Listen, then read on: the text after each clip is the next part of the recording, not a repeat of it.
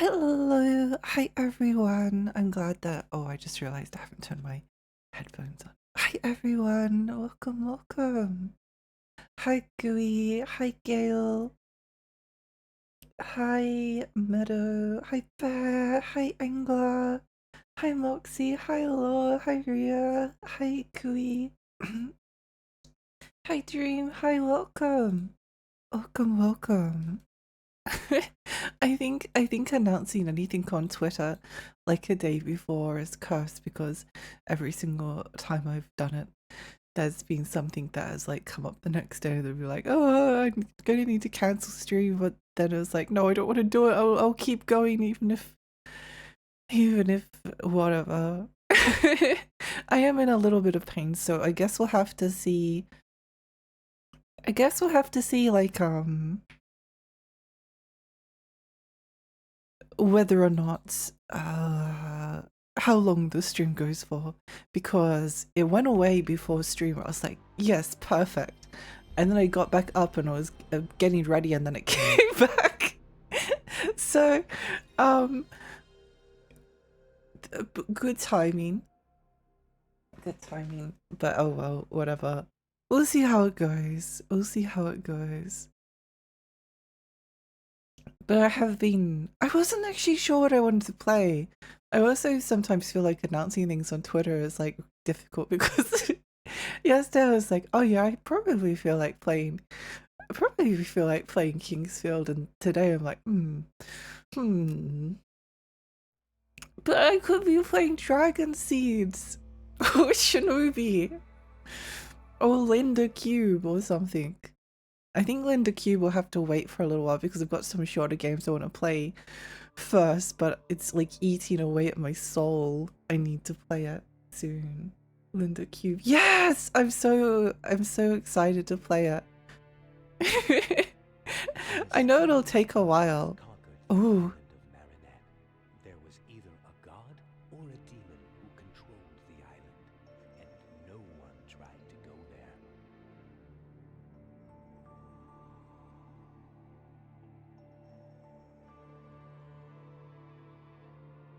A high elf in the forest told of a blue light that came down from the sky and struck the island. Oh. It penetrated deep into the island's underworld.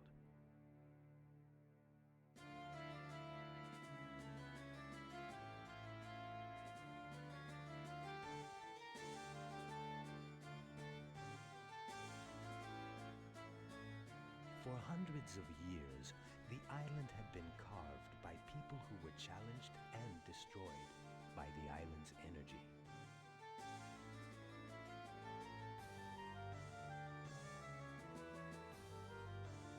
Interesting. Legends say, never approach the island, for a sleeping beast in the darkness waits for a great awakening. Cool.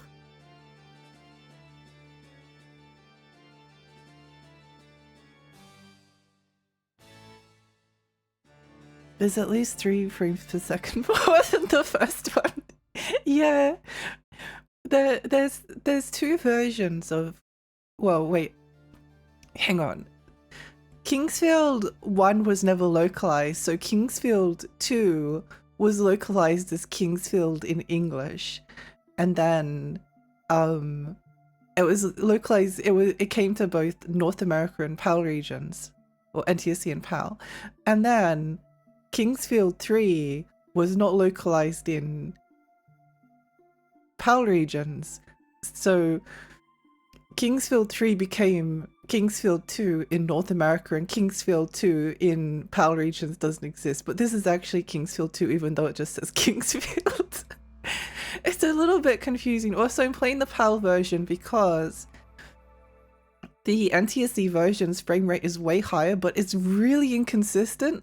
So like it goes between like 15 and like 30 frames a second. Whereas this is just a solid 13 frames a second.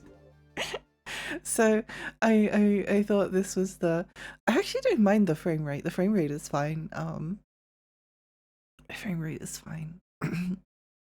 Pays to not move sometimes. It really does. Tell the pain I'm coming for them. I hope they're afraid. Kingsfield 2, yeah. I have almost no compulsion to replay anything, so I don't relate. Do have the compassion to understand. Keep forgetting if this is the actual Kingsfield 2 or the one that was called that in North America. No, no. It is confusing though. It is very confusing. Oh, and of course this one uses the circle for confirm. Of course it does. It's like the bane of my existence, switching between games that uses circle and games that use triangle. Frames per second, frames per software. Hey Shotgun, welcome! Like Clock Tower 2 being called Clock Tower in here. Yeah! Oh, crazy! Crazy, welcome! Oh, welcome, Raiders! Hi, I'm Lexi. I'm a tiny fairy. I live in Rainy Lake. I play retro games and horror games. This is the Sex Compass game. How was your stream? What are you streaming? Look at this beautiful compass in the upper right corner. It's so beautiful. I can't explain, but 20 FPS back then feels like 20 FPS now. It's weird. It's weird. Yeah. I think maybe it's like the something to do with the way the game looks. I don't know. I think there's like it's very possible to die on our way over here, so we'll go this way first just in case something kills us. Wait, I think you might be able to run over here. Yeah.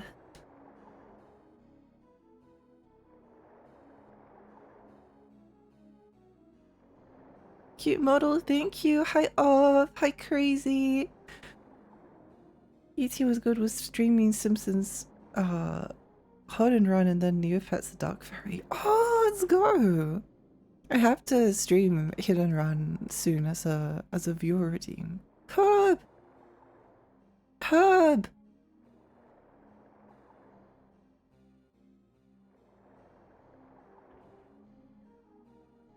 I think there's fish that kill us here if we just keep walking. Maybe. Or maybe not. Sex Compass. Hi Mad, welcome. Oh.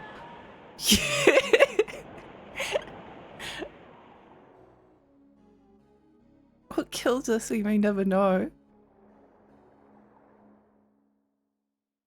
It's an amazing game.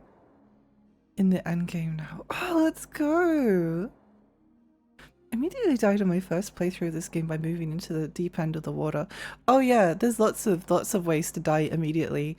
You can walk a little bit to the left.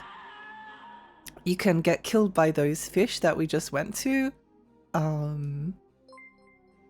Wait, let's find all the ways that this game can kill you. Crazy, thank you for the follow, thank you. There's a giant squid over here. He will bonk us. So what are we up to? 3 ways that the game instantly kills you right at the start.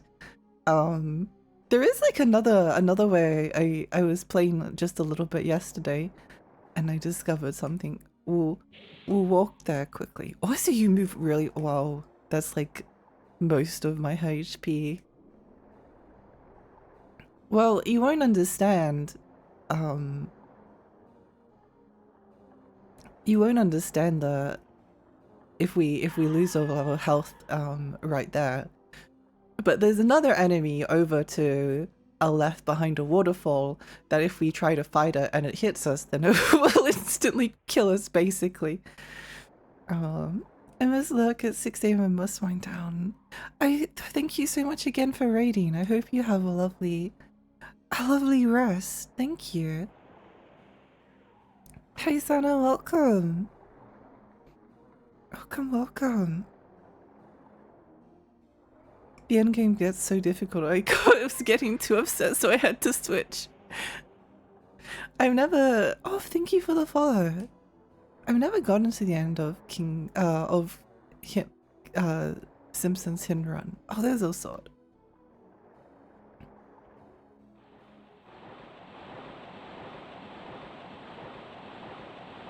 Oops, can't go through it. You have to go around it.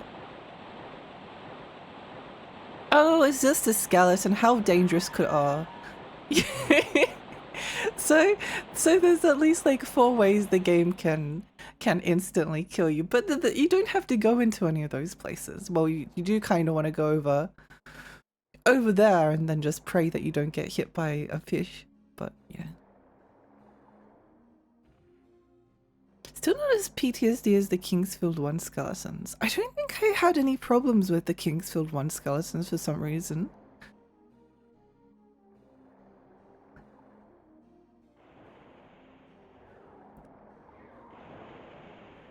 Skeletons here too, yeah. Let's go grab that sword first. And then we'll go and kill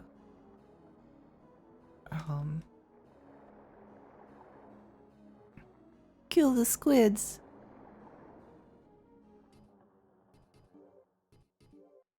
Short sword.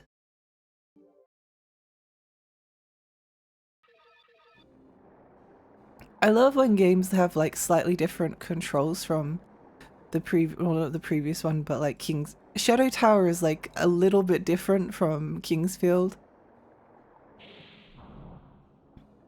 So need to get used to it again. Ow. What hit me?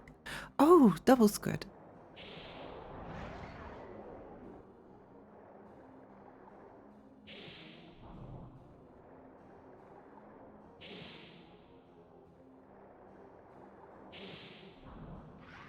Ow. Okay, good to know that he can hit me through that squid.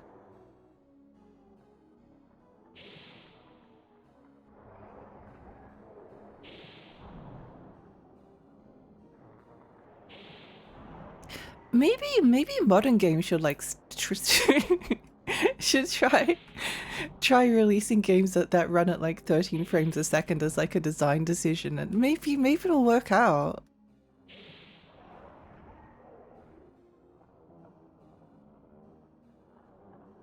Maybe it'll work out for them.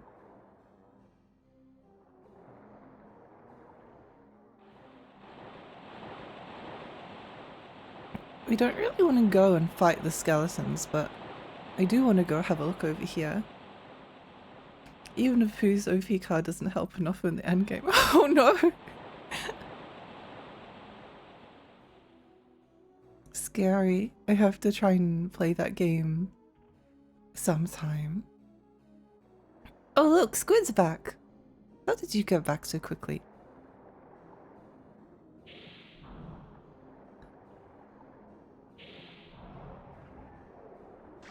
Ow. What hit me?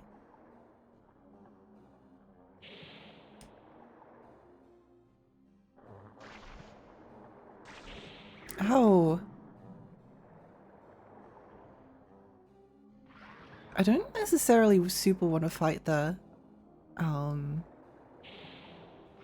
mosquito.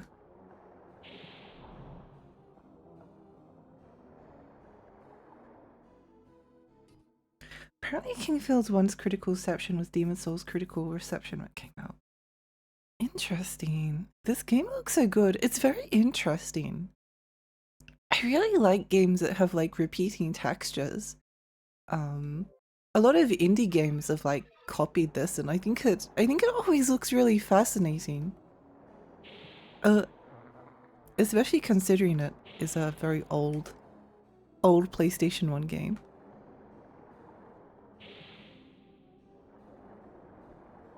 Please die! There we go. No, he's not dead yet. There we go. You feel like you're a jet engine in comparison to Kingsfield 1. In comparison to Shadow Tower. Although I think I prefer Shadow Tower. Level up, let's go!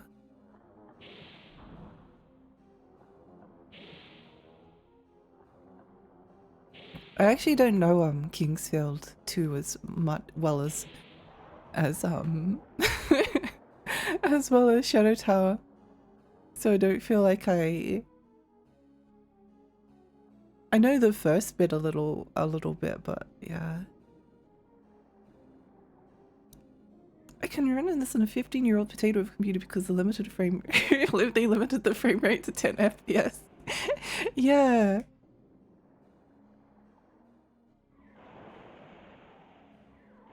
It's a strategic decision. Just trying to remember how to display compass. As if you wouldn't want to turn off the as if you wouldn't want the sex compass on at all times.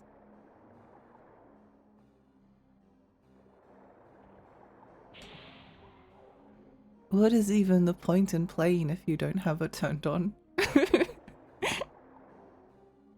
I think this is where we started. I think there might be as like a save point in the first cave over here. So should we... I don't remember exactly. It's just a feeling I have. Iron Mask! I love that they fully modeled the equipment. It looks so cool. Home games are so badly optimized. If they're designed to run at 20 FPS, they'll hit 14 max. Well, then they'll be in then they'll be in good company.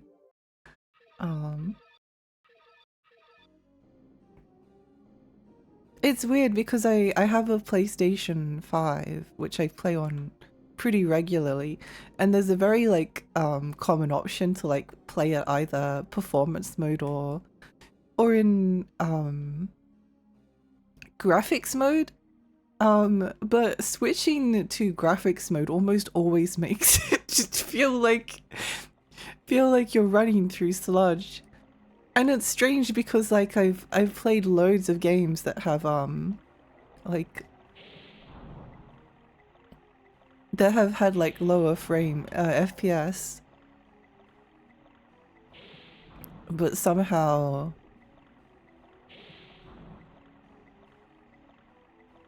it feels worse. But you do get used to it. Maybe that's the thing. You just need to give yourself a chance to acclimatize to it. But I don't really notice that it's it's running at like 13 frames a second. I think sometimes it drops below 13 frames a second. It's mostly running at 13. Sometimes it might drop a little bit lower. Maybe as well as that there's like less animation in general, so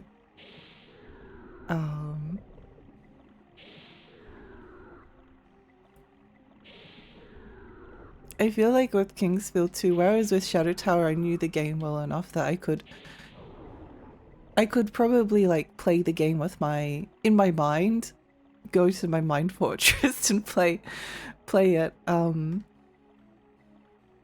With Kingsfield 2 I don't feel as confident because I barely remember. I remember like the first little bit kind of well, but after that point I'm like, we might be in a spot of trouble. We'll hide how low the frame rate is with a massive bloom. Yeah.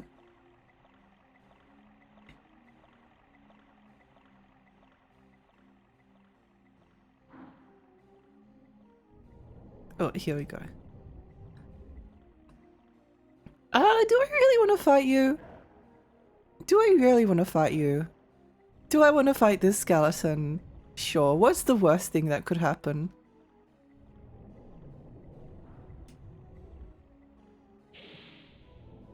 What's the worst that could happen?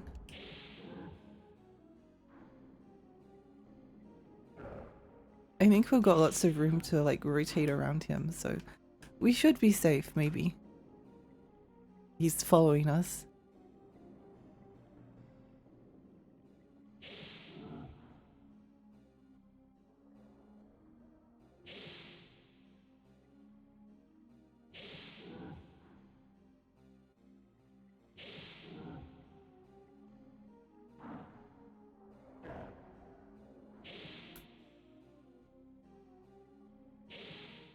Yay! That went much better than I was expecting it to. Shield! Tending the shadow tower with your mind palace. Skeleton has terrible posture. Well, that's why they had to die. Skeletons with terrible posture cannot be allowed to live.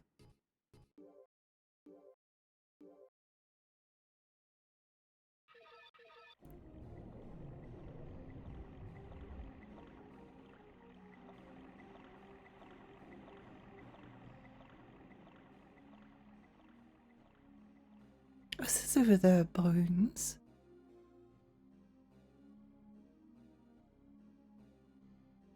I'm pretty sure there might be a way forward.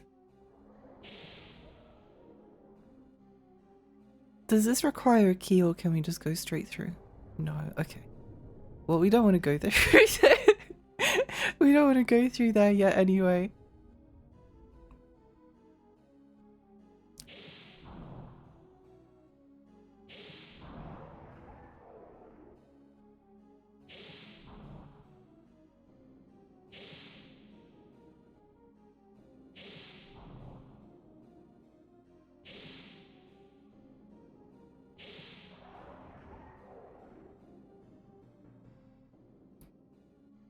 The pain sadly has not gone away, but I can sort of it's not awful enough that I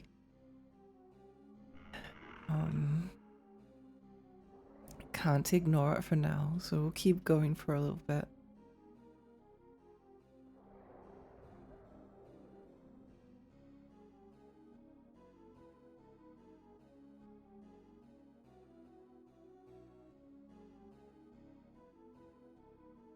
At the very least, because I want to keep playing.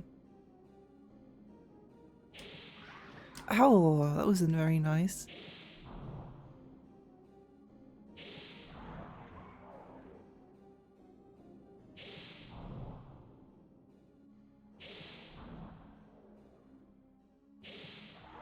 Yay!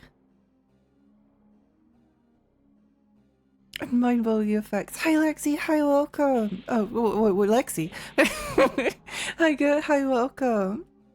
Everything is chaos. Oh no! I hope things get better soon.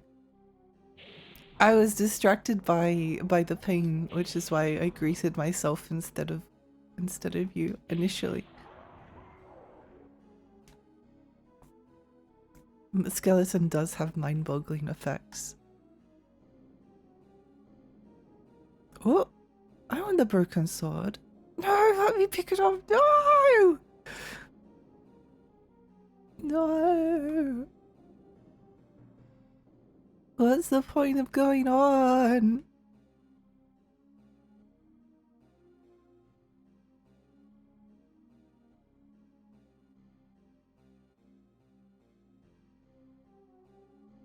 I think that we can like see something over. We can see something over here, right? But I think you have to go somewhere else to get over there.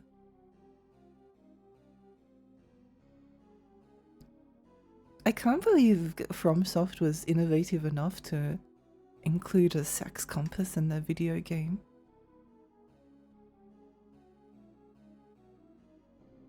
Hoarding not allowed. Hoarding is definitely not allowed in Shadow Tower Abyss. Guidepost. Yay, save! Now we can go across the road. Sex compass, my beloved. My beloved! Beloved sex compass.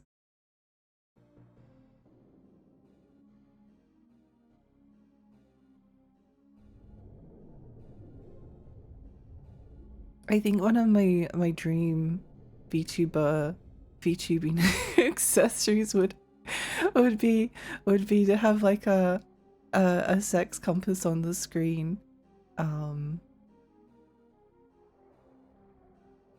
That would be the best thing ever.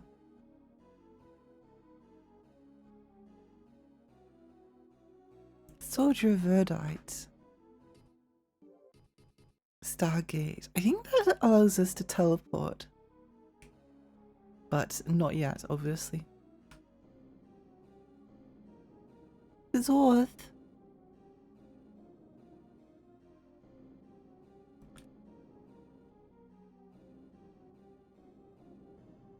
There's actually something really cool about these slimes, which is it's possible to they'll actually like cure your poison if you get hit by if they hit you and you're poisoned, then they'll cure the poison, which I think is very cool.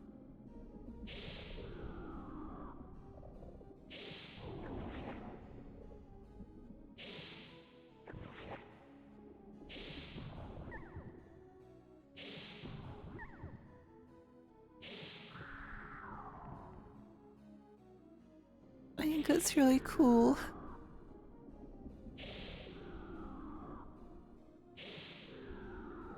I love weird little interactions like that.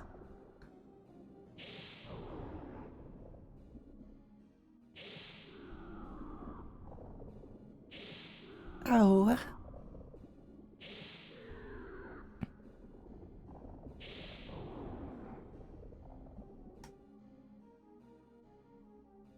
Bunk, bunk.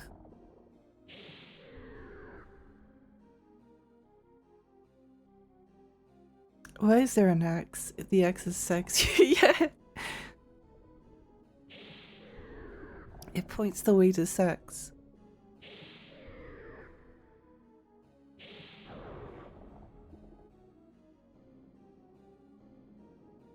I don't think there's anything in this room. I don't know why I think this.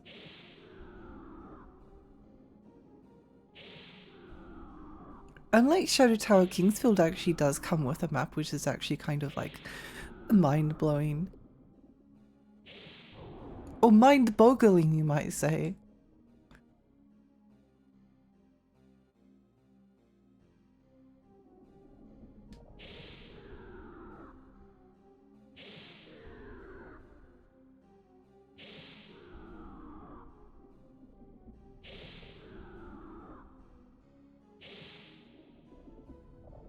Why is the camera like doing a weird wibbly wobbly thing? It's making me dizzy. I for one support the sex compass. So do I. I think everyone should have a sex compass. It should be a part of our legal rights.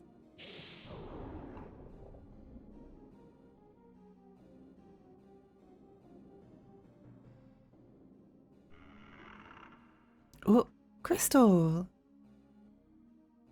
I think there's an NPC that likes crystals. What's that one? Bloodstone.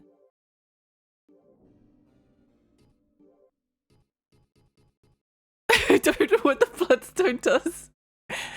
I don't know what the bloodstone does, but we used it. Bloodstone Kingsfield.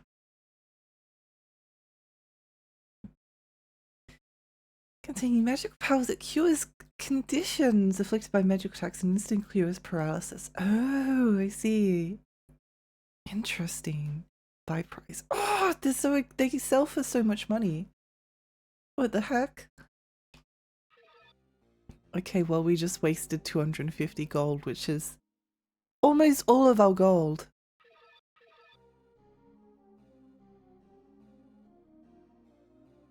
It reminds me that I complain all the time that Mega Man X3 isn't called Mega Man XXX. BMXXX.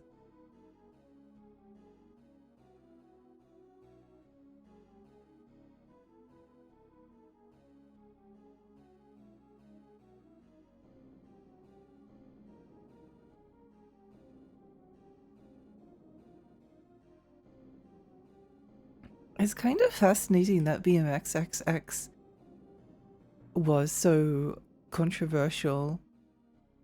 I believe there's an interesting story around it.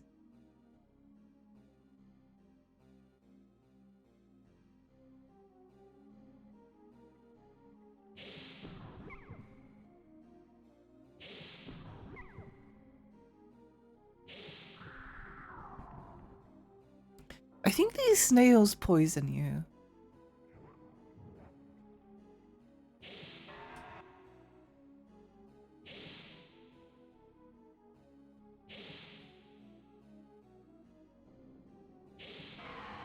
Strength gained, yes, let's go.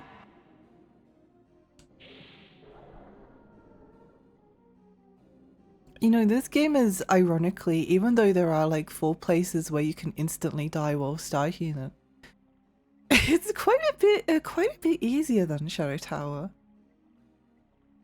Shadow Tower has already like tried to murder you, not just by like making you fall off the edge, but also the enemies.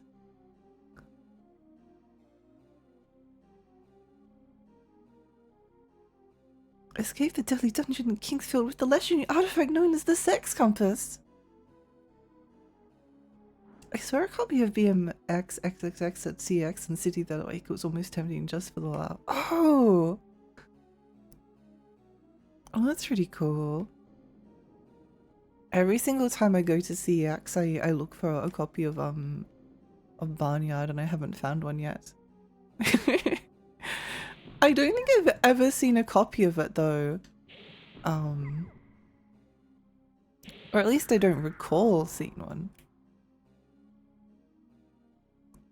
So I probably shouldn't be terribly surprised. I don't think it's actually expensive to buy. I just think it would be funnier. Funnier to get it if I saw it in the wild one day.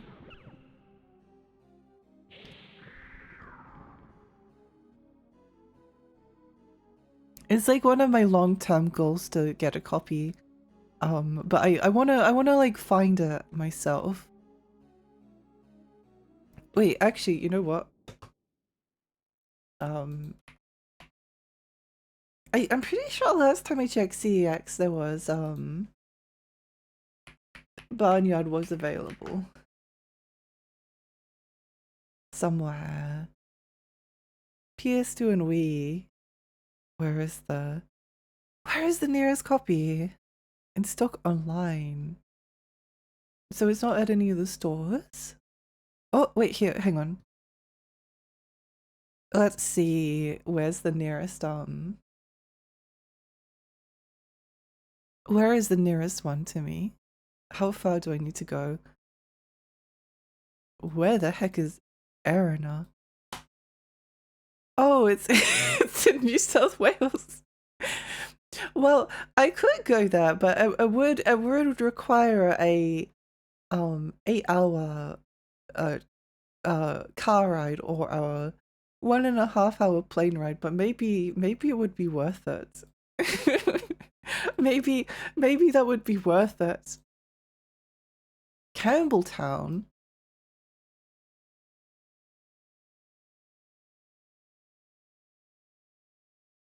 You know, maybe I could.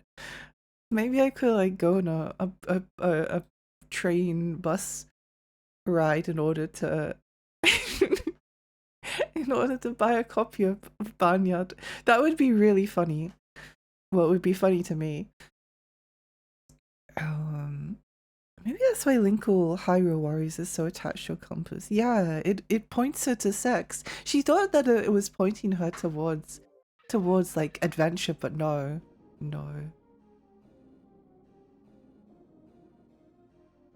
Linkle, my beloved, she's so cute. I really love Hyrule Warriors. You know, the Wii U version of Hyrule Warriors runs at like a very inconsistent frame rate, and sometimes it like drops down to almost like single digits. But it's kind of satisfying.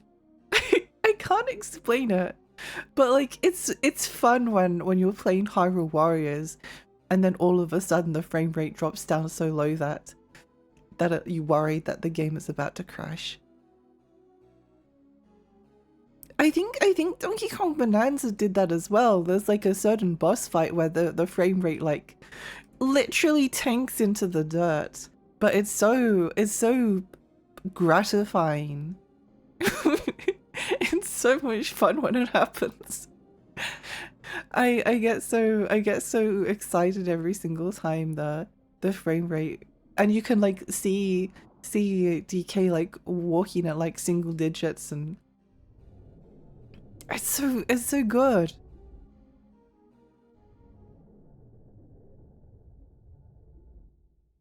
I think it was like $50, nothing too major, but enough to make me think of what could be done with the money instead. Ooh, 50 is a bit expensive for the stupid bike game, but it would be funny to own. I bought Dynasty Warriors 6 and 7 Empires, told us each, so I can't go wrong. With these fuel prices, nah. What the fuck is wrong with Sydney? So many copies of Barnyard. Why is it like that?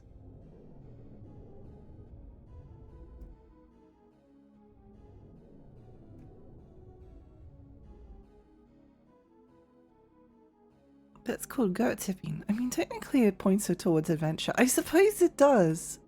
I suppose it does, in a manner of speaking.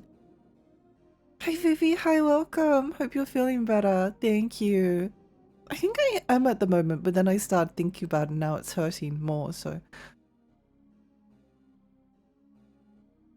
I think it's going away. I think it's going to go away. I was like, it's either going to get better or it's going to get worse, so let's see what happens.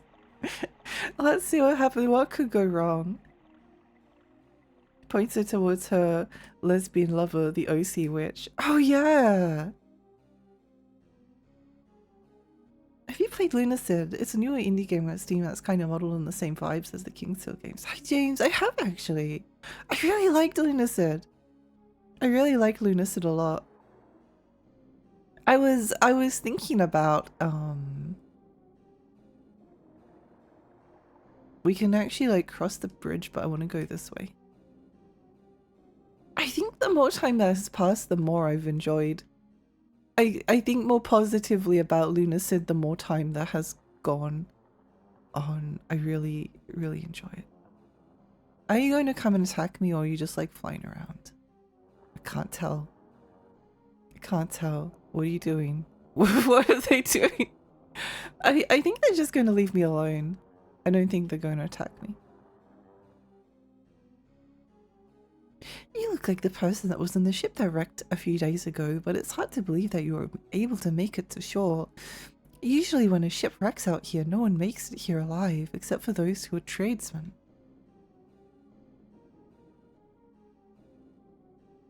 I came here to look for the Vikings' treasure, but this island is filled with poison, and now I can't live without the water on this island. I cannot leave. That's so interesting.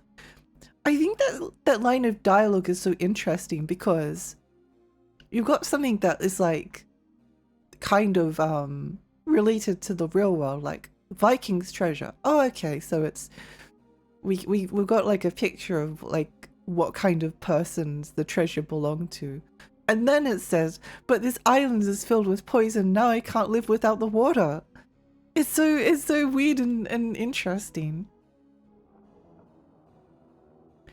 See that lighthouse over there? It was made with King Harvine a long time ago. It still works though, as it is lit by the magic power of the mage, Sedek.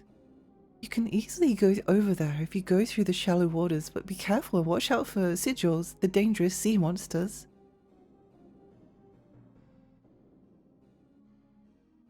It's pretty dangerous around here. When you go inside this island, you will see so many monsters.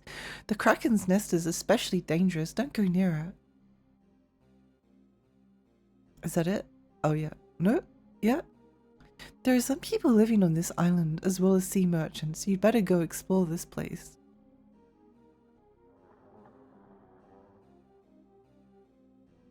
The village is behind the wooden door. I think you need special equipment to survive. You have to hurry. You'd better hurry. Okay, I think we're right there.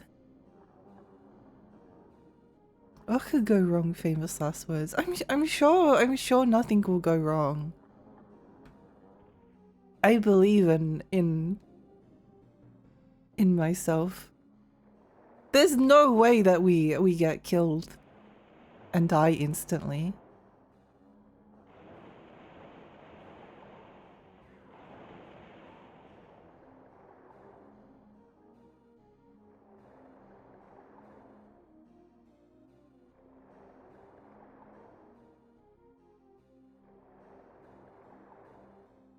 There's a few things going around right now apparently that feel really nasty, not counting the flu. Ugh! I've literally only just kind of gone better. I'm still not 100% better, but mostly. I don't want to get sick again. But maybe it would be worth it for a copy of Barnyard.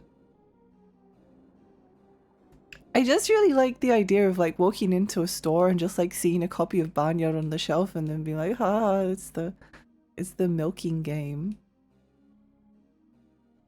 But I don't think it's going to happen. I think this is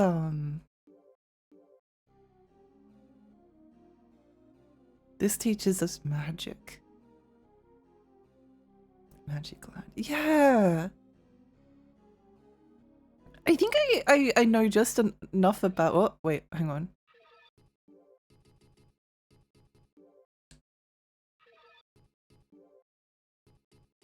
Fireball. That's it.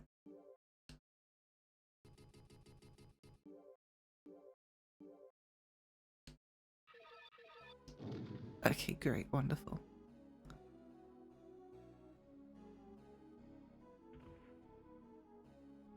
Meanwhile, we're still waiting years for the sequel. Oh, are they making a sequel to Lunacid? I know that there was like one built on the Kingsfield engine, which I'm pretty hyped about to play one time. Yeah, I think the more time that has passed with Lunacid, the more I've really liked it.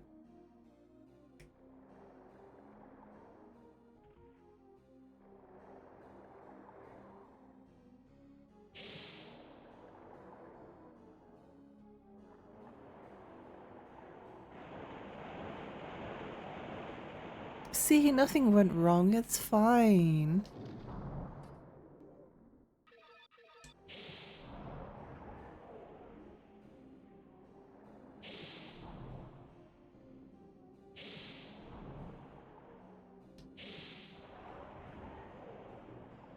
Iffy! Look at them go!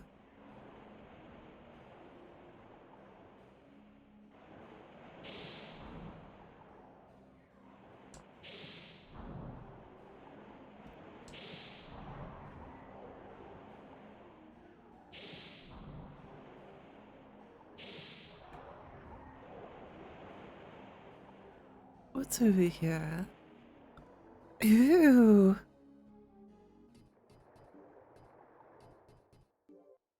Breastplate Iffy! A sequel to Barnyard.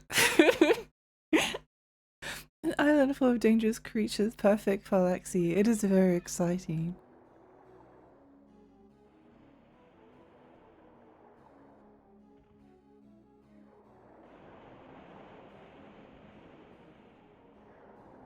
$26 gold. Nice.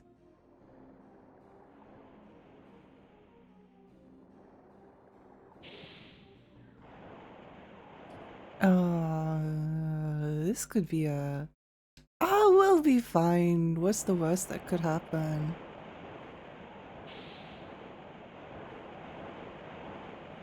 It's fine. Don't even worry about it.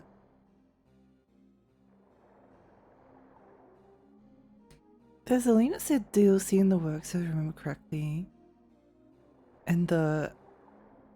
Something of the moon, I think it was? I don't quite remember. Is good, definitely recommend. I'm looking forward to playing it. No, I really liked Lunacid. Every single time I do that, I get a little bit nervous because...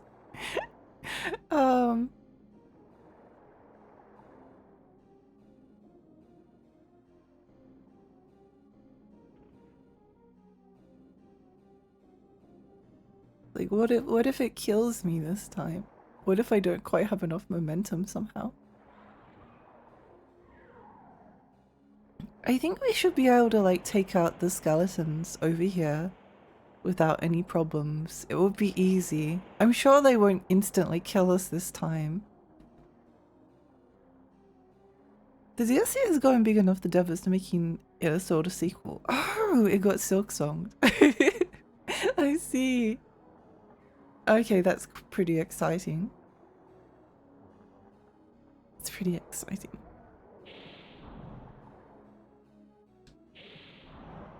I think the only thing that, like, not really soured me, but that I noticed about Lunacid was that it's actually like a very like heavy tribute to Shadow Tower, and obviously Kingsfield as well.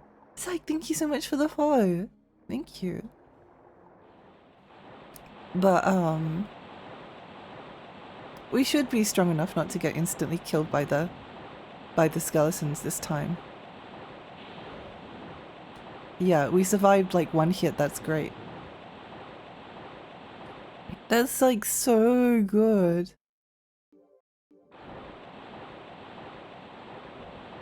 If we just wait here, then the skeleton won't be able to hurt us. I'm excited about the free SOM game because death makes the game close, and having to relaunch the game every death is rough. Ooh.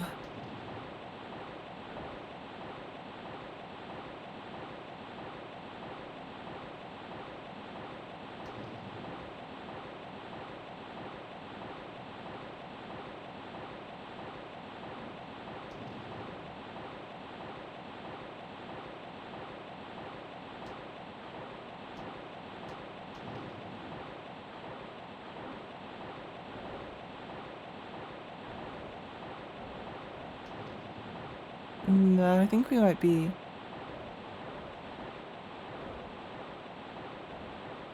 We might not be able to kill them. I think also restoring MP is really hard. So we might have just like lost all of our MP for no good reason, but oh well.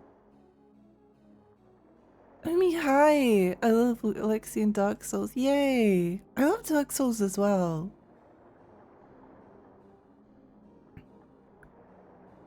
Oh, well. At least we have our MP back.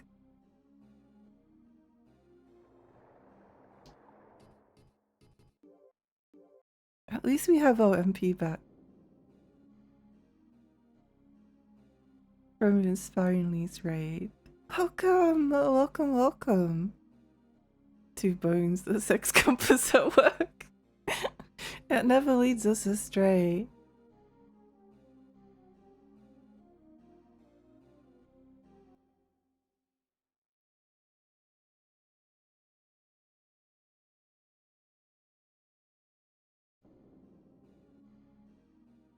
Also, I think it's incredibly funny that this game hides the very first save point behind a wall.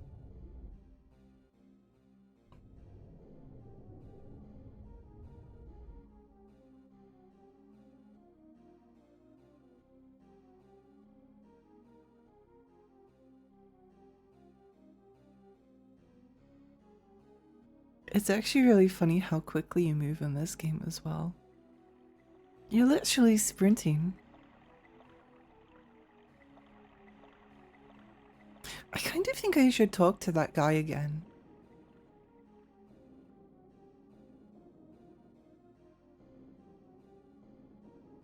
Honestly, I don't mind dying too much because every single time you use magic on an enemy, you get experience towards leveling it up. So it kind of doesn't bother me too much because I'm like, well, I wasted a couple of I wasted a bunch of MP and it didn't do anything, so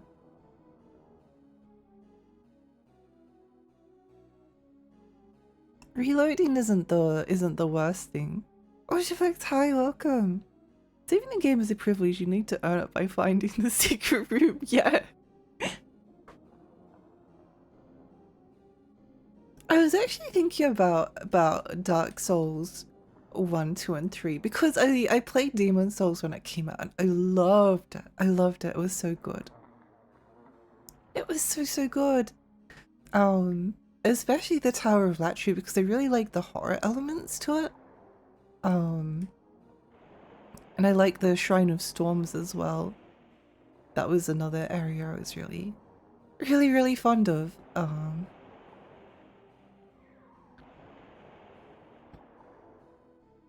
And then Dark Souls 1 came out, and I remember it being like, this is one of those things that is maybe like, it was either localized to just GameFAQs, which is possible. I was never really a poster on GameFAQs. I just used to read it and get annoyed by by people's like stupid opinions. But people were like complaining about Dark Souls being like too easy and how the lightning spear ruined the game by being too overpowered and killing everything instantly. And then I think they figured out about the Drake sword and everyone was complaining. But I did actually have like a more... I was always like, I don't know whether it was influenced by the negativity. I do remember picking up the lightning spear and not using it because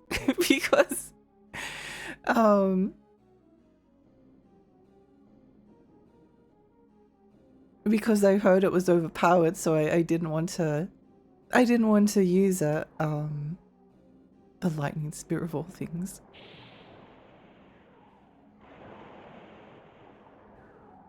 But I kind of didn't get along with Dark Souls 1 as much as I did with Demon Souls. I think because like the Tower of Latria was like such a impactful area for me.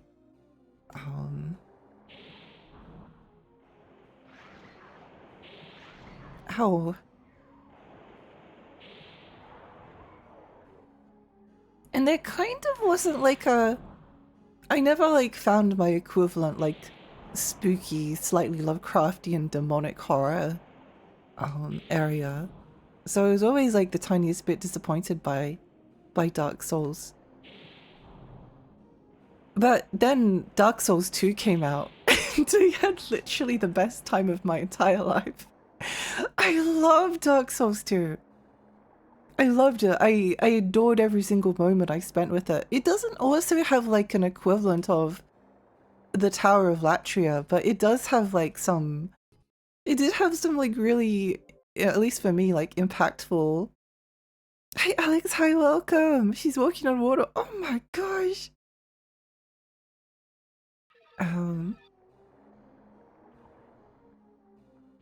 It did have some like really cool story moments for me. And I don't know, I just found it...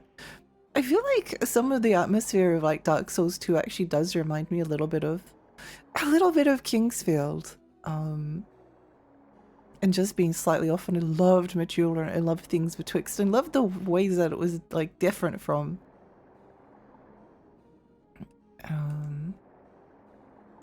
the first game, but then also like kind of similar, like it was all weirdly distorted. I was so into it. Dark Souls 2 is so good. Yeah, I agree. I love Dark Souls 2. And it's kind of funny because like opinions on it has very much like flip-flopped over the years, which is interesting. I noticed that people become... Well, people are very weird about like Dark Souls, and I guess like I try not to look at it too much, but I remember the weirdest like example that I found online of people... Wait, hang on, the water is... Never mind. Of people being like really strange about Dark Souls 2 was that like I don't remember the context. It was like it was like a person on Twitter, of course, it's Twitter, made like a like name a relationship between like two different groups of like video game fans. I don't think that was the question, but that's what this person ended up doing it. And then out of the blue, they were like a dom sub relationship, BDSM relationship between a Dark Souls 1 dominant and a Dark Souls 2 submissive, where they were like role playing the Dark Souls 2 enjoyer apologizing to their master about having the wrong opinion. It's so weird. It was like the amount of like strange insecurity over it was so bizarre. I think about that often because it was all like this one person like living out their fantasy. Sounds like a bunch of people watched the EMB video and used it as a guide and got upset. Epic name, bro? That sounds familiar. I like how these black squid-like things try to karate chop you. It's ironic how squids get sent to sleep like that IRL. Hi, Alex. I love going on the internet to complain about games I've never played. Super Paper Mario. I always laugh when I see the Pursuer in Dark Souls 2. He looks so funny, like some cursed mech. Oh yeah. I never got to experience the Pursuer as much. He gets like dropped down on you like a bunch of times, but somehow I completely avoided him in his playthrough, in my playthrough, until I got to like the boss area. I think on one playthrough of Dark Souls 2 I might have like seen him, and then he was like, oh, I remember you, you're that boss character, and then he killed me and then he disappeared and I was like, oh okay. oh okay. GameFAQs was always kind of like that whenever I looked. Yeah, GameFAQs is like that too. Especially like Fire Emblem. Fire Emblem did that to people. People would be like, people would basically do the same thing with where that person was talking about having like a weird dom sub fantasy relationship between a Dark Souls 1 and 2 player, but they're the one that's like role playing it.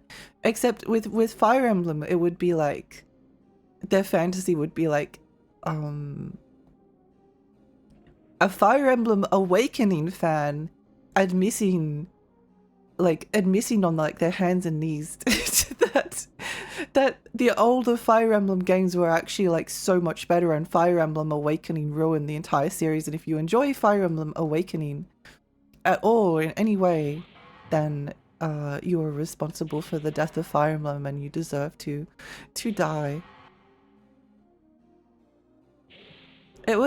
It's interesting to look back on. Oops, I forgot to equip the magic.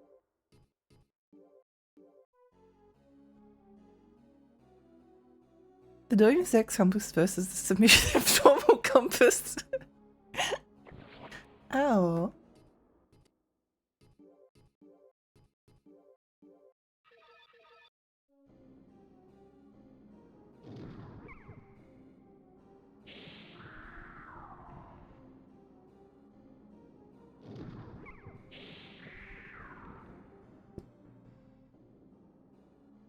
It's probably not worth using magic on these guys, but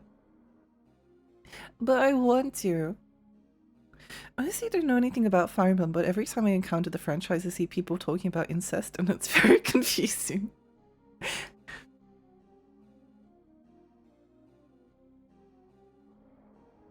That's because the best modern Fire Emblem game is the one where you get to marry your siblings.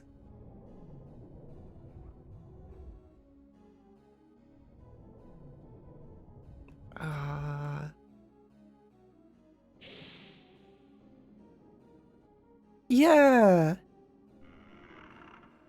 Yeah! Take that, you stupid game. Is there something over this way?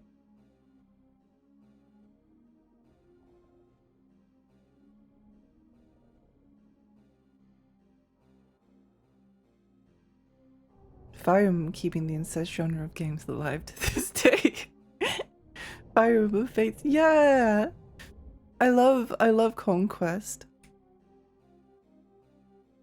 It is a shame that like some of the content got cut from the Western version because I wanted to pat people's faces. I think that would have been funny. I honestly don't know anything about Fire Emblem, but I know Camilla. We should all know. We should all know Camilla. We should all know her. Even Three Houses has incest. Oh yeah, it does too.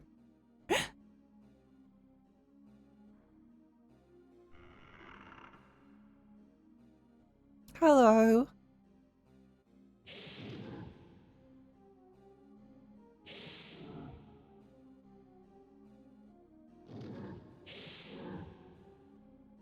Oh, oh.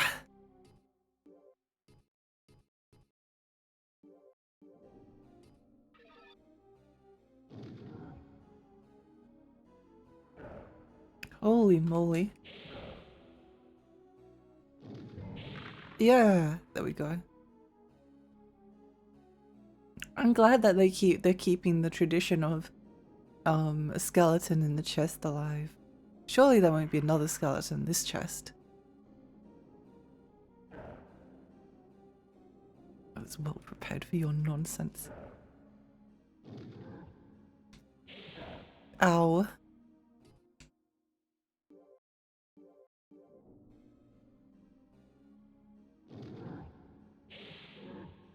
Uh-oh, I'm slightly trapped.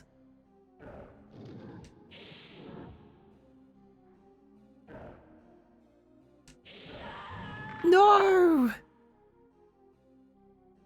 Someone put a guy in a chest, it would be really pissed if it woke up there as a skeleton. No wonder he's so angry. No wonder he's so angry.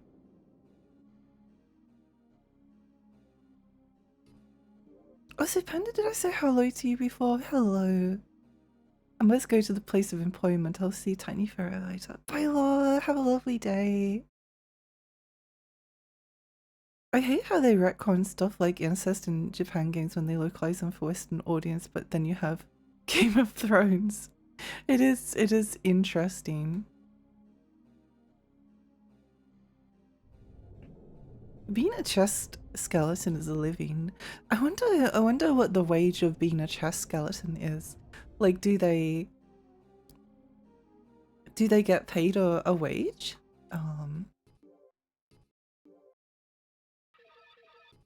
I'm pretty sure we saved after. Yeah.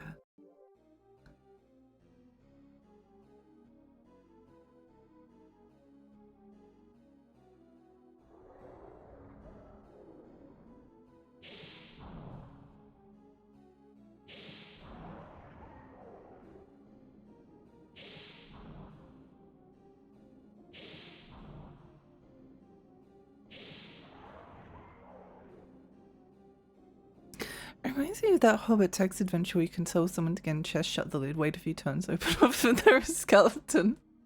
I wonder if that's how they ended up in there. And then Sailor Moon added Incest Yuri to the USA dub. Oh yeah, they did too. Wow, they're such good... What was it? Something about them being like such good friends. Like, yeah, they're cousins. They get feed and calcium per hour. Mr. Skeleton got tricked by its employer. He believed he would get free dental after getting out of the chest. Oh no, I feel bad for him now. No wonder he's so aggressive.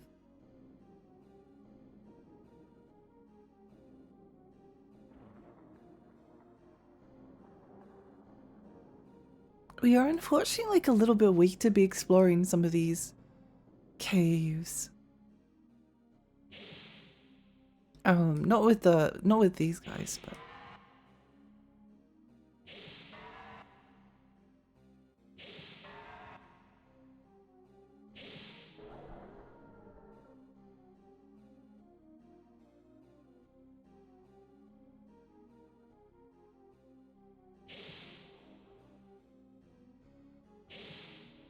no, get here.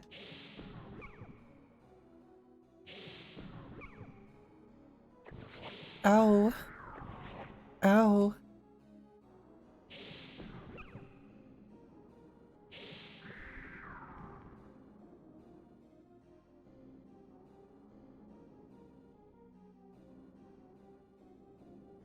Hmm.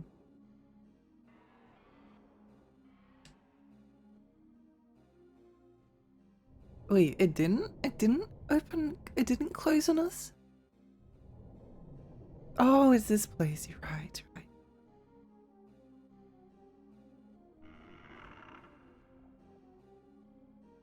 Cousins love smooching. They do in the USA dub of Sailor Moon. Where does this drop us?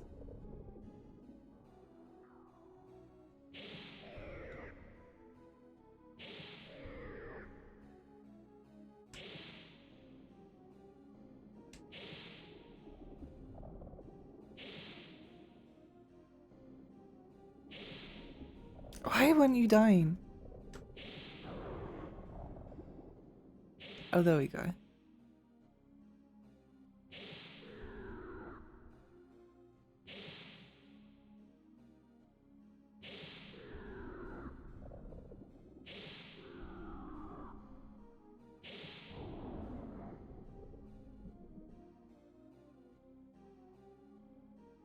Sweet home Alabama.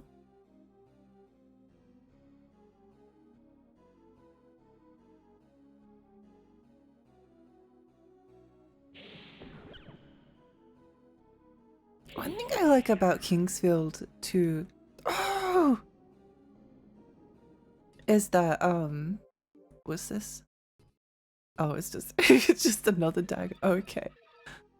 Um, is that sometimes like they drop you places and like you fall down a hole, so you lose like a little bit of progress, but it also like drops you somewhere different sometimes, or it drops you into a pit and there's no way to get out without restarting from the last save, and that's not good. One of the very first like bosses in this game, there's like a bunch of holes, and it's extremely possible to be like, oh, I wonder what's down this hole. And you drop down there and there's a bunch of like really cool loot and you're like, wow, that's so awesome. I can't believe I found all of this stuff. And then you're like, okay, so how do I get out of the hole? And you walk around, and you're like, well, there must be like a secret passage somewhere. There's no secret passage. You just, it's just over for you.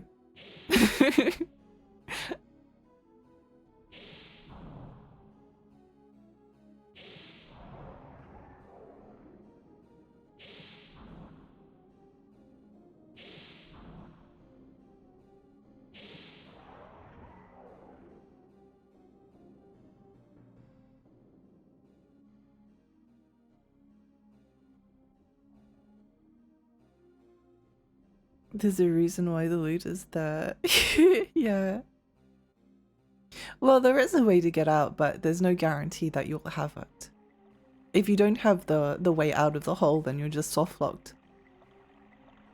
Soft locked? Well, you're not really soft locked. You're just like stuck. Well, I guess hard locked. I guess you're just stuck there forever unless you reload. I guarantee you, Dev wouldn't just leave me in the hole, right? Yeah, there's no way that they do that. That would be crazy. That would be so crazy. There's a special circle on Hell for Evil Devs, but maybe they actually like it there. I'm sure they probably would. It would be like comfortable and familiar to them.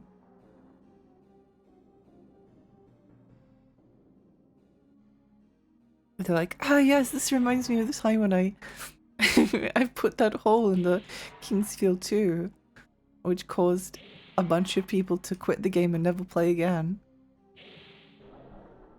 Good times. From Surf Devs are our friends, right? Yeah, right.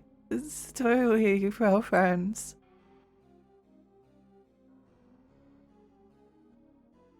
From Surf Devs love us. Oh, that's not a secret. It looks like a secret.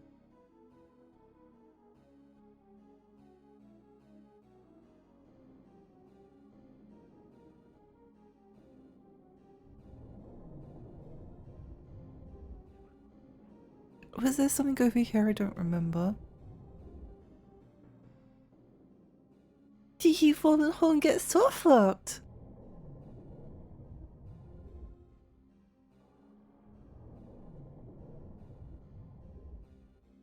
Oh, it's over here.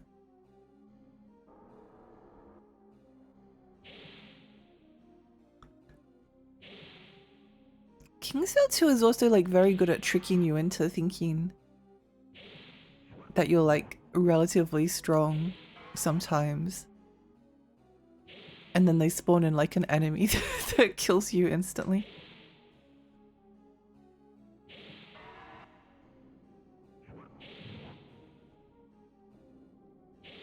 Or an enemy with like a weird hitbox.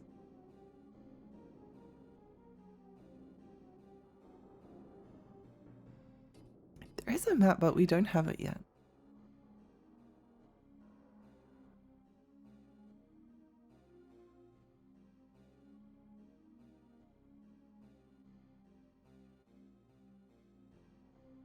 Satan, so what did you do? Dev, I designed every pit that is impossible to escape from in Kingsfield. Are you trying to take my job? Maybe they get put as like pothole hole designer. Oh, here's the map.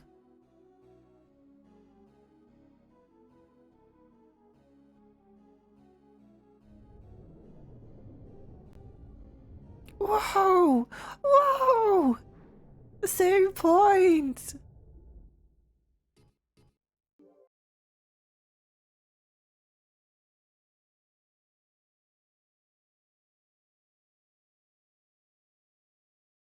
Save point! So exciting.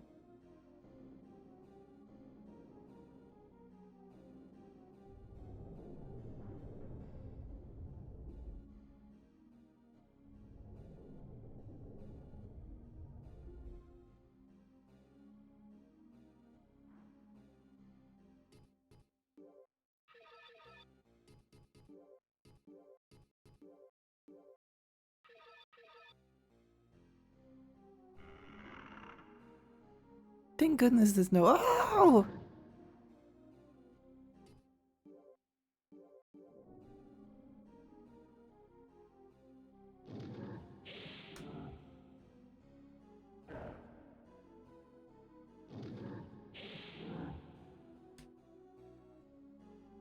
Oh! Yeah! Easy!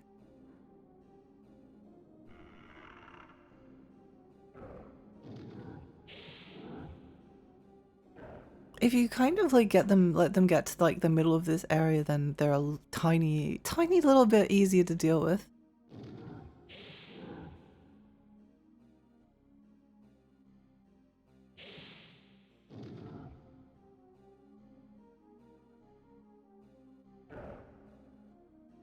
A tiny bit.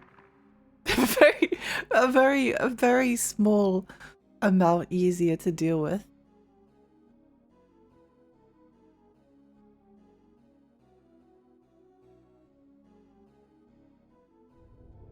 A smidgen, yeah. Although talking about like traps and putting people in traps makes me want to play Deception 4 again. I have the game on Vita, but there's also an upgraded version. Oh, there's an upgraded version of Deception 4 and it's also on Vita. Wait, how much is that? Because the PS4 version is like relatively expensive. Deception for Vita. Nightmare Princess. Oh, it's only $170. That's fine. That's fine. Yeah. And that's the cheap version. The next one's going for like $300. Yay. Okay, maybe I'll just get the PlayStation 4 version. maybe I'll just get— but yeah, Deception 4 on Vita is actually really fun. And it runs very well and it looks good. What is it? Deception 4. It's a game where you play as an evil Evil lady.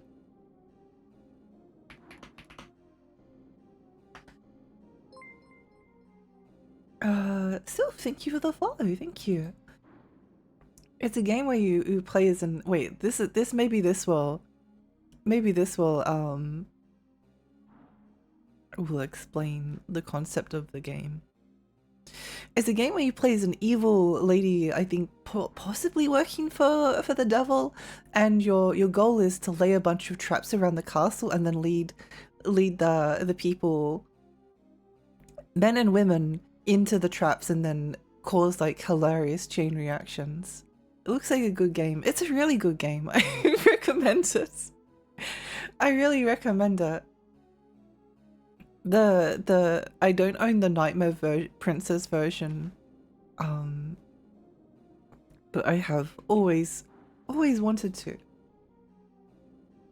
Oops. Yeah. It's a good game. I think it's good. Also, there's like 3 Deception games on PlayStation 1, and then there's one on PlayStation 2, and they're all really good, and people should play them. The design goes hard. It does! It does! Wait, whoops. It really does. It looks awesome. It's not quite as expensive on PlayStation 4 as it is on Vita. And I already own the original version on Vita, so it's probably fine, but yeah. Evil women, yay! Yay! Looks like a good game. It's a very good game. Demon Lord Sim. Yeah! I know, I haven't played yet. I haven't heard which version. Oh, sorry, yeah. Support women's wrongs. We do. We always support women's wrongs.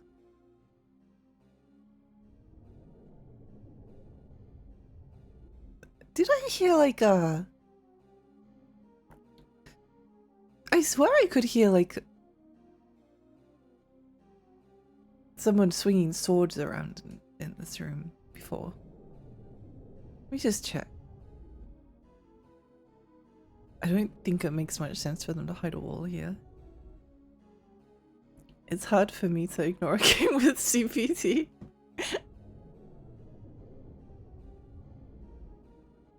I do really want to stream them. It's one of the reasons why I struggle sometimes to play like JRPGs, because like there's so many JRPGs that I really desperately want to play. Oh, I could instead of going around the long way like a loser, I could just like drop down here. Surely I won't take too much damage. Yeah, it's fine.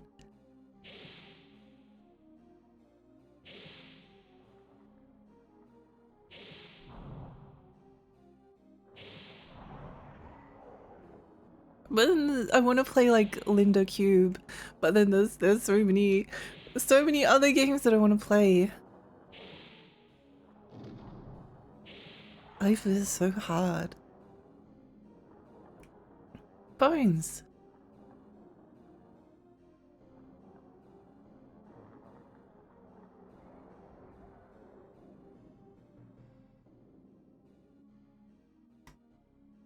A grave.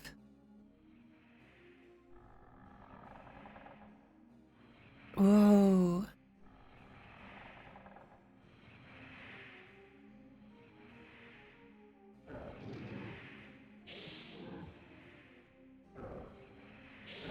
Oh. Oops. Ew, I'm gonna be honest at least. Yeah. I love Castlebeck's tactics too, Gertie. Yes, exactly.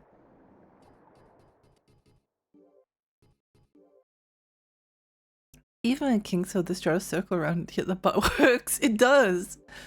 I think the strato circle around and hit the butt actually works better here than it does in a lot of modern Souls-like games. There's a grand tradition of circle around and hit the butt.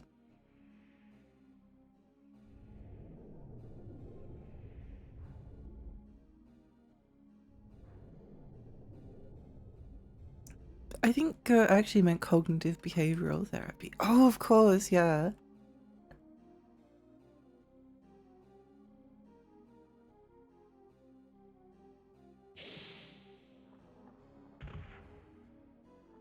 was a little bit of damage.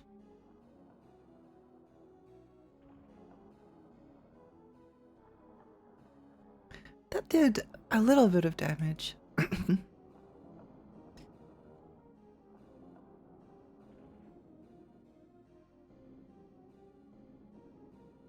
It's very nice of them to include a fountain that heals all of your wounds to 100%. Just over here though.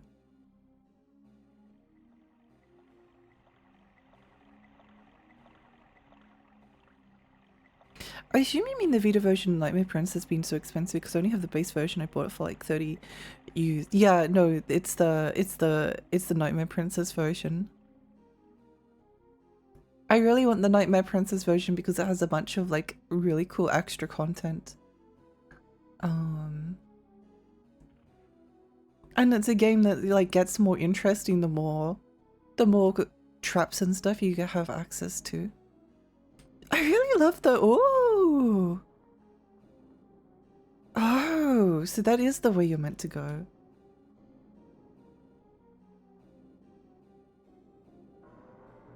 Ow, ow. Oh, I didn't do that much. Ow, ow. It's just fine. You have no idea how many times someone will ask me what CBT means and I just have to say closed beta test.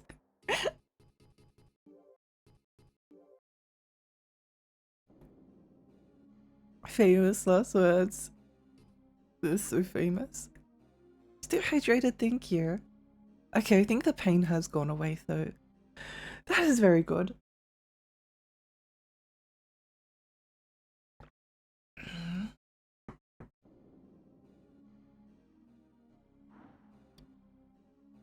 There's also a game that I really want to get at some point. I've had my eye on it for a long time. This is also on Vita, but I think I kind of want the PS4 version of it.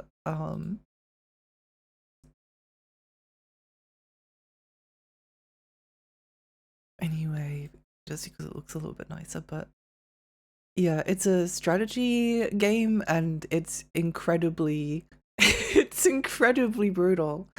It's incredibly brutal and no one likes it, except I think some people do actually like it. I think it does have like its fans. But it's incredibly hard in like a very like malicious and unfair way. And if any of your units die, then it's game over. But then that's like how most people play Fire Emblem anyway, so it's cool. I know this one. I've been meaning to buy a copy. It's really interesting. It's really interesting. I can't help but be captivated by it. I don't know if I like it or not, but I have the feeling that I probably will. I have the feeling I probably will. Chicken biscuit time, chicken ball treats. Also reminds me of another game that I always like used to dismiss. Oh no, it's not 3. But the Valhalla Knights games. I remember there's like one, they're on the Vita, they're on there's the third game's on the Vita, then there's one on like the Wii. Then there's like another one on the PSP. I think at the time they weren't like interesting enough to me for me to, I also wasn't very interested in like Western fantasy aesthetics, but I don't know, over time Valhalla Knights has like grown on me. And I think that the kind of like washed out look that it has is just really captivating. But I can't find a screenshot that like illustrates it. Oh, this one's from the Vita game. This one is from the Vita. Oops.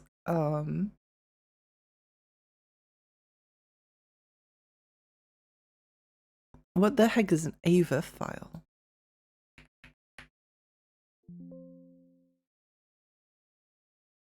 Yeah. Um, I don't know why that is there, but for some reason Valhalla Knights 3 on the Vita does have like sexy elements. One of the reviews for it was Valhalla Knights 3 suffers from an identity crisis and definitely does not bring sexy back. Well, I guess we'll have to wait and see. I guess we'll have to. Whoa. I guess we'll have to wait and see. Maybe I do need to get Valhalla Knights 3. maybe it is worth trying. I'll be the judge of that. Yeah, it's down on the PSP. It's interesting. I think that like once enough time passes, it's easier to give a chance to those types of games because it definitely wasn't like on my list at the time, but as time has gone on. Other games I didn't know you need to take notes. There's a lot of cool games out there.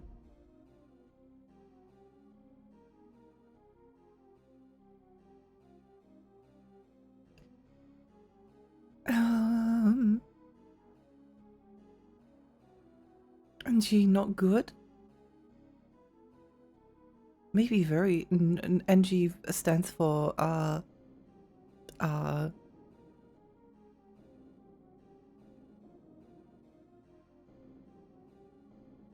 oh, natural ginger. Why did that take me so long to think of? Ow. I think because I sprinted off the edge, I took more damage.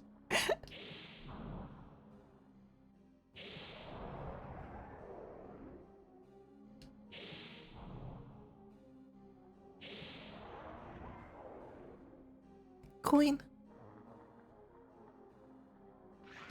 Ow.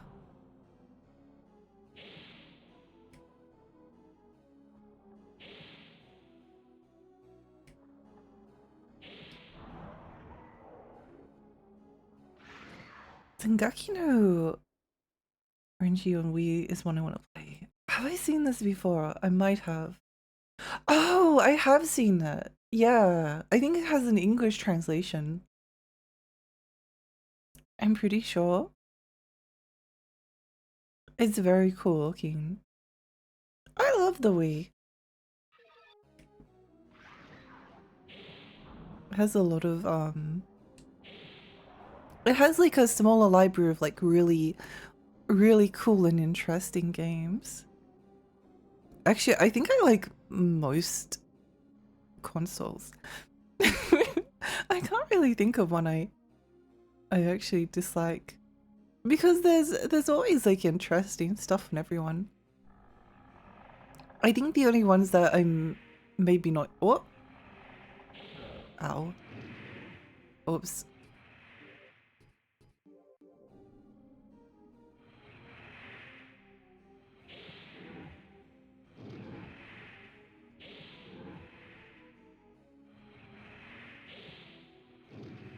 No.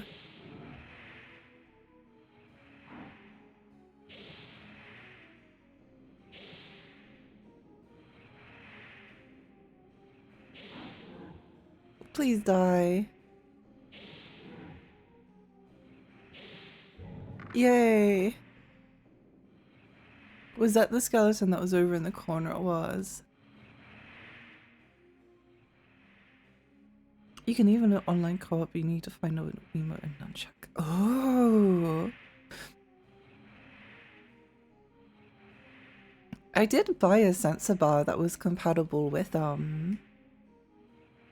PC a while ago because I wanted to stream Fatal Frame 4 and I didn't want to play the game with a controller and then the motion control set up on the right analog stick, which kind of works, but it's not the best. What I played of that game, it's pretty fun. I enjoyed it. Oh, awesome. New game. Oh, that's a good one.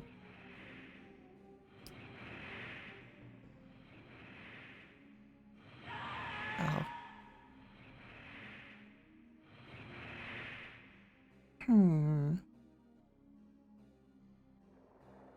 Let's try and get past those first. I don't remember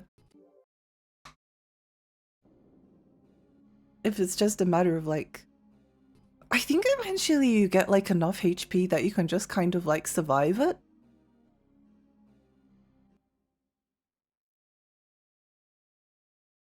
The CGI maybe, that might be one.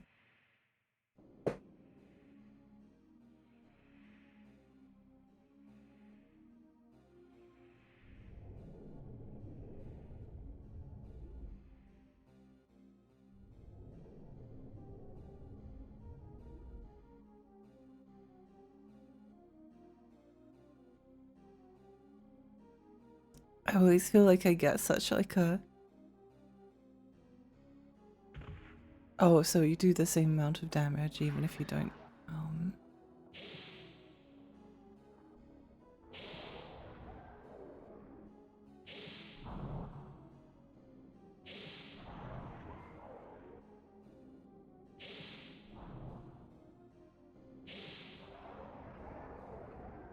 I think it's actually better to like come back here later to do this like pirate stuff.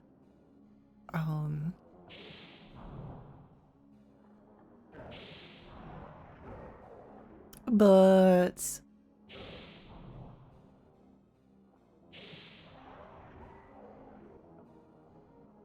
I guess we'll see. Unless like falling down that hole enables you to like dodge it. If the game like lets you fall down a hole by trying to trick you, then the hole usually like doesn't lead anywhere too bad. In fact, may actually lead you somewhere good. Hi Grace, hi, welcome.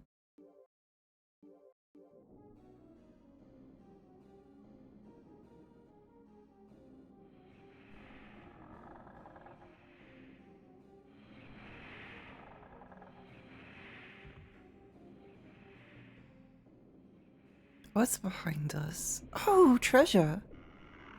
Whoa! See what I mean?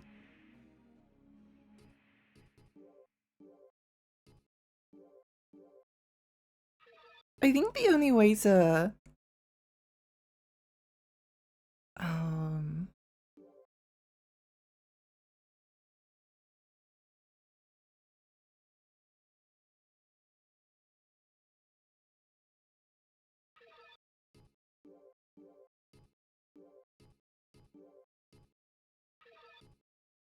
compare equipment in this game. 44, 9, 12.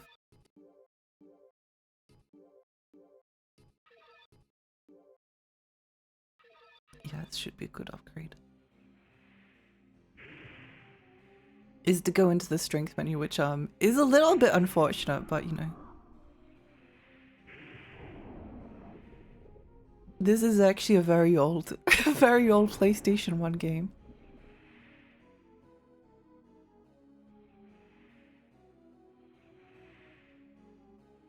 Hey Lulu, hi, welcome.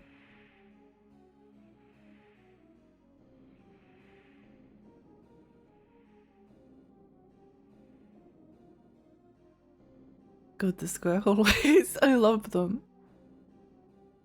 Where are we? Yeah, it did work out.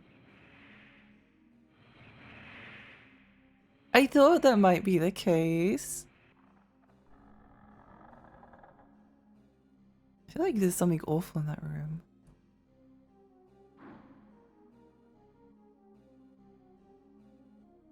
Oh my gosh, the frame rate. Wait, hang on.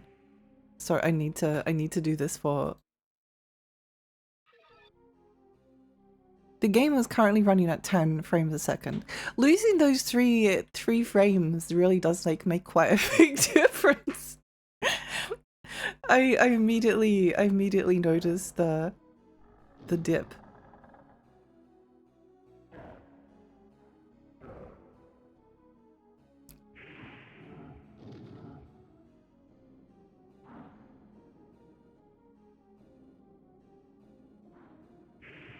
Holy moly.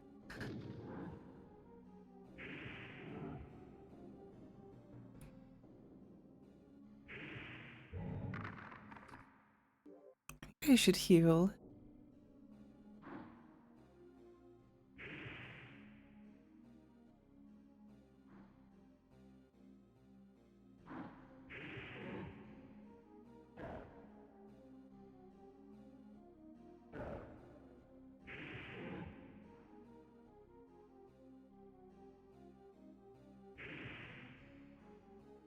Miss. Miss.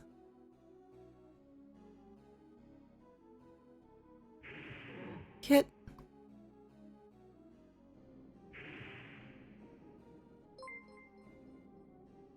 Oh! Kiosk, welcome! Welcome, welcome! Oh my god, Kyo modes!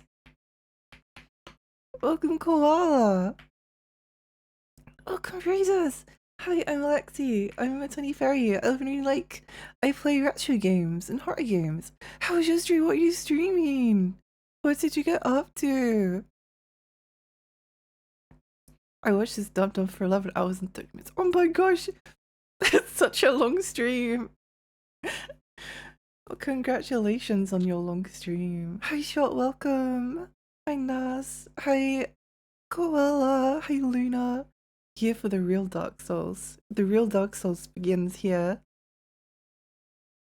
I was playing Neo 3. Oh, I've been wanting to play Neo 3. I did get tempted again the other day after being like, no, I don't want to play it quite yet. Maybe I do. maybe I do. Oh my gosh, not another one! Surely they wouldn't hide a skeleton in every single one of these chests, right? They wouldn't do that to me. I don't think they would do that to me. I don't think that's something that they would. I don't think they would hide a skeleton in every single chest. Surely just one of them is trapped. I choose to believe in I choose to believe in FromSoft. Crystal is fun. Oh, let's go. Those skeletons look diabolical. They do kind of like do most of our health if we let them hit us. Surely they wouldn't hide a skeleton in all 3 of these chests, right? I choose to believe in the generosity and forethought of FromSoft. They wouldn't put a skeleton in every single chest. I don't think they would do that. I just can't. I can't believe that they would do such a thing.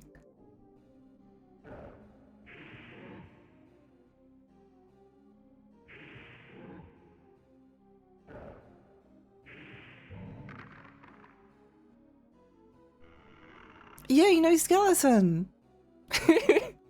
See? Skeleton Slash! We got Kingsford on the big screen and Hamster Dance on the small screen. Yeah! I love Hamster Dance. It was International Hamster Day yesterday and that was very exciting. Dragon Crystal Stargate.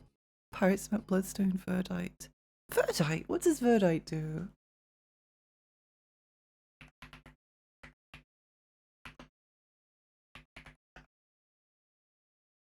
What is the item Verdite?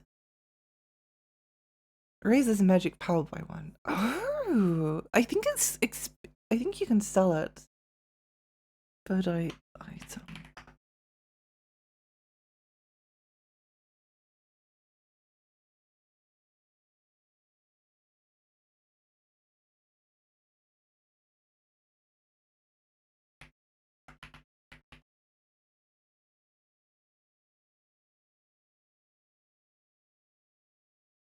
It doesn't it doesn't link us to it. I think it increases magic by 1. Not quite the same as International Hamster Day, but there was a game called International Ninja Rabbits or something. That's actually pretty awesome. That is kind of awesome.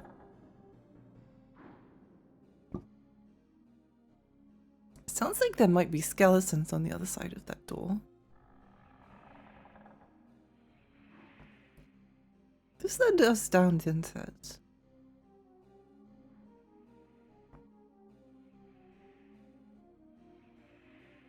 Yeah.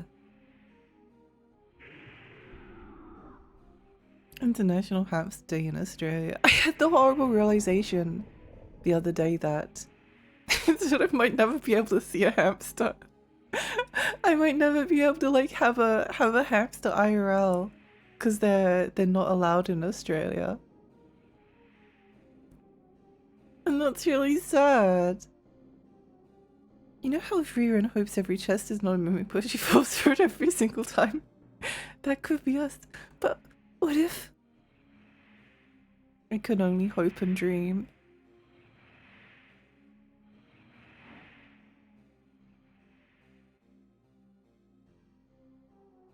Surely this snail won't like spit acid on me from all the way across the room and kill us. Surely that's not something that would happen.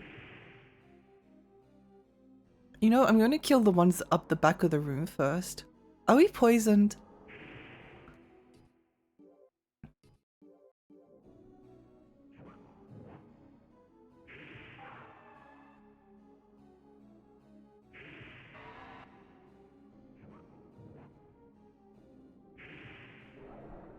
The good thing about the snail enemies is that they take so long to turn around that eventually it is kind of hard for them to do anything, but we are kind of running low on HP herbs.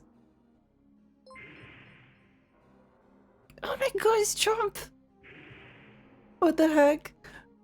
Thank you so much for the raid! Welcome raiders!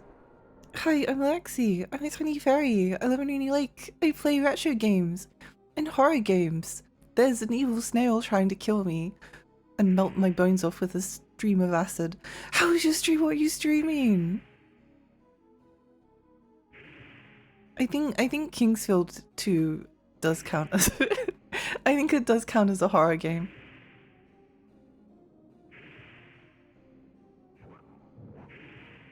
Please die.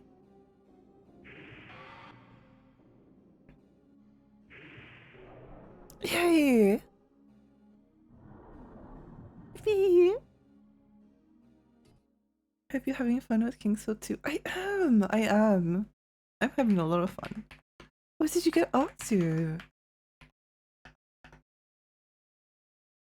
Welcome, welcome. Twin headed snail, that's pretty sick. It's really cool.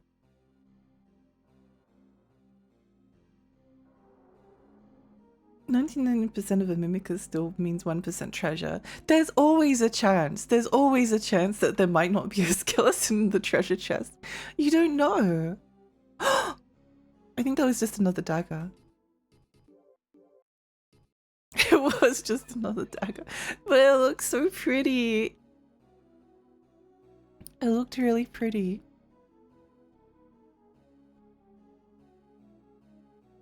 Hamster legal.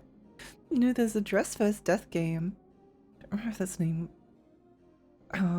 You can arrest people just cause one of the reasons is for owning a hamster. Yeah, that's definitely. It must be set in Australia. Acid snails are terrifying. They are. I love hamsters. I've never seen one IRL and I might never see one IRL. But they're so cute and I love Hamtaro.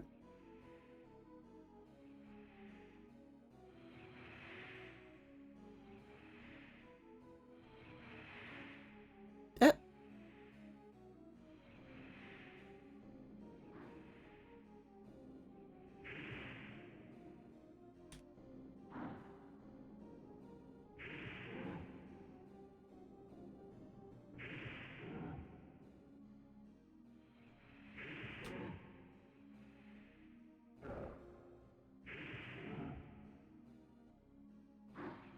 I think we're running like really low on HP potions, so it's probably a bit risky to keep exploring, but oh well.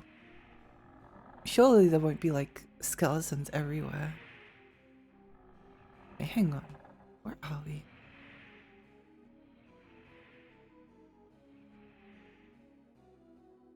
We do have a map we can use.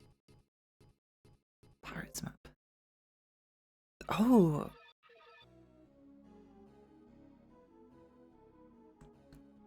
The one that's like disadvantaged. I really like that. the way the textures look in this game. I like how repetitive they are, but very, very occasionally it does very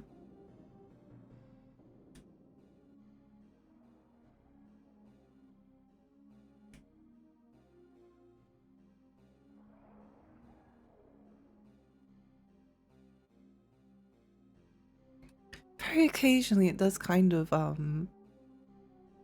make it the tiniest bit difficult to navigate. What on earth is around here? Why is this room just so empty? What does it mean? Oh, dread versus death. Oh, okay. I was trying to. I thought it might have been like a Roblox game or something. I thought it might have been a Roblox game. Dress versus death is something I would play though.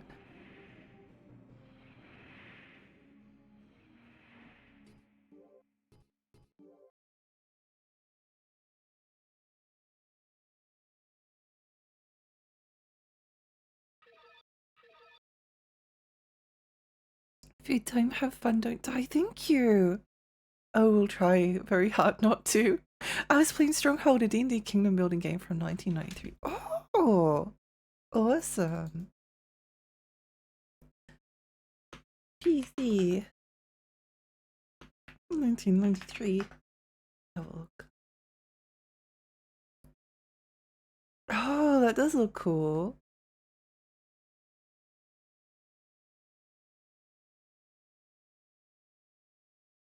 That does look cool. Dead or alive, you're dressing with me. Judge dress, yeah. I think that would be funny. Oh.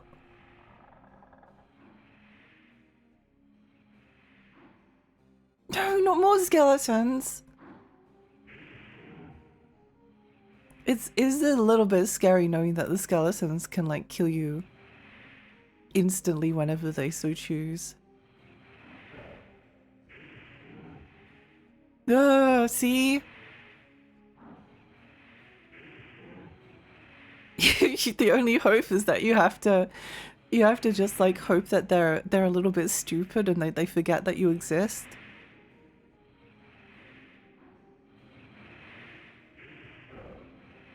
You just have to hope that they forget that you exist for a while.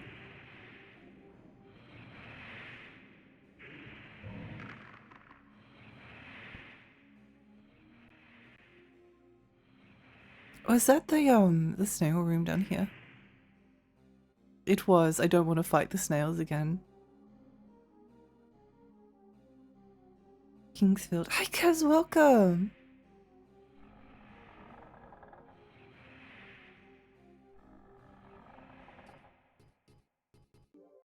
All the enemies are respawning. Wait, hang on.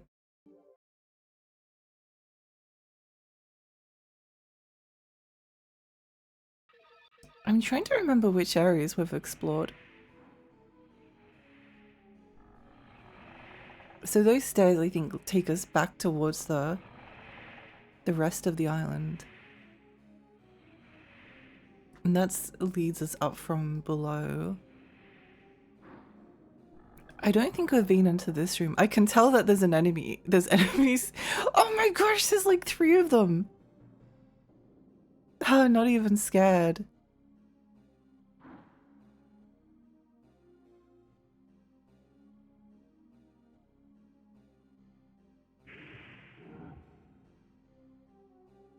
Not even scared. It's easy.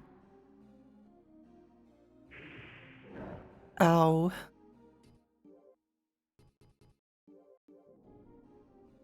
Not even... I'm sure there'll be like some kind of like insane, incredible reward within this room that is worth like fighting off 3 skeletons at like 10 frames a second. Please look away from me. I do not want to be perceived.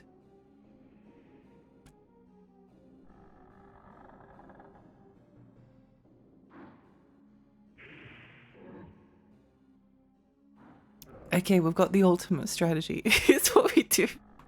We wait for the doors to close. They lose interest in us. Surprise! Run away!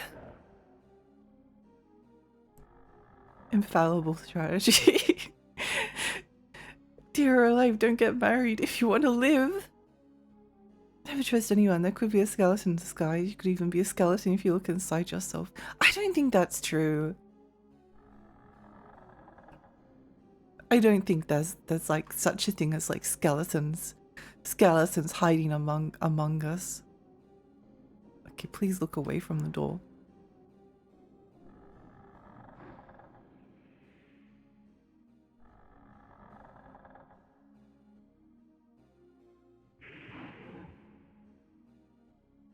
This is the worst strategy of all time.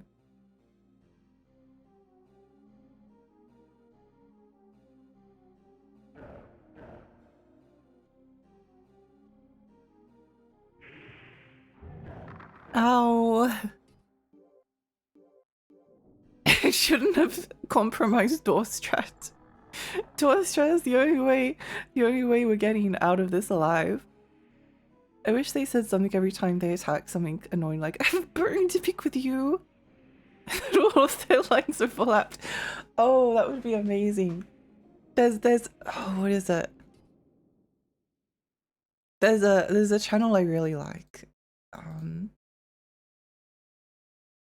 I think it's just called Games Are Art.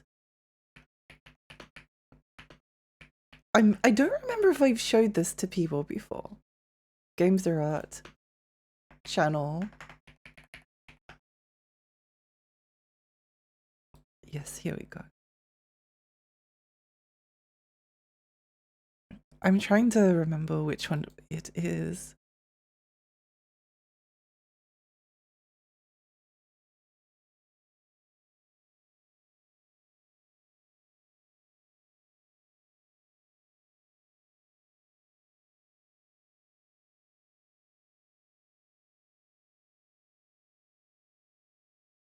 Excuse it not being centered for a moment. I just want to.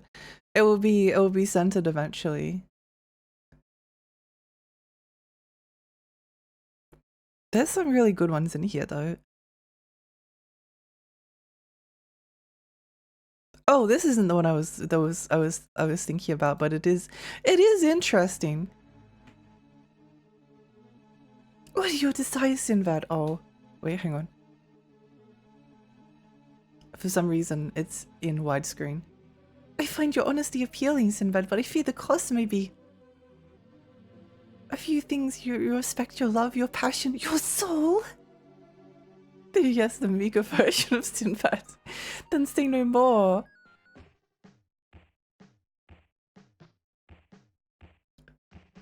Come here, Sinbad.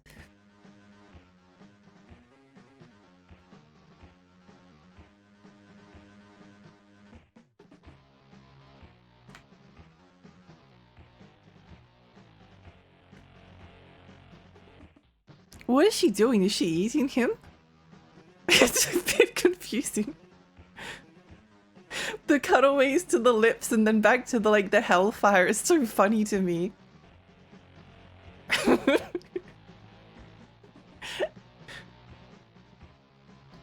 I possess you now, my pet.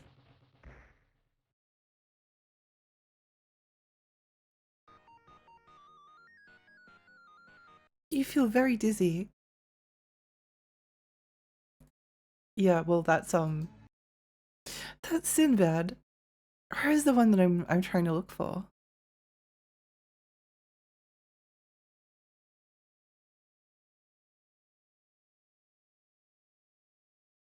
So many of these are just so unbelievably amazing. We could watch these all day. We could watch these all day. I feel like watching a little bit of Wild Woody. Why not?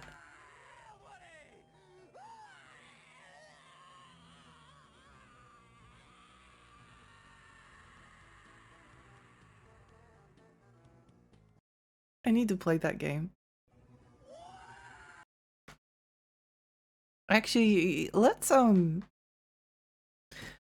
switch to this one for a moment and then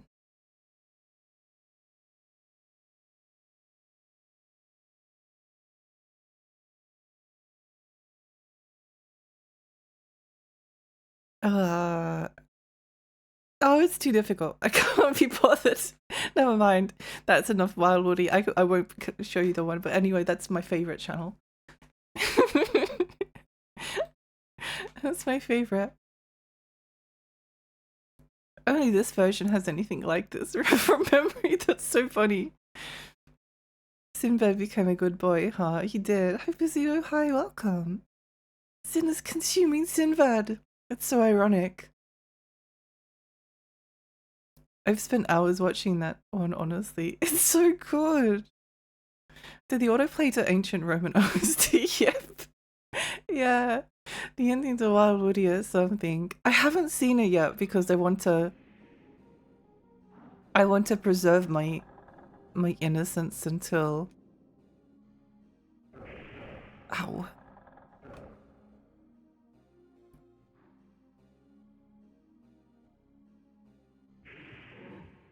Until the moment is right.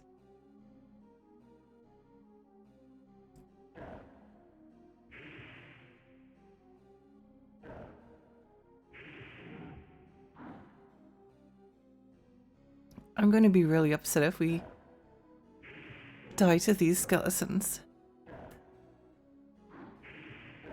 Oh, we are going to die to the skeletons. Not anymore!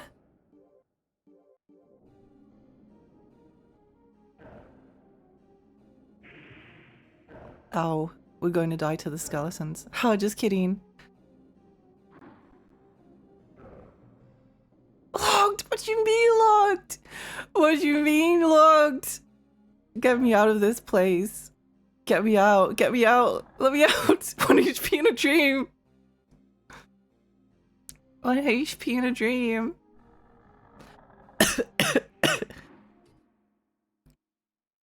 It sounds like they actually killed someone for that scream. I think they did. There's another very similar channel called Classics of Games. Oh! I'll have to have a look at that one.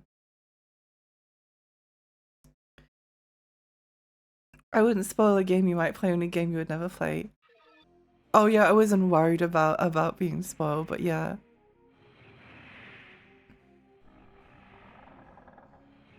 Where does this room lead to? But I am curious about the ending.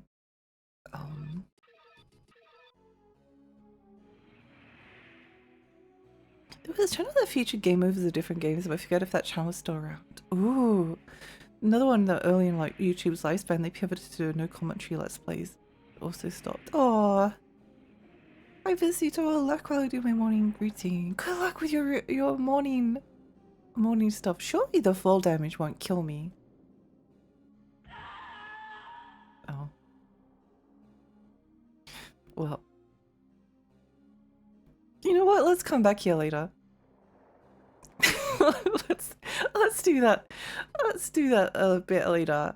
Let's wait, hang on. No, wait. There was like a cool weapon. I want the weapon, and let's just forget about everything else. Let's just forget about everything else. It's too scary in there. Retro Game Redeem is not 2007, it's old. Does that mean I can request early 7th gen games? Yeah, you can if you want.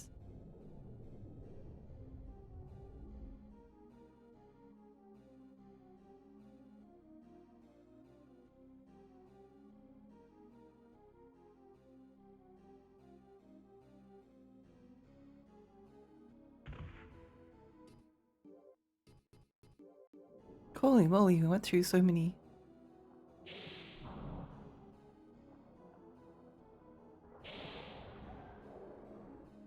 So many herbs.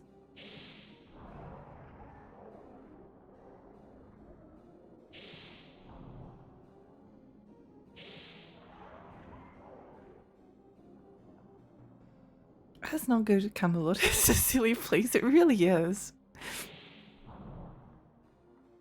It really is. Why is it taking so long?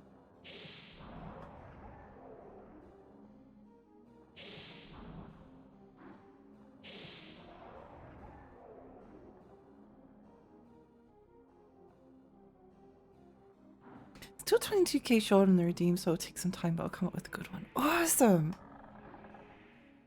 I am still working my way through the redeems, but there are a few of them, so, and I do want to play, like, I do want to still play some of my own games, but we'll get to them eventually.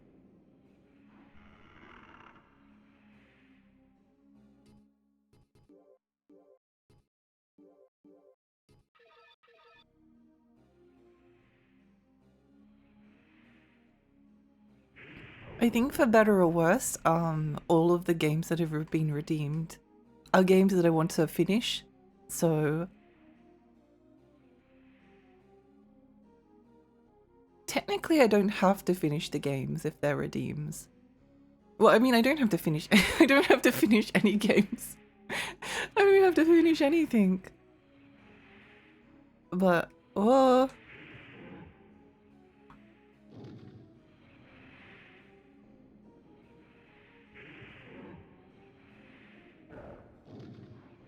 I'm really annoyed that I keep miss like 2 of those. Oh well, doesn't matter. They give you so many healing items. Give me be like maybe too easy, like maybe 0 out of 10, yeah. Why did it only like 3 damage that time?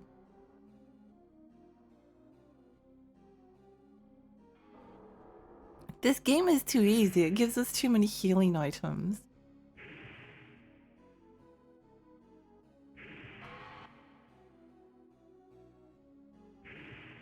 Yay, level up.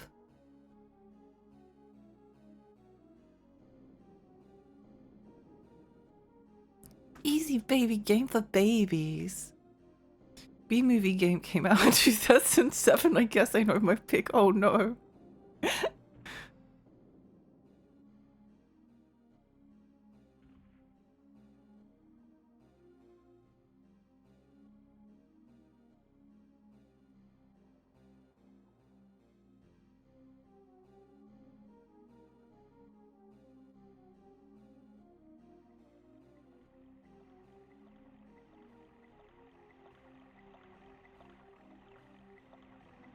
I think, wait, this is locked, isn't it? Otherwise I would have opened it because I'm greedy. Didn't GTA 4 come out in 2007, 2008? Oh, just dodged it.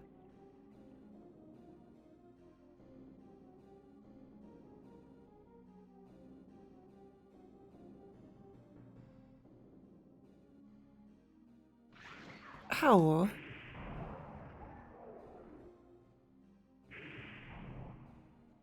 Yeah, I think we kind of want to come back to the spooky skeletons when we're a bit stronger. They're too scary. They're too scary when we don't have enough HP.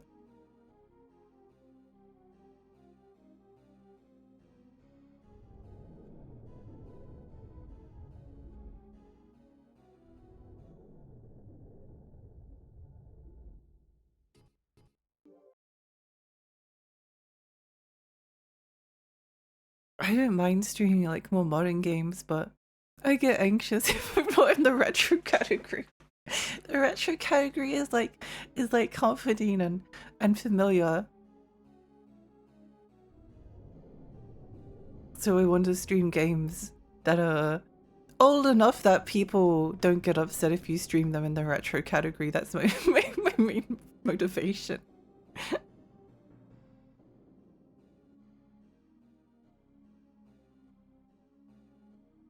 That's the most important thing. When I was streaming like Romeo is a Dead Man and Resident Evil Raccoon was like, oh, I don't like not being in the retro category. Can someone make an argument as to why Romeo is a Dead Man is that actually a retro game? Oh, because retro is actually like refers to not the year that it came out, but the style of graphics. So therefore, if it uses pixel art, then it's a retro game. So therefore, Romeo's Dead Man can be streamed in the retro game category. There we go.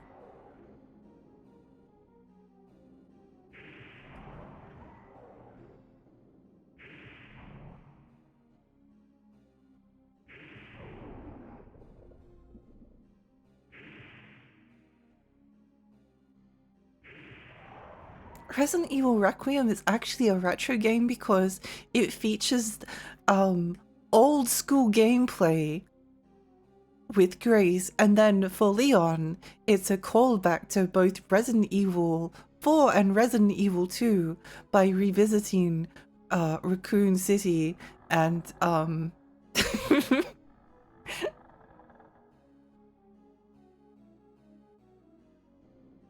due to its nature as a throwback, it's actually technically a retro game. Bloodborne is retro in my opinion. Well, there we go. That's a big stretch. What do you mean?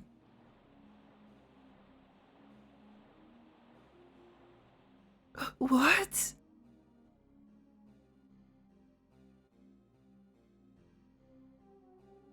I have to go, Sally, but see you everyone later. Have a good rest of the day. Bye, Shotgun. Have a lovely rest of your day. Whoa. Red thing. Ow. At least it's not virtual highlight. I feel like I would like virtual highlight. I don't know. I'm really interested in playing it. Oh, so critical. Thank you so much for the follow. Thank you.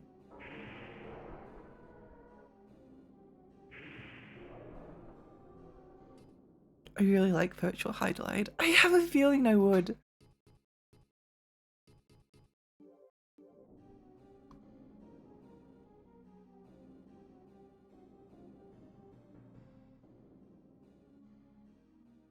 It's 11 years old, Gooey. Doesn't that make you feel old? Doesn't it make you feel old to be like, oh, Bloodborne came out 11 years ago? Doesn't it make you feel old?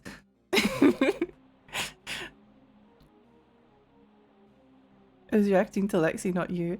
I don't get why people hate it so much. It's perfectly fun. I think it's probably like a YouTuber thing.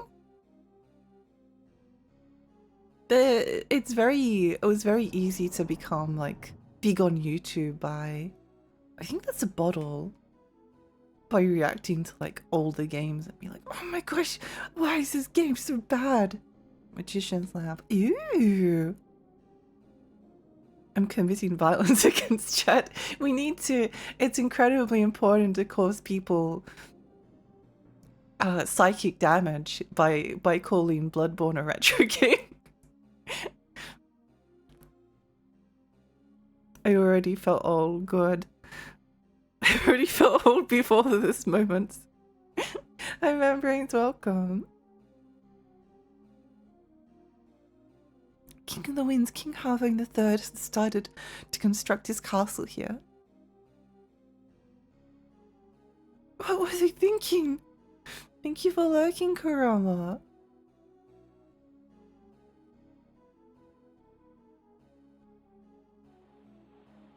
Surely we won't take too much damage if we fall down here. Right? Yeah, it's fine. Yeah, no worries. That's okay. Don't worry about it. What does the wind crystal do? I don't remember. Whoa, whoa, whoa, whoa, whoa, whoa, whoa, whoa, whoa, whoa, whoa. Magic land. Oh my gosh, let's go. What magic does this do? Wind cutter. Crystal flask. Yeah, I think you can use crystal flasks on like healing water and then you get a free healing item. It's pretty cool.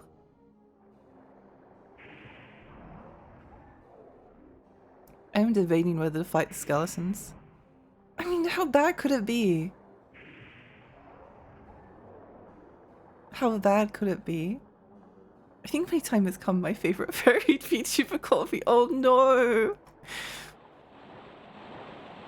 You're not old. No one here is old. It's just funny to inflict damage upon people's psyches by saying that a video game is retro.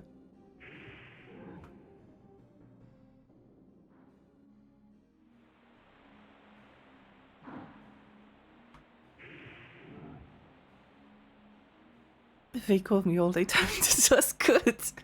Turn to dust.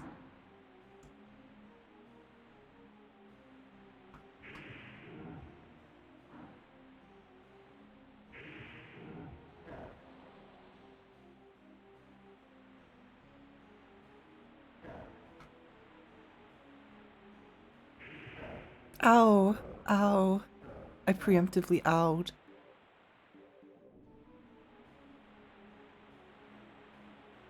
I think the way that magic works in this game is that like each crystal that you consume like unlocks the next tier of magic. So the more like wind crystals you find, the more powerful the magic becomes.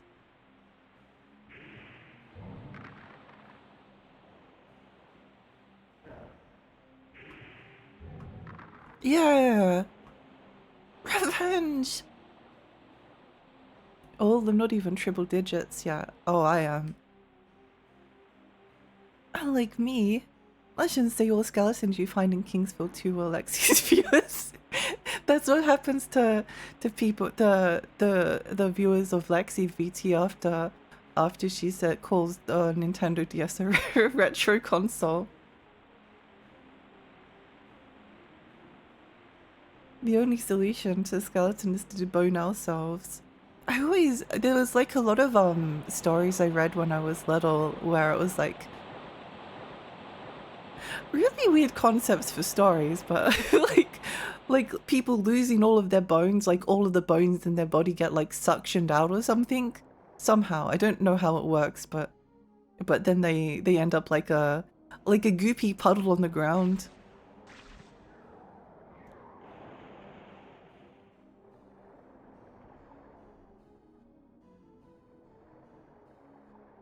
Skeletons crave escape from the flesh prison. Maybe that's why they lock themselves in the chest. Wish that would happen to me so I couldn't become an invertebrate.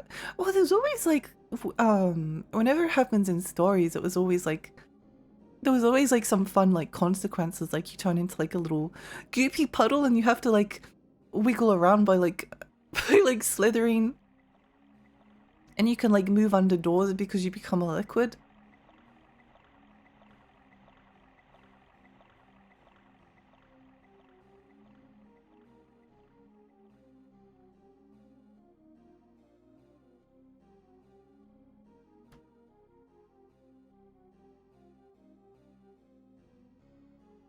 I think a lot about aging is like mostly a social construct, like people make up different like milestones around like arbitrary ages, like by 30 sort of like your younger years are over, or 21 is like 18 is like growing up, or 21 is like a really special age, or silly things like that. And I think a lot of those things are there just to make people feel bad. When the reality is that all of these things are like stuff that's imposed upon people from TV shows and like widely held beliefs, but none of those beliefs actually, you don't like turn to dust. You don't feel any different when you get like a year older. But at the same time, it was also like incredibly it's incredibly funny to watch people turn into dust if you say like BioShock is a retro game. So there's like two sides to it. There's two sides. The 3DS is retro. Yeah, it is. I still feel like an infant. I think a lot of people. I think that's just how things are. Like I can remember how I felt when I was younger. And I still relate to. Like I've never had an experience where I like played a game when I was little and I was like, oh yeah, this game is awesome, and then you play it again later and it's like, this game is the worst. I can't believe I was a stupid child and thought that I don't know, Taz Wanted was like a good game. Because my opinions have like remained like remarkably static. A lot of the things I liked when I was younger I still like now. And a lot of the times, like when I was little, like Taz Wanted is a good example, which is a GameCube PlayStation 2 game. I really love that game. I think it's awesome. I think it's so creative and interesting and just a lot of fun. And it has like cool level design and like lots of puzzles, and I love Looney Tunes. However, there was always like two things I hated about the game when I was younger, and neither of those things have changed. The first was I hated that it was I hated the boss fights, because the boss fights aren't actual boss fights, they're mini games. And the very final level that you go to is awful. Like, it's genuinely terrible level. The worst level in the game, and then the worst level in the game is like followed by two of the worst boss fights in the entire game, which is still mini games basically. So yeah, I kind of haven't like changed my. I can't think of a game that I've changed my mind on. I feel the same way about things that I always did, basically. You just kind of like gain more perspective on things, or at least that's what I did. Bioshock is definitely retro though, like what? Hi 44, welcome. This game is a treat. It is, it's really cool. I really like it. Sounds like a Mortal Kombat fatality. Oh, that would be a good one. I guess it's not really a fatality because they don't die, but it would be like a cool Mortal Kombat thing to like suck out their skeleton and then they just like move around on the ground like a blob, fleshy blob. Like Meaty from Made in Abyss. Metal crabs for sale, I'll hunt. No, this area is a bit of a pain in the butt to navigate. Fall in the cliff! Fall in the cliff! No. I'm always gonna, like, I've suddenly gotten old. I'm more likely to get the opposite. I was less patient when I was younger, and while I'm not patient now, I'm at least aware of it and know how to change that. Yeah. Are you playing this blind? Sort of. I have played, like, most of it, a good chunk of it years and years ago, but I don't remember it very well. I know Shadow Tower pretty well, but I don't know Kingsfield 2, so... But I do kind of have a relatively good memory for maps, so... We'll see. Does this make Bloodborne retro? If it upsets people, then yes it does. Kingsfield 2. Hi Resbot, welcome!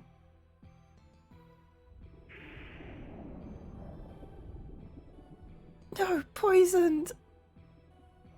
I think... Get me. No, it didn't. Only the green slimes cure poison, maybe?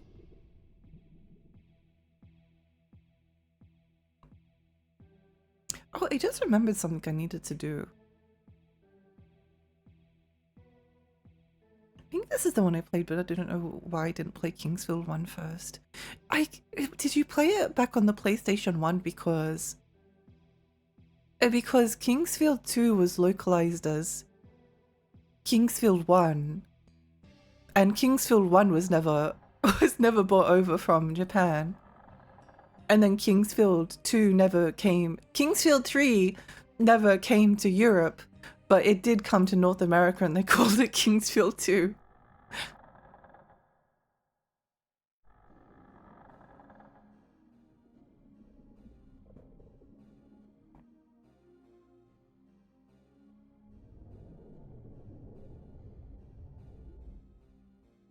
Mr. Hi, welcome, Believe in Lexi, thank you. Hi, Ryder.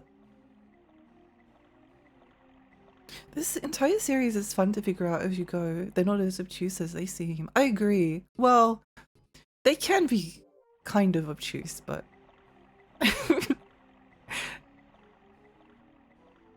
But yeah, I think they're a lot more approachable than... I think they're a lot easier to figure out than people think they are.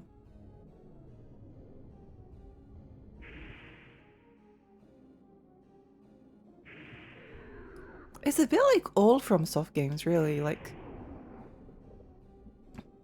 I think most people can play like any of them. They just like require a little bit of thinking and like learning how to play on their rules, and that there are maybe like things that are a little bit fair and cruel. Unfair and cruel. Herbs for sale was this way, so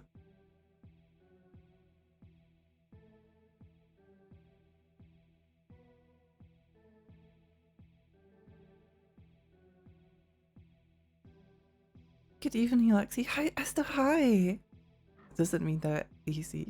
Yeah, they're definitely not easy, but there may be. It's like all of From Soft games. They're not easy, but they're easier than maybe you think that they would be.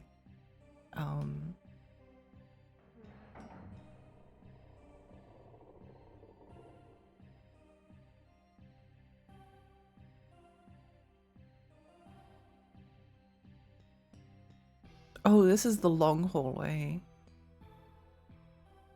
I vaguely remember the long hallway.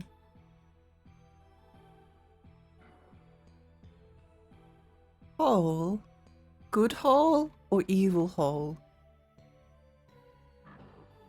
Maybe, maybe good hole? Maybe good hole. Potentially a good hole.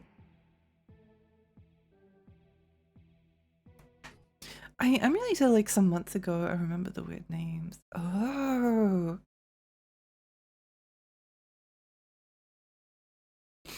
I think Kingsfield 1 is very good. There's like a...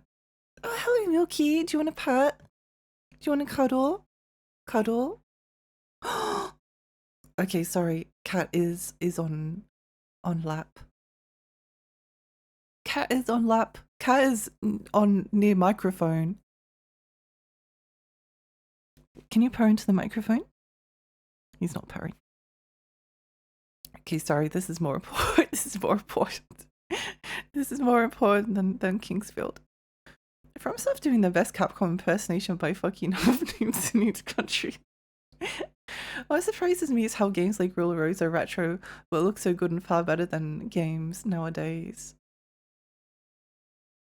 I think the thing is that like every single generation basically has like its own art style. Because the hardware is like limited. You've got like a PlayStation 2 and there's only... Milky is kind of like brushing against the microphone, but that's okay because he's cute. There's only like so much you can kind of do.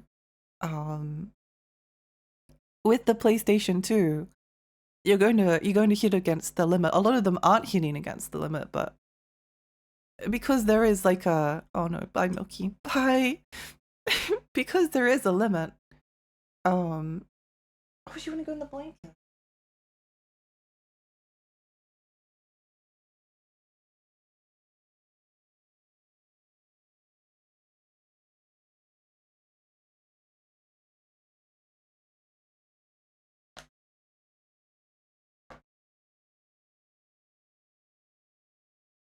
He's in a blanket now. Dark Souls fun, cat cuddled. Because like every single generation like has its like upper limit, and like PCs don't necessarily have like an upper limit. Like Crisis came out in 2007 and looks like.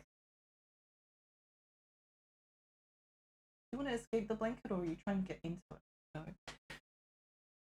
And it looks like insane, especially for like the period that it came out. Like it's generations like ahead of it's years and years and years ahead of like everything that came out around it.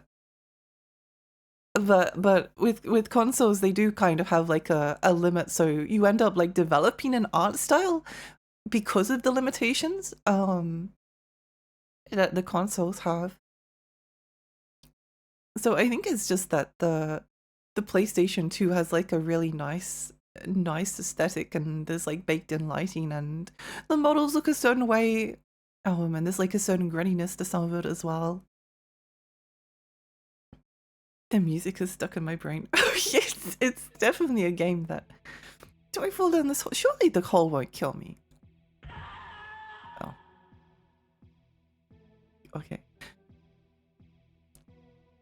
Anyway. Catwoman might give us your wisdom.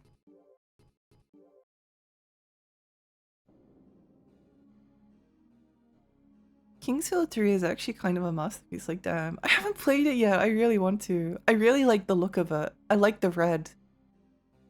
It's very... And it's a lot flatter as well, and I kind of like the flatness of it. I think Kingsfield 4 is also insanely incredible. Actually, Kingsfield 4 is one of my favorite games of all time, alongside Shadow Tower and a bunch of other FromSoft games. We'd still be getting it if we had Japan Studio, but Sony decided otherwise. I genuinely hate Sony for getting rid of Japan Studio. Probably one of the stupidest things they did.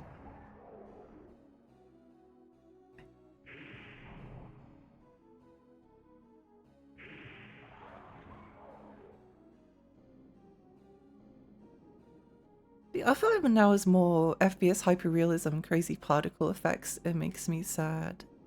I mean, I think the games still look good, at least they do to me, but I think they can look a bit we're kind of being like stagnating. It's difficult to see, like, it's difficult to appreciate the generation that you're in until it's past. And the PlayStation 5 is like remarkably similar to the PlayStation 4. Like there's not that much difference. Like Unreal Engine 3 has like a really specific look to it. Like you can pick an Unreal Engine 3 game, for instance, because the textures take forever to load in and the screen tearing everywhere. And but it kind of has its like own like slightly gritty look to it. Whereas like Unreal 4 and Unreal 5 kind of look very similar to each other. If the other way was the big hallway of doom, then where does this go?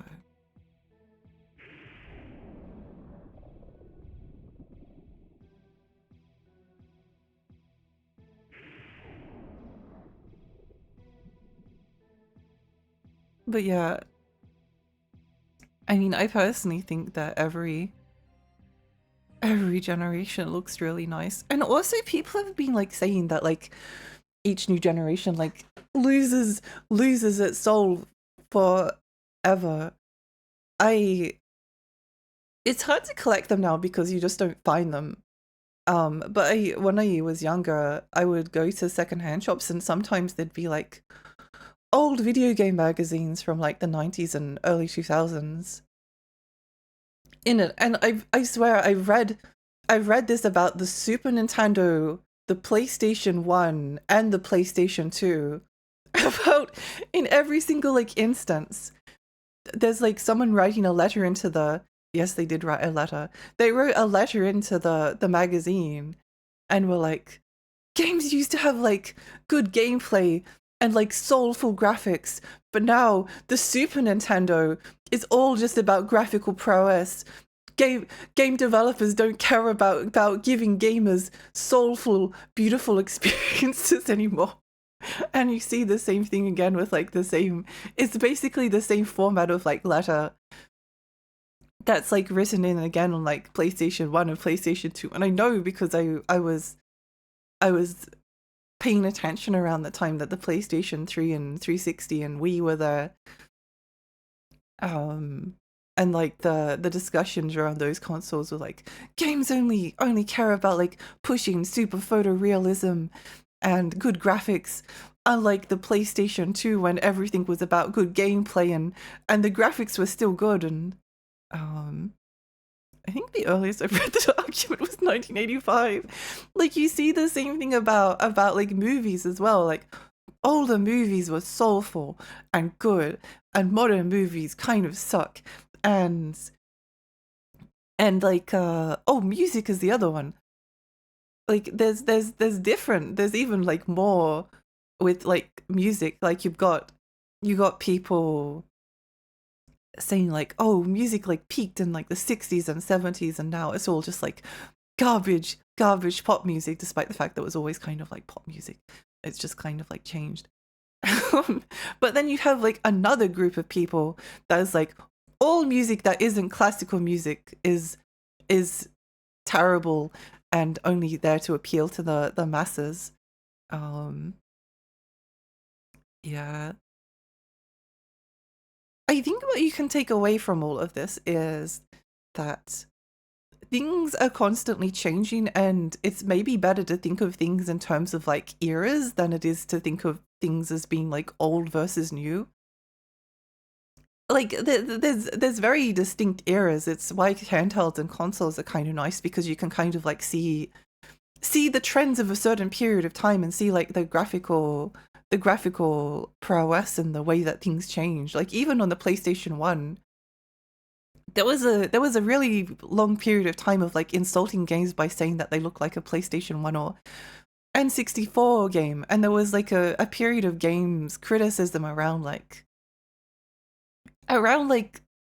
2010 to 2017, where the belief was like popularly, oh, games on the PlayStation 1, maybe there's like some good games, but they all look bad. Every single game on the PlayStation 1 looks bad. Whereas it's all kind of like flipped around.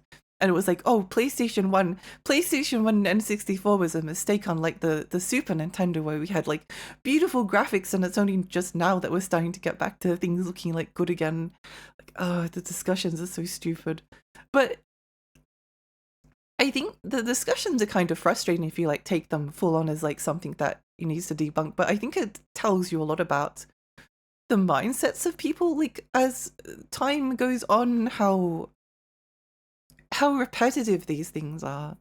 And it kind of like gives you an insight, like the way that it all repeats, or at least like I think it does. There's a lot that you can learn from all of this. I think it's like good to pay attention to the way, like, maybe this is just because I'm a historian, but you can like track the way that like arguments change like over a period of time, and then you can see like bigger trends. Yeah. People still say that about PlayStation 1. I've seen some recent YouTube videos.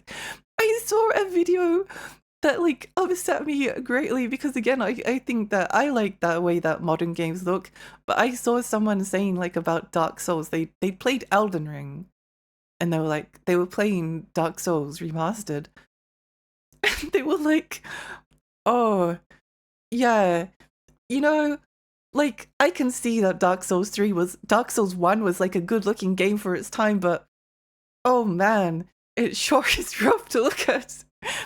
I really wish that they would like remake Dark Souls 1 with like better graphics, and I'm like, I find that kind of shocking, but yeah. It's interesting. It's shocking, but it's like kind of interesting, because you don't have to like take it like a serious opinion that you have to to debunk. I guess it like says something. I guess it says something about like, oh, what does it say? I'm trying to think, because it's like an attitude that's always existed. Like, you move back a couple of generations and then people are like, oh, this is ugly. But you see the same thing with like movies. You see the same thing with movies and animation. Like, you either get like the two extreme opinions of like, oh, this older thing looks bad and they should remake it, or oh, this older thing looks good and soulful and everything after this period is bad. And it's really interesting. Moana getting a remake is criminal. Moana's not getting a remake. That's not real. That's not real. The live action remake of Moana 2026 come out 2 years after the original sequel, despite the fact a third movie in the series was already teased.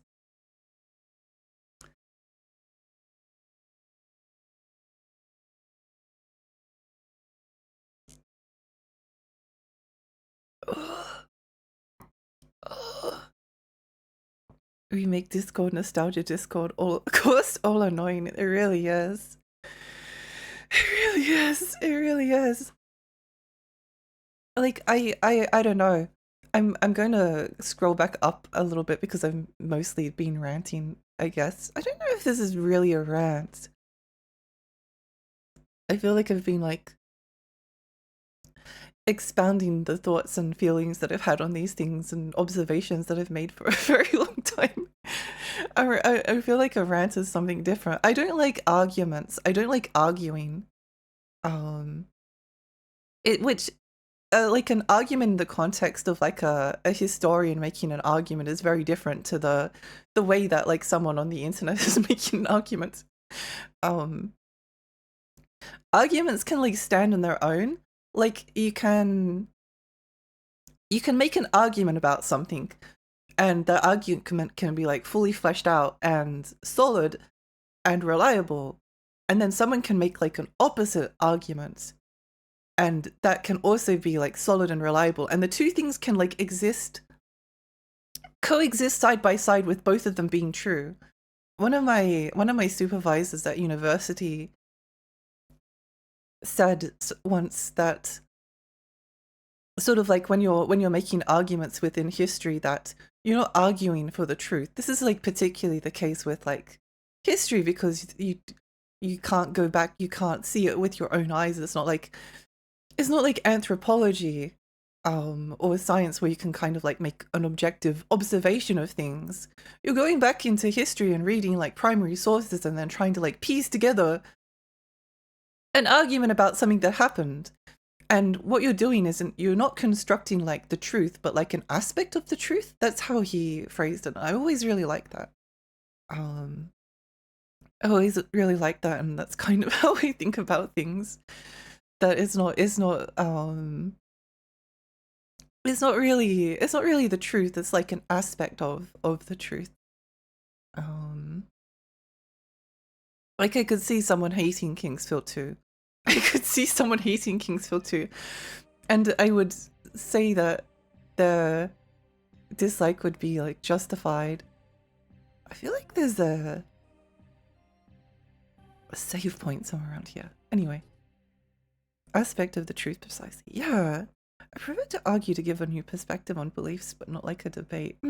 Yeah, exactly. If you want my opinion on remakes, watch that narrow video and my opinion is the opposite. That sounds like too much work. I don't like a lot of YouTube videos. Where are we? Oh my gosh, I miss so much.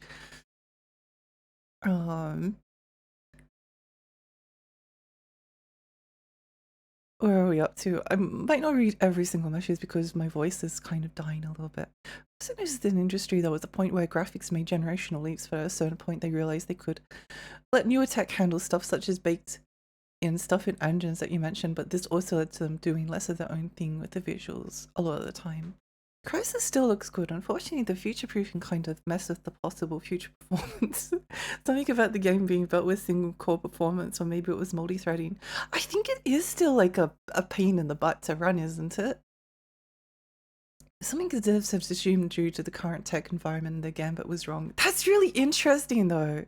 That's incredibly interesting. That they made a game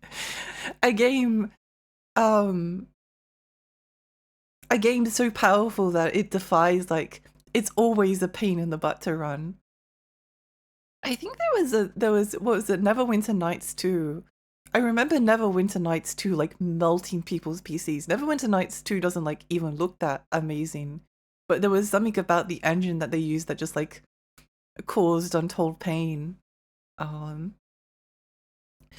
Really concerned about it stuck in my brain even though I couldn't hear it on the stream because my volume wasn't high enough. Oh no. Kingsfield 4 looks really good. Kingsfield 4 is like one of the best looking games ever. It's so good. I love Kingsfield 4. Like the combat of the way different areas look. And like there's this really like lonely chapel that you go into at near the start of the game and like things happen around there. It's so cool. It's also sad looking. I love it when games look like they're about to cry.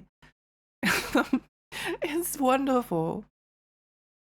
Unfortunately, if you emulate Kingsfield 4, there's an issue with that game where the textures flicker. It happens with Shadow Tower Abyss as well, and it's really, really annoying. It's really annoying, and there's no way around it because if you run it in software mode, then that causes issues. But hardware mode, even like at the lower resolution, still causes it. I wish there was a way to like emulate it properly. But oh well, I do actually own a copy of Kingsfield 4. Kingsfield, more like Cringefield. PS3 was so similar because it shared so much rendering software and middleware. There's a little difference, but you need a new $600 graphics card for it. Sometimes with graphics cards, like I have thought about upgrading my graphics card. I've got a 3080. Honestly, there's no point at the moment. The only reason I would consider upgrading is because I'm a VTuber and like VTube Studios like eats up everything. It's really hard to play modern games. I had to buy a 1080p monitor down from my 1440p monitor. Which actually like basically looks the same and it just runs everything better, so I find that really funny. We had a good game to reference look for Metal Gear Solid 4, I think the last to use that stuff. Shadow Tower is actually decent looking, which I wouldn't say about Kingsfield 1 through 3. Shadow Tower is very, very beautiful.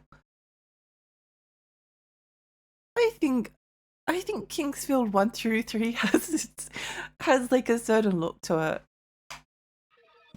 The worst thing about Kingsfield 2 is that it's confusing because everything looks the same and then you're like, okay, so where am I? I don't know.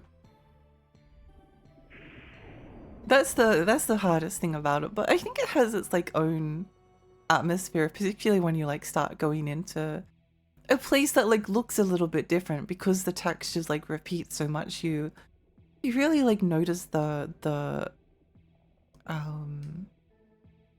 change in atmosphere. Like here.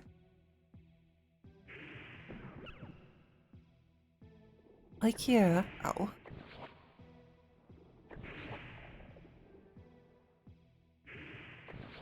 Okay, that's enough. New things suck, old things good. Letter written in the year 100. It really is.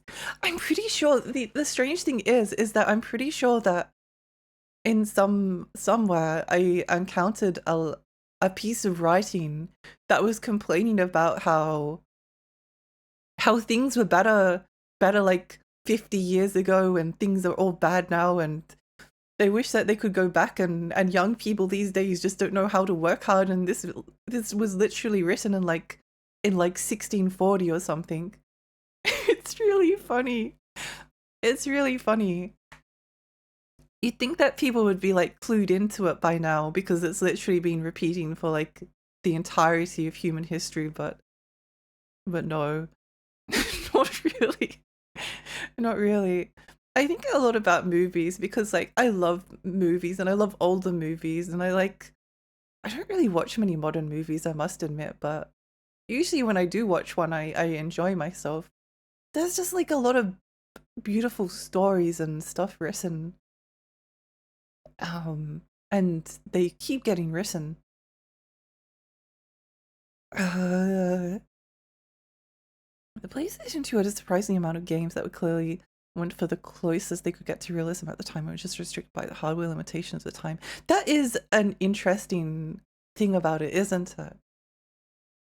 That like I don't know, a game like SOCOM, for instance, or like Metal Gear Solid, like they were going for no, maybe SOCOM is a better example. SOCOM or I don't know, a Ghost Recon game or something. They have like a very particular look to them, or maybe like a dirt bike game or something.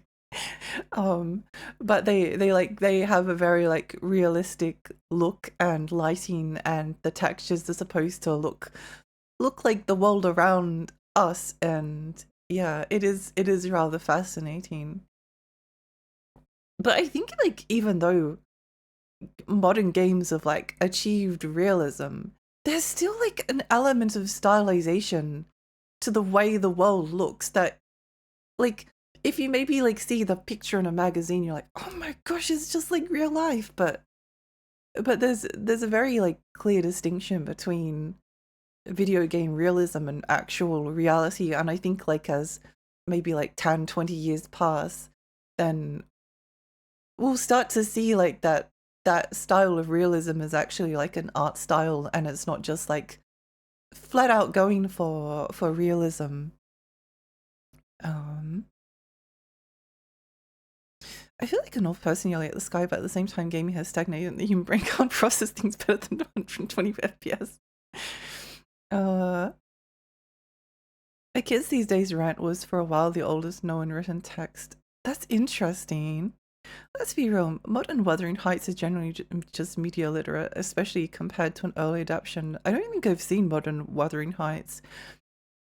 I do remember having a discussion at university about Jane Austen and how the characters in Pride and Prejudice, I think it's Elizabeth, I haven't actually read Pride and Prejudice, which fills me with a sense of shame. But how the characters in Pride and Prejudice, all the women get like sassier. They get sassier in every single version adaptation of it. But at the same time, Jane Austen was radical for the period that she was writing in, and or something like Frankenstein was like absolutely scandalous. Like people hated it, but it's very difficult to see that level of like disgust that it brought out in people. Like it's difficult to it can be difficult for to portray to an audience with an accurate translation of like Pride and Prejudice from book to film. So by making the characters look like more sassy and precocious, then you're actually like getting a similar effect across to the audience that it would have had upon a Victorian reading audience, which I think is really interesting. You're kind of like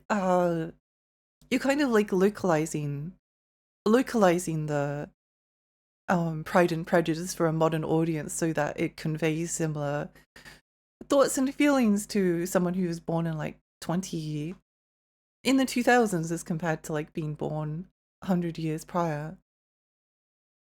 Oh my gosh, 28 5 new messages, 26 new messages. I just can't see frame rate. My brain like I have to. I agree, but I hope this frame rate discussion. I think my brain like shuts off whenever whenever the frame rate discussion comes up. You know. Um, N64 is still used as a statement of how things look at crazy low resolutions with low poly models.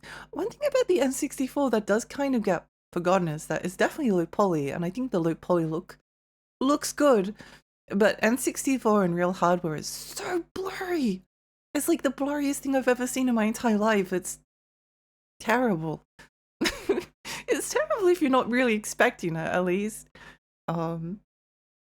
I do kind of like appreciate the blurriness of the N64, but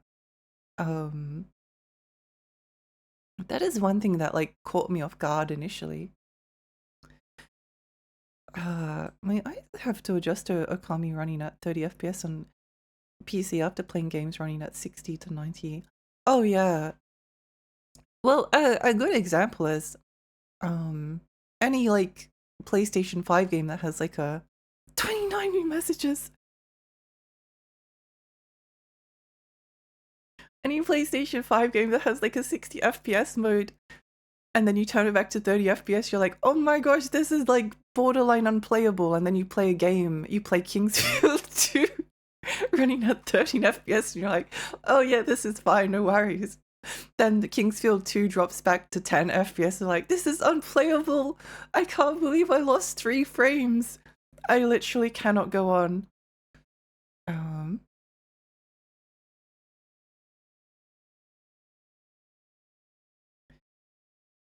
Not the same way I remember browsing threads of people posting like so archived Usenet threads. There was literally someone complaining about how buggy Elder Scrolls is, and that Dagger 4 is buggy as well because gamers will simply let them. That's really funny. I remember having a discussion with someone once, a friend, because I was like, Morrowind is so cool. It has like mushrooms and it's like dusty. That was probably like all I cared about. I think like some of the reason why I really like things that look dusty and decrepit. So Morrowind was like really appealing to my brain. It was like very enchanting. And like none of the other Elder Scrolls games except maybe Skyrim. Actually, there's only 2 of them. Skyrim kind of like enchanted my brain a little bit, but I really disliked Oblivion because it was like forests. Anyway, I was talking to someone and they hated Morrowind. They thought it was the worst, one of the worst, most overrated games ever because Dagger 4 was like 20 times the size. And then they were like showing me pictures of the map of Morrowind on the map of Dagger 4, and then like talking about it. I was like, oh, okay. I think I have like a weird grudge against Daggerfall purely because of that discussion with that friend. I don't want to play it. I don't want to play. I refuse. I won't let them win. I won't let them win. They insulted my mushrooms. You can't insult a fairy's mushrooms. They're very important. This same friend was also like extremely against Neverwinter Nights because the size of the walls were not accurate to Dungeons and Dragons rule sets. I think about that a lot. My voice is kind of dying, but 33 new messages! Casually boiling my blood cells. Good. Rock looks awful in a wig. I'm terrified of... All of the Disney remakes are so boring. Regardless of whether remakes are good or not, they're just dull. They're so boring. I'd rather them remake like... I think I just like animations, so the idea of making them in not animation is so annoying to me because I think animation is beautiful. But then they made like photorealistic. They made like Lion King but with like real lions, but then it's still CGI. They spent all of this money on CGI to make an identical copy basically of the Lion King that looks like it's realism, but it's just I think that's kind of stupid. My stupid voice is dying. You make discourse, nostalgia discourse all annoying. It's so annoying. It's so annoying. Kingsfield 4 is so good. Hi, Sludge Girl. Yeah, it is. Oh, I missed the redeems. But where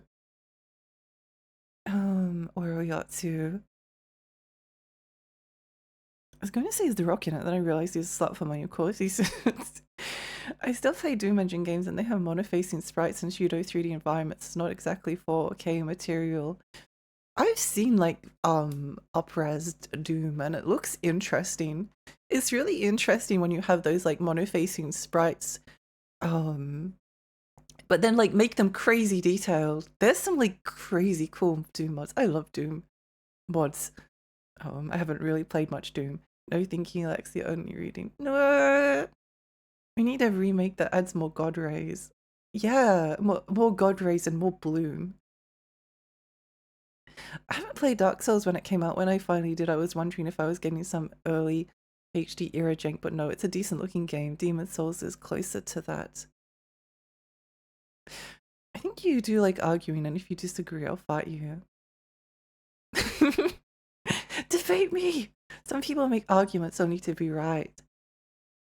I think Resident Evil 4 remake is the first time I fully understood how people feel about remakes. Like, it's a good game, but to use my beat to death analogy, it's like getting reworked a newer Lego set of an old set. Like the Lego Star Wars Slave 1 ship, the old was so angular and blocky and debatably took a lot of liberties with its design, but the newer set's small and more ornate and rounded.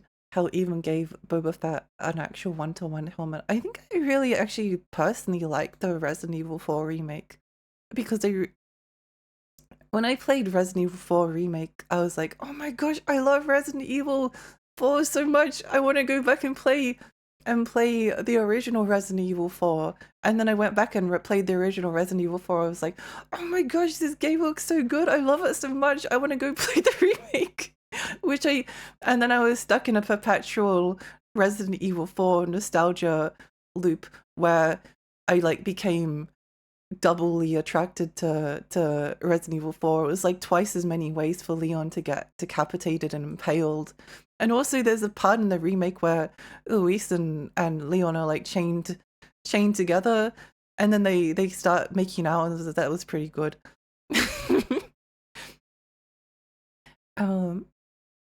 I prefer to give someone a new perspectives on beliefs, but not debate. Yeah. I still like the old Boba Fett helmet. I don't even know if there's a new Boba Fett helmet. If you want my opinion on remakes, watch... Oh, I read that. 7 new messages. I did accidentally scroll down. I'm sure many people would hate Kingsfield, and rightly so, but it's such a unique experience, especially coming to it after playing Dark Souls and really seeing the connections. Yeah, I agree. I think it's something you need to give a chance to. It's difficult, but I think it's worth the struggle. I think it's worth the struggle. And it is kind of like fascinating to see how there's like this connective thread within FromSoft and the way that they design things that has like existed forever. And if you like kind of like if you like the artistic like sides of these games, you'll probably like the older ones as well because they're all really cool and weird games. Kingsfield 4 is so good. I agree.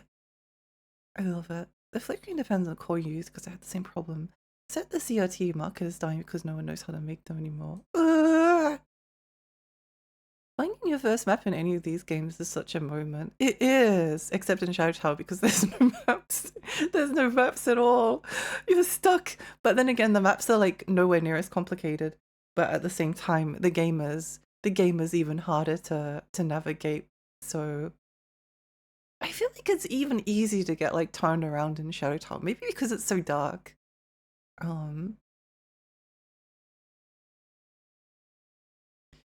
I would not go back in time, especially since that means less access to TD Skittles. Yeah. People aren't very knowledgeable about the past, especially the recent past. Oh my gosh, yes.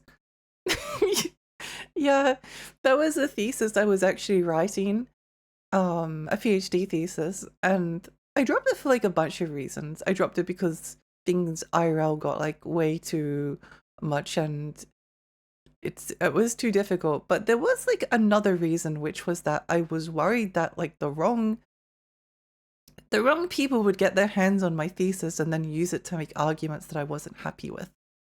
And because I couldn't prevent that, well, I probably could, but there was a bunch of like problems with my thesis. Like there was some things that I wanted to cover and there just wasn't enough information to cover them. And yeah, pain. I believe it was an ancient text, as I mentioned. I think for a good while it was considered the oldest text found in writing. That's incredibly funny. Everything is worse now. Make it like it was. Yeah, written records from ancient Greece where adults complain about the youth today. It's so funny. That's the good thing about like being aware of these trends in history, is that like if you're aware of like how repetitive these things are, then you can like move beyond them. Or like there's another part that's like to do with like snobbery and like it was, I think it was a reading about within the context of like classical music and how like classical music snobs hate like all modern music. This isn't just like people from that grew up with like the Beatles hate modern music. They think that all popular music listened to by plebs is like not actually music but just basically noise. And the only true music is classical music. But there's like a lot of aspects that kind of go into that kind of snobbery, because like you'll be able to make an argument about classical music that's like, this song by, I don't know anything about classical music, this song by Mozart or Beethoven has like all of this artistic expression and depth within the music. It's so well constructed, and you can write essay upon essay and like analyze it and get so many like different emotions and meanings, and there's so much like packed into these musical scores, unlike stuff like the Beatles where there's basically like no meaning to literally anything, or no, very little meaning in comparison. You see the same things, like it's very similar arguments like around like classical literature, but you even see it like applied to some things that you might not expect. Like there was a group of people that were like trying to argue that like Franz Kafka was not worthy of being considered to be classical literature because there wasn't enough. Oh my gosh, my voice is dying. Is this how I want to die? Talking about how people were angry that Kafka was considered to be literature. But like you can make arguments based on snobbery, but behind like some of the snobbery there is there is like literal gatekeeping. Oh my gosh, my voice.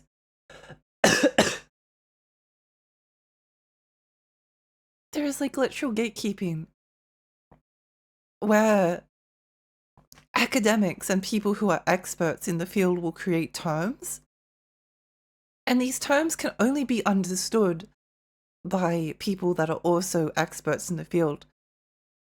So you're using like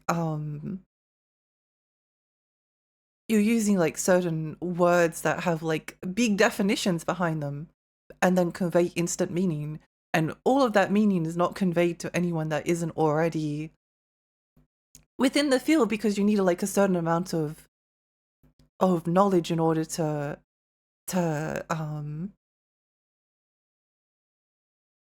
access it, which then means that like the ordinary person is automatically excluded from the discussion because they literally cannot you can't like convey like why something is maybe meaningful to you because you don't know the words and the terminology and the methodology.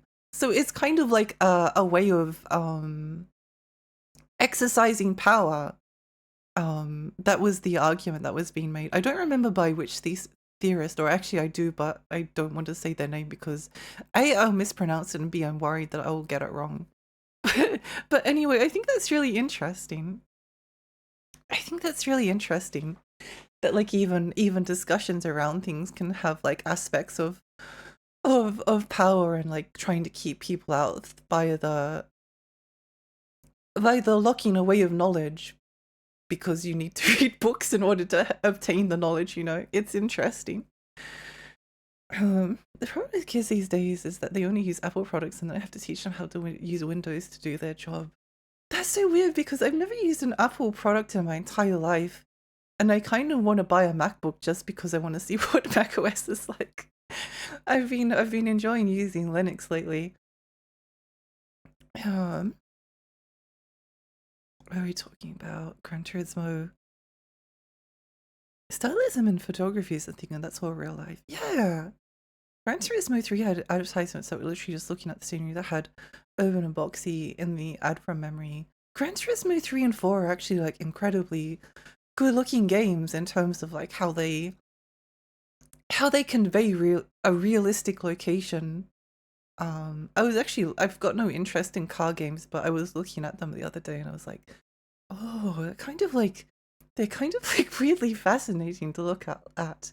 And like really quite beautiful.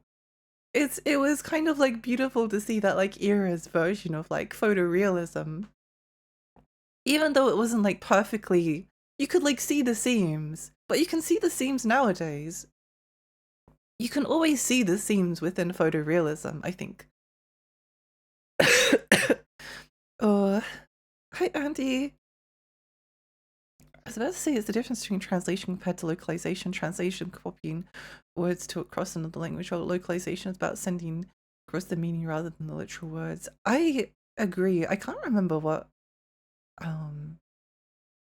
there was something earlier I was thinking that it was the same thing. I don't remember if this was related. Oh, like, help. Quick, everyone, say your favorite FPS. Mine 69. No FPS discussions. The brain can't perceive more than 30 frames a second. Oh wait, no, it can perceive 60 frames. Oh no, wait, no, it can perceive 120. Oh no, it can perceive. Oh,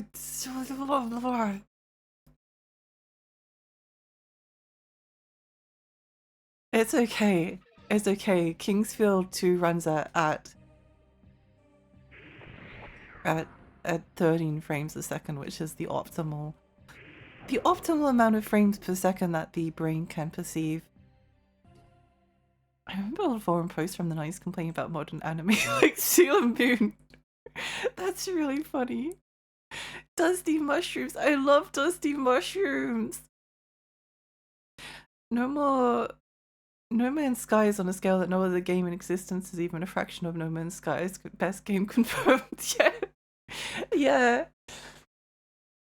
I think I haven't played No Man's Sky very much. I think there's like some procedural generation is really weird and interesting.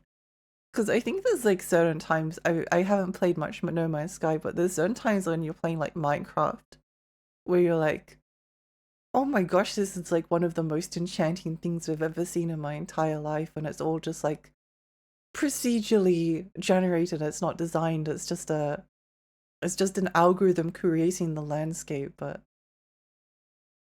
I guess it's an algorithm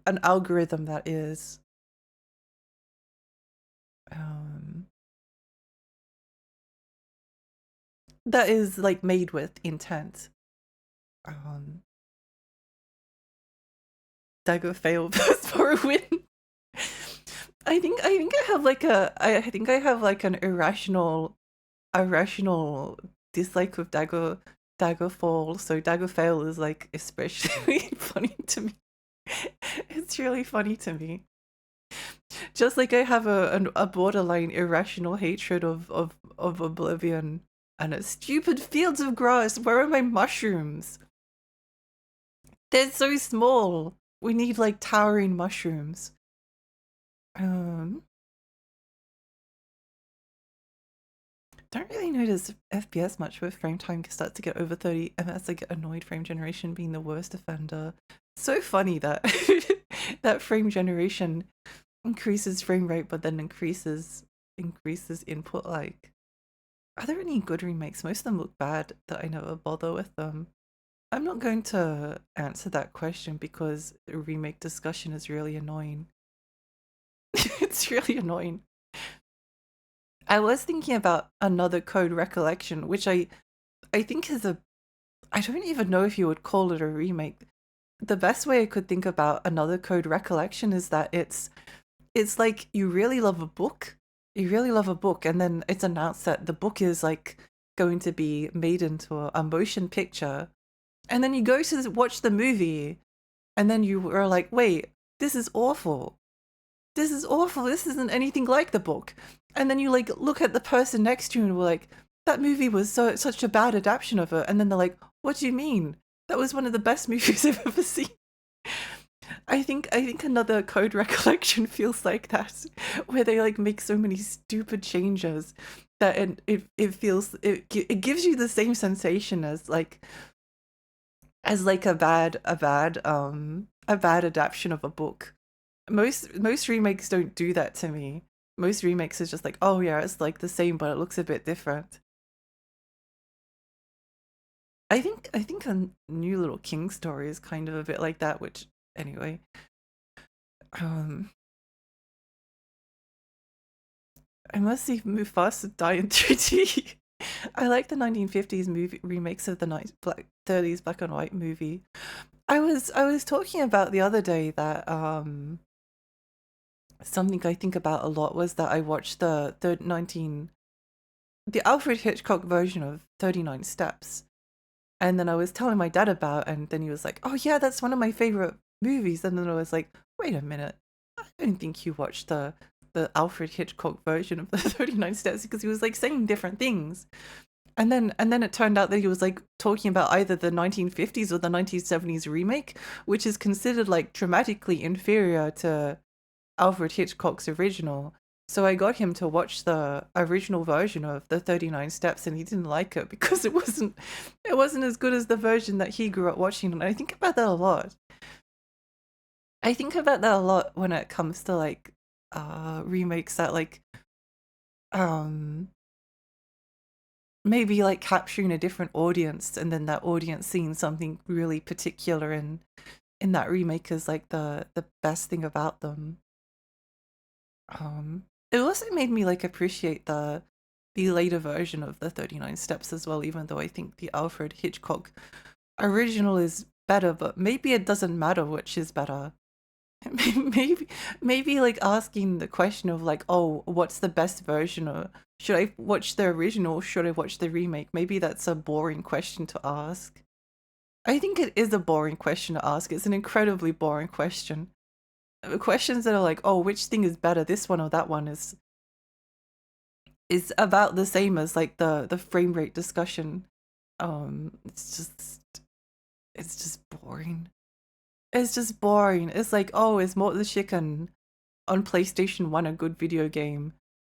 Objectively speaking, it actually has a lot of problems.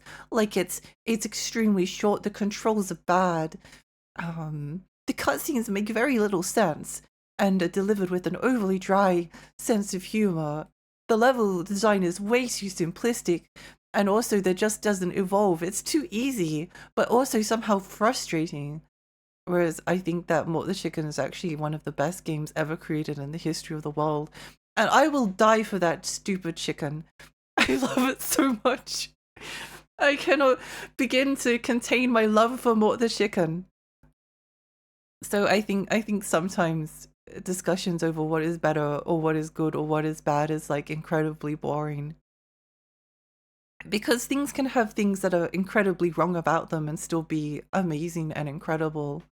Like Shadow Tower is incredibly slow, and there's a bunch of other things that you think you could criticize about it. Like it's easy to get lost and turn around. But I think Shadow Tower is like one of the best games ever made. Or it's one of my favorite games ever made. I think the discussion over whether something is like one of the best things ever is kind of like rooted in the same kind of like eventual snobbery that the sort of like discussions around literature and classical music are eventually kind of get to a point where where maybe you're missing the point, or you're seeing, you're not allowing yourself to see things because things have flaws in them, if that makes sense. Oh no, gosh, 17 new messages! Help! I'm only up to the Mufasa die in 3D message. How long ago was that? I recently got into Doom map making. It's so satisfying to see it come to life. Say, yeah, I made that. Yeah! I like Resident Evil 4 remake. Yeah! Poor Lex, you know, Resident Evil 4 prison. Yeah! The Resident Evil 4 Ouroboros. I couldn't escape. I just want to keep playing like different versions of Resident Evil 4. I like that there's a really good HD texture mod for original Resident Evil 4 because then you can cycle between GameCube Resident Evil Remake, Resident Evil HD textures, and then go back to like the original PC port and then play with like the worst keyboard controls ever conceived. And then you stop playing because then you don't know how to get past the boulder. You would voice 6-7. Oh, holy shit, 2 cakes! I forgot to specify. The black and white movies was about planes. I think video games history for anyone to get a glimpse of. I think history in general is good for people to get a glimpse of. I think history is incredibly important. When I was going to university to start with, I met up with like one of my friends and she was doing science, and I was also like thinking of, well, I was planning on doing science as well, like biomed stuff. And I was like, oh yeah, I really love science, but I also really love history, and I don't know which one I want to specialize in. And then she like turned her head and was like, but like, what's the point of even, oh my gosh, my voice is dying. Hi Jill, hi Jill, hi, welcome. Welcome. She's like, what's the point of even like studying history? And I was like, at the time I didn't really know the answer. I still think like if someone was to ask me that question, thank you for the posture check. I know the answer, but I don't know if I can be bothered to give it. If that makes sense. It's like a boring question. I don't want to have to justify why I think studying history is important. It is important. I don't need to enunciate my reasoning to people. That's boring. There's like I'd rather like research the history of like of like medieval spoons than than talk about why studying history is important. Why is studying the history of spoons important? Stupid question, don't ask it, please. I dislike the Beatles, but like, you know, the classical is a bit much, yeah.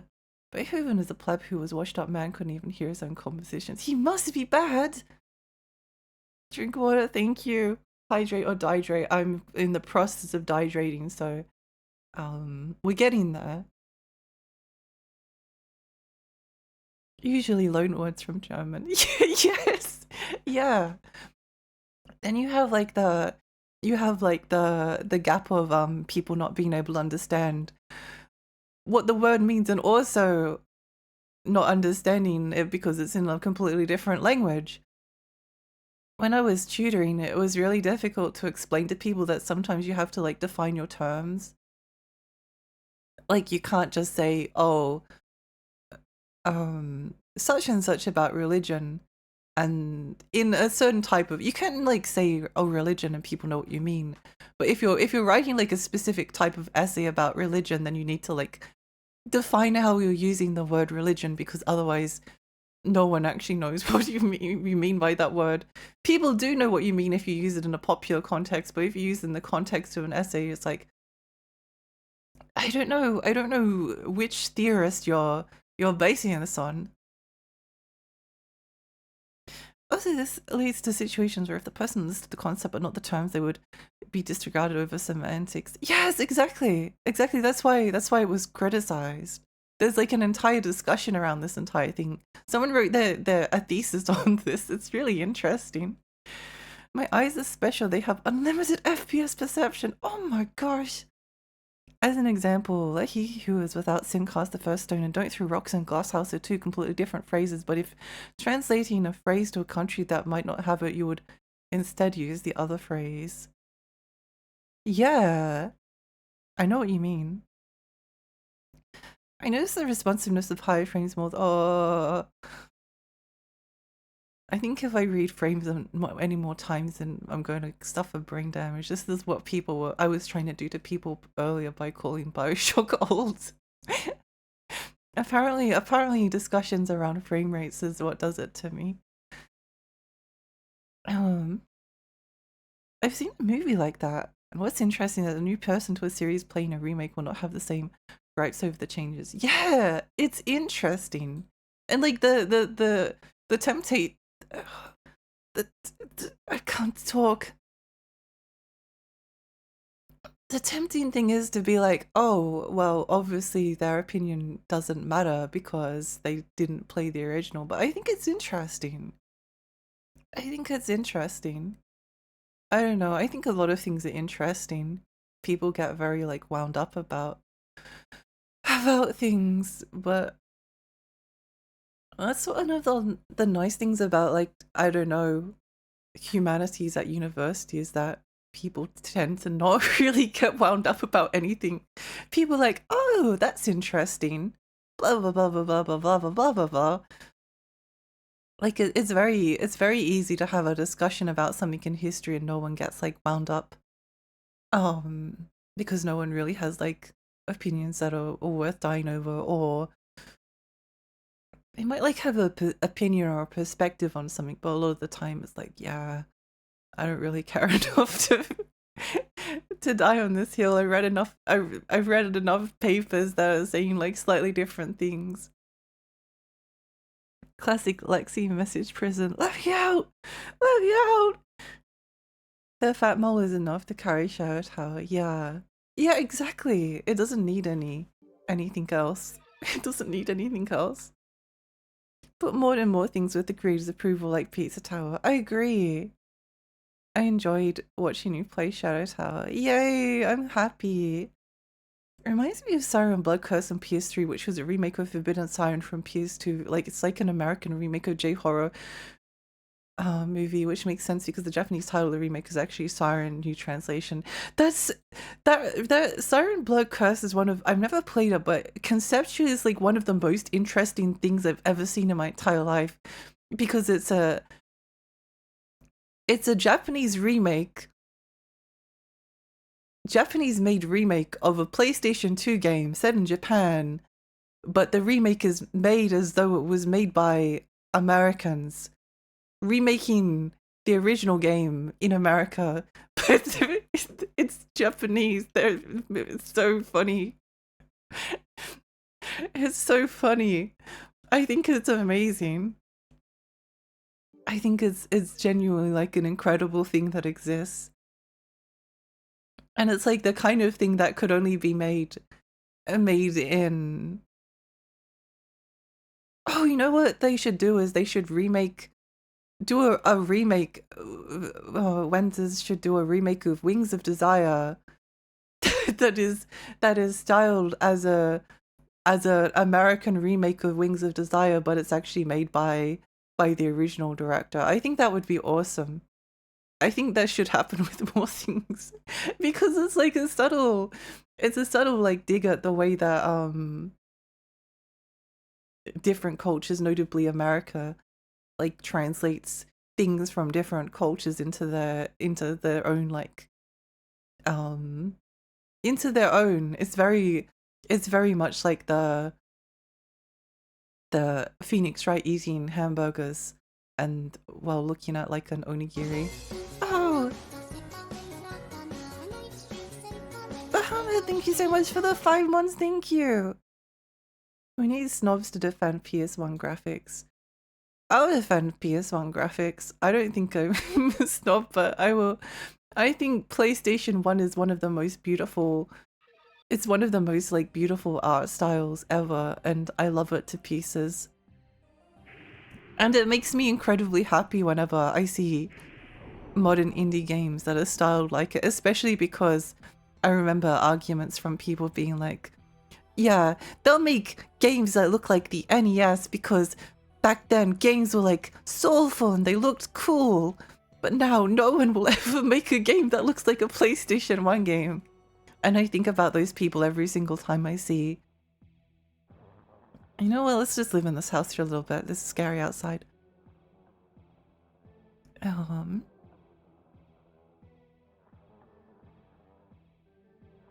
That being said, they add American characters, and I enjoyed that because the main guy in the remake is actually a foreigner who doesn't speak perfect Japanese and uses English if he can. That's so awesome. There's a mod for Resident Evil 4 Remake, changes up things and reintroduces stuff removed or changed from OG RE4 so you can experience OG RE4 in the remake style. Oh, wait. Imagine like playing Resident Evil Remake and then being like, oh my gosh, I want to play the original version of Resident Evil 4 because I enjoyed that so much, and then you go back and I'm like, oh, that was so awesome, I want to go back and play the remake. So then you play the remake and then you're like, what if I played the remake but it was in the style of the original Resident Evil 4, and then you're just stuck playing Resident Evil 4 for the end of history. Why do you enjoy stuff it serves no purpose? I just play OG Resident Evil 4 because it's $5. That's a good reason as well. People should play things that are cheaper. Spending money is silly. Where'd they go? Oh, they're coming back.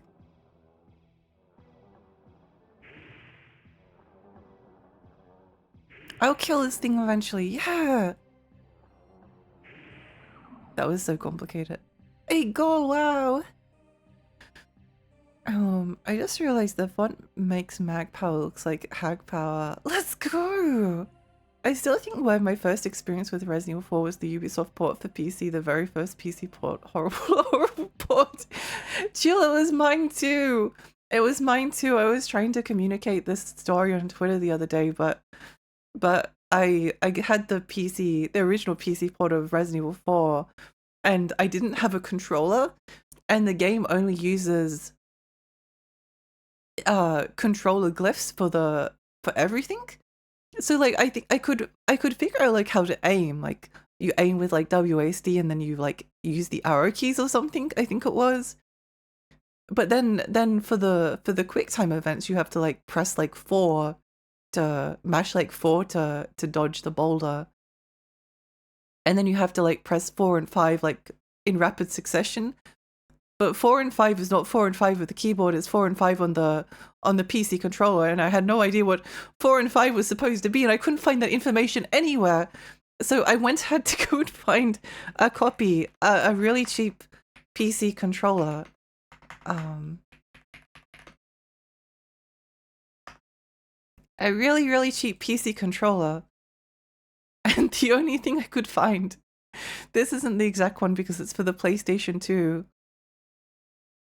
but it was from a copy of Ricky Ponting's 2007 for PC. It was the cheapest controller I could find. So I'm sitting there playing Resident Evil 4 with my Ricky Ponting 2007 controller. That's how dedicated I was to playing it.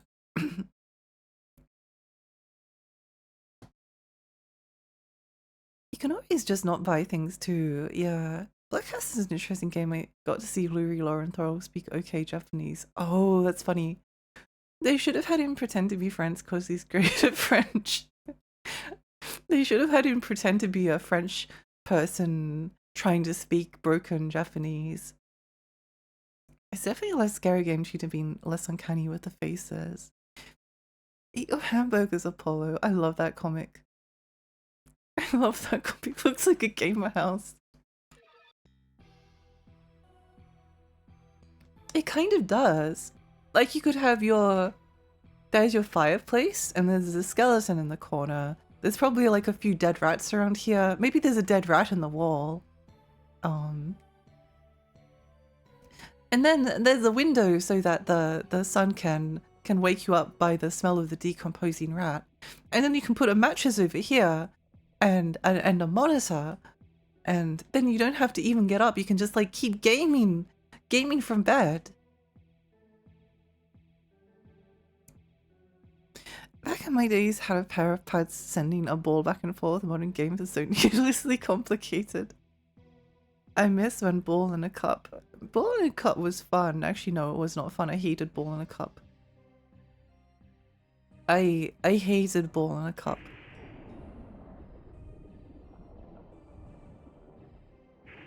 I think I disliked anything kind of sporty.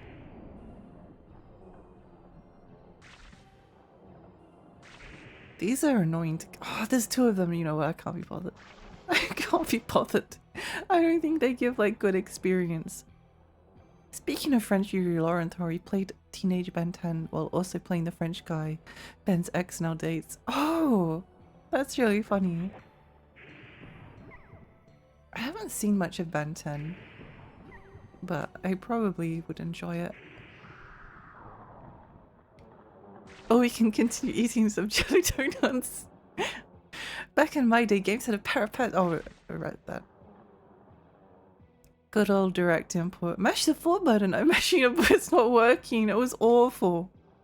It was genuinely like trauma inducing, because like you eventually like figure out the button and you still don't know what it is, but it's like, I don't know, it's like the slash key or something.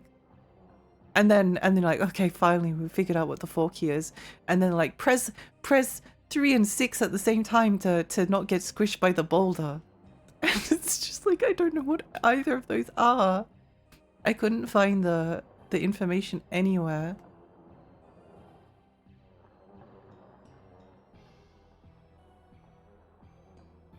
You sleep on the floor in this 5 million ramen cups. Unfortunately, they couldn't render the ramen cups with PlayStation 1 technology. But when they eventually remake Kingsfield 2, then they will be able to put in all of the ramen cups. Be right back, going out for a bit. Bye, Alex, bye! Have a lovely time out.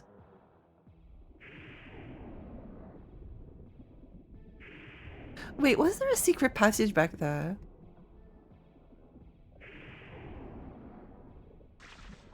Go away! Go away!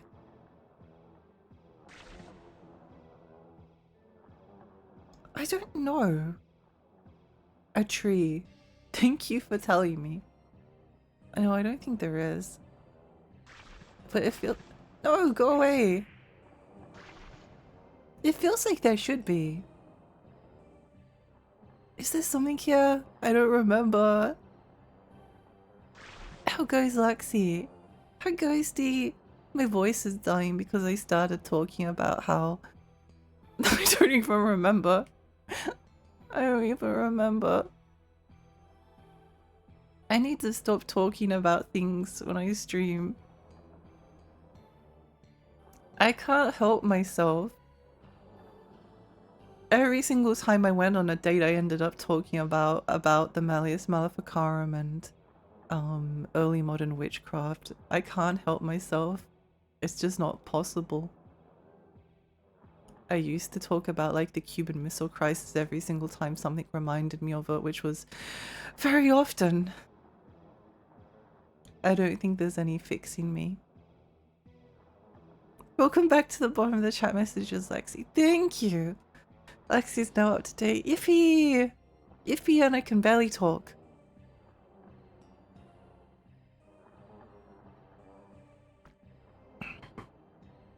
I think I might have to have a break soonish because I can't talk. Well done, thank you.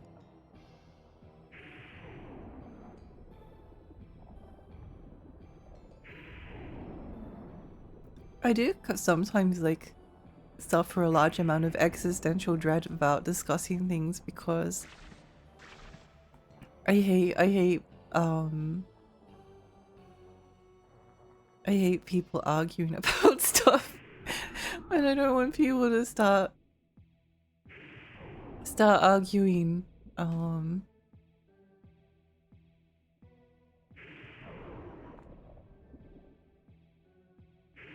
I always really like it when people, I can't really like overly think of games that I dislike, but I always really like it when I play a game and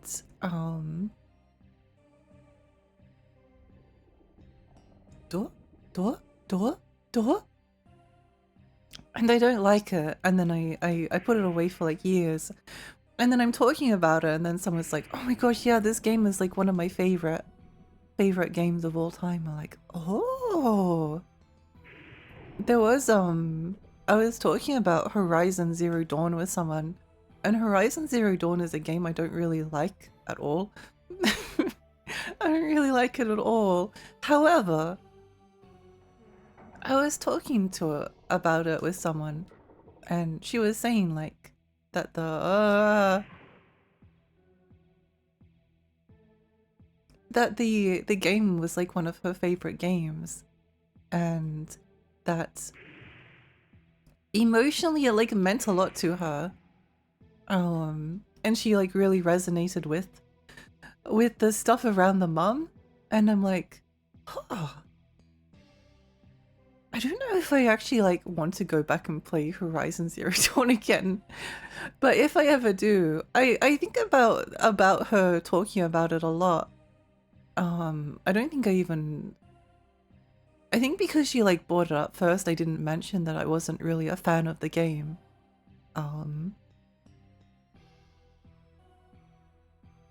It's like that's really cool. That's really cool, and it makes me wanna try it again. Entrance to Northern Village. Yeah. Going back to talk about non-divisive topics like the sex compass. I love the sex compass. Oh, this is the graveyard. This is the Northern Village. No, this is the Northern Village. See, because the sex compass points to the north.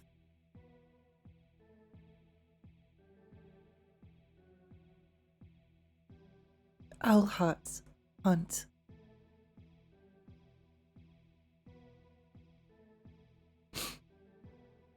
Hello, newcomer. You can go to the underworld if you want to find some crystals. I cannot go down below because I have I'm too fat. I have some herbs to sell. I need to I need to screenshot this.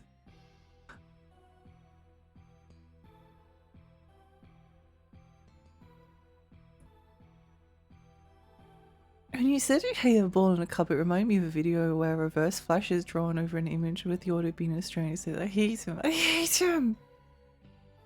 I effing hate him. The Berserk one, Lexi. Oh, that one just made me tired. That one made me tired, but like if someone was like, oh yeah, it's actually like, it's one of my favorite games. I find it really relaxing, and I really like the boss fights. I was like, oh, I mean, I didn't really even get to the later part of the game. I'd think about going back to it. I'd still like to go back to it, but mashing the square button for like 4 hours made me feel like I was dying. It made me feel like I was dying. It wasn't really hatred, it was more chronic fatigue. Let's see what we got. Moon God. Amulet of Mist. Oh my gosh, it's so expensive. Miner's Map. Earth Herb. Seeds Bloom?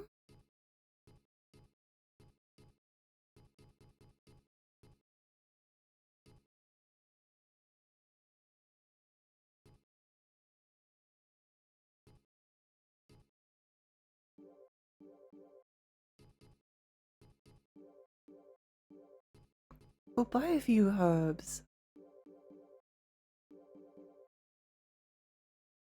I'll do.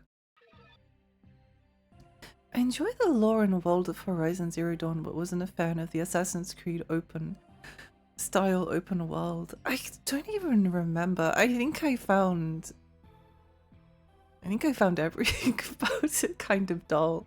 I thought the dinosaurs were cool, but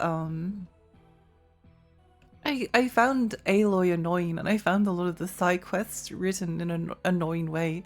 But it could have just been the mood that I was in, because a lot of these things are very like matter of perspective. It annoyed me at the time, but I would change my perspective on them.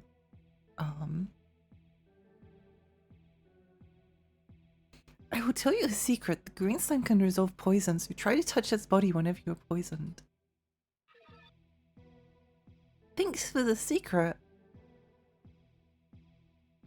Running away if you see monsters. Don't even think about finding them, even though you're a skillful swordsman. The sex compass. Yeah. I wonder why I'm always so hungry. Oh, so it's not just... It's like the guy that was like before. See, because the compass points the way to sex.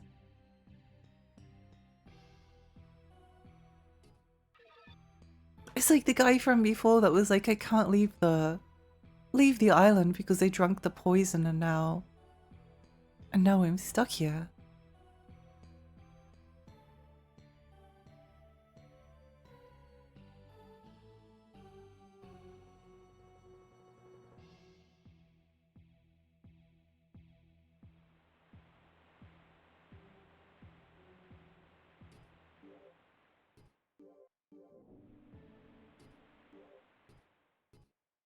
Crystal flask?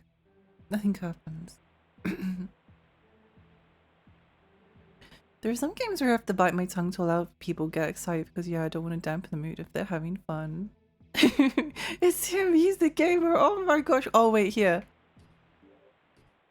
Crystal flask. Yeah, drink some water. Ippy. Nola bagel. Bagel.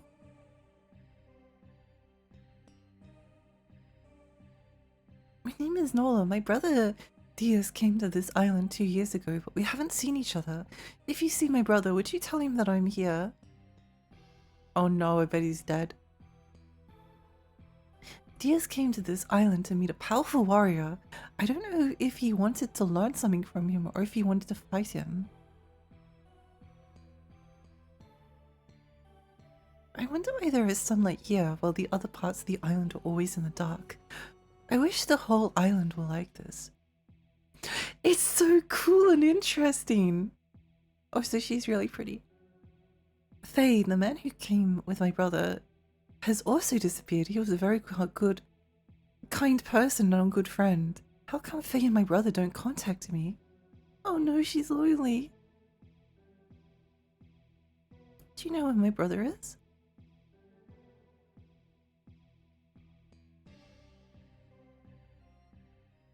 It had side quests, it did. It did.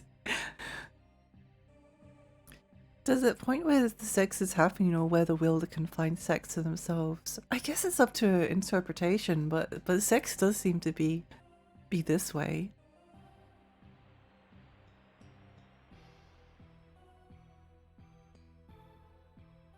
We found 2 skeletons burning earlier.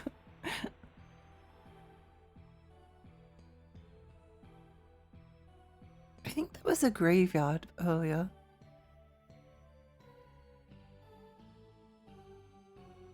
Whoa, weird little beetle creatures.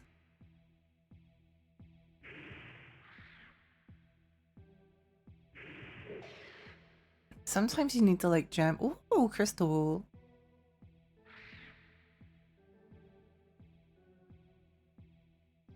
Jam your like sword up their butts to hit them.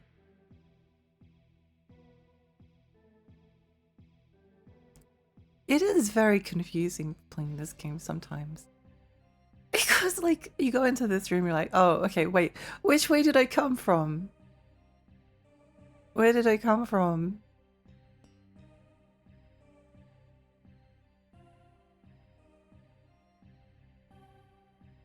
Where did I come from? What am I fighting for?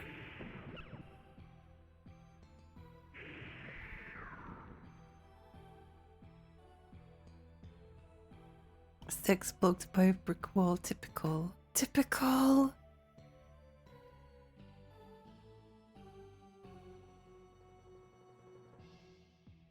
I really like having like discussions, but at the same time I also kind of hate it. And I have like a certain amount of trauma around having discussions. I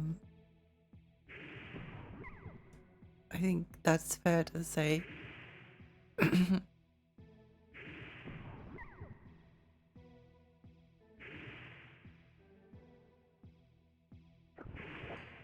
So sometimes I wish like, oh, why am I like this? Why am I like this? Why can I not keep my stupid mouth shut? It's just like getting too autistic about things. I wish I could just have like happy, calm discussions. Oh wait, this isn't no, this is a hole that that's an exit. Oh, thank goodness. Bones. Oh, I think I know where we are actually. I think there might be a save point through here. Yeah.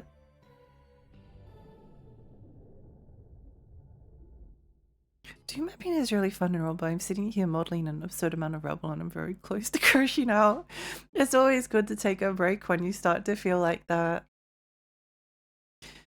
This is partially true. The misconception of our frame rate comes down to the CFF being used for different situations. Kid can enter.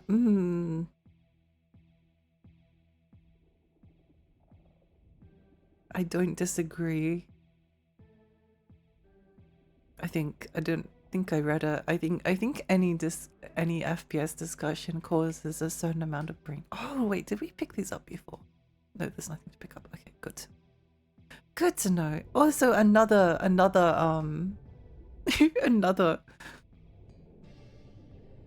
way forward that is completely like hidden. Oh, this is the long hallway.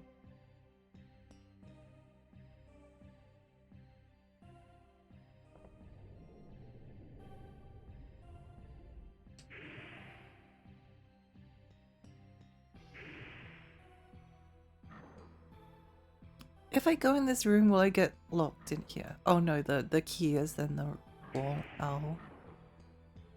These guys are really easy to kill, but they do a lot of damage.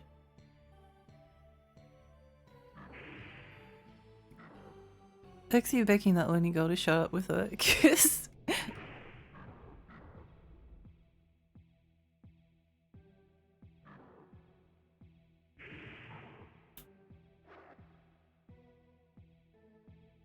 Also, hi Luna, hi, welcome. Discussions around the frame rates are interesting, in terms of like how... Oh, okay, that's fine. This is what happens when I entertain the okay, fine. Thank you for reminding me. Discussing things are stupid. Hi Zelda, welcome. Welcome.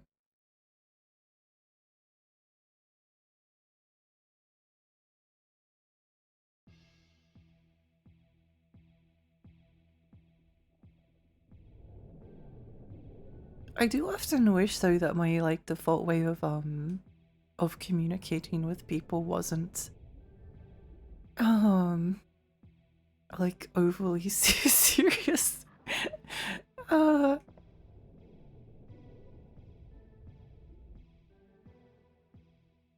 Wait a moment. I think this guy dropped something. We will kill him. For his loot.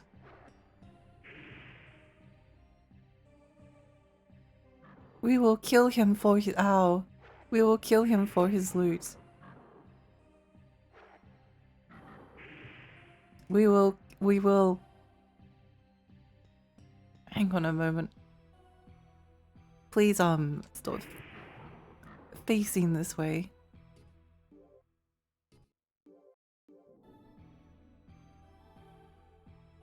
Once again, the FPS discussions are lethal. Ow.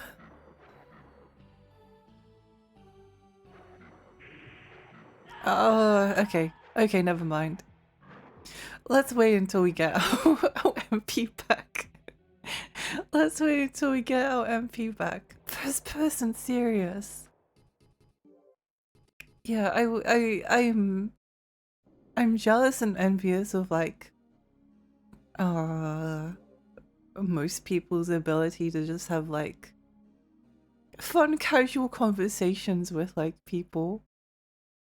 How do I explain it? Like conversations where you just like joke about like poop and how funny poop is. I think most of the time my streams are kind of like that, but it's something I find really difficult. And then also I find it like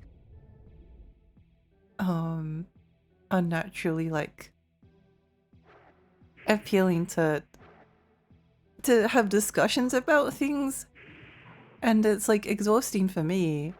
And I don't know, I just want to be like I just want to have like casual fun conversations, but I never can. I'm not good at talking that way. What's over here? I actually think I remember. Let's kill these guys before they spawn like 70 of them.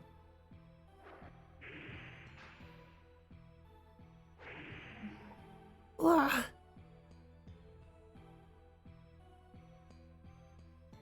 When you think about it, in these games we are basically just glorified muggers. I suppose so.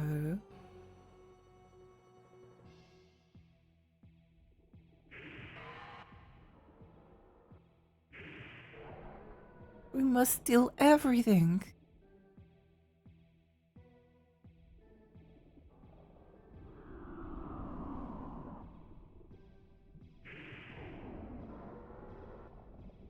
Steal all the loot. I think it's actually difficult for me to explain what I was saying before. But I noticed I've always like been envious of the way that most people can have friends and like talk to each other, and my brain defaults to like liking serious discussions, but I also just don't want to have them. I just want to talk about like hamsters are cute or like random little things that like pop up. But that's just the way things are, really. There's not a lot I can do about that. I think there's like a secret wall over here somewhere, maybe, possibly.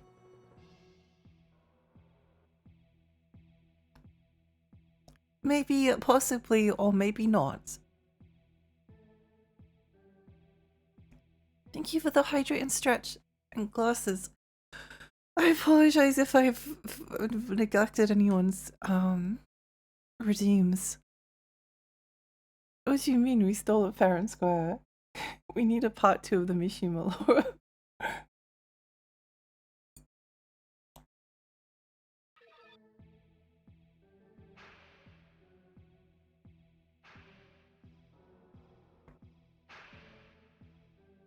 I can hear something around here.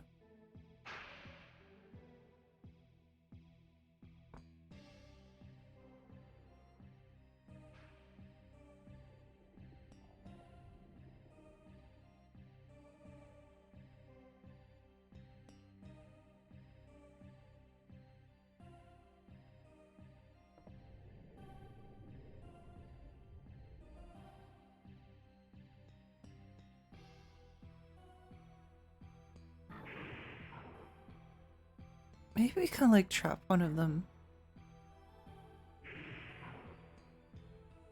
in here.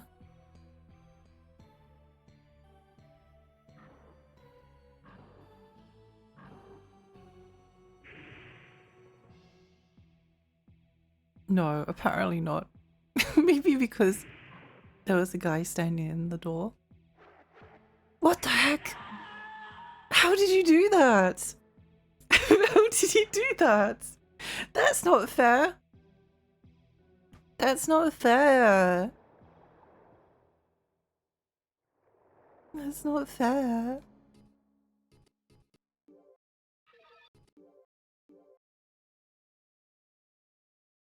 Okay, let's forget about those guys for now. I remember we said that we said that before, but this time for real.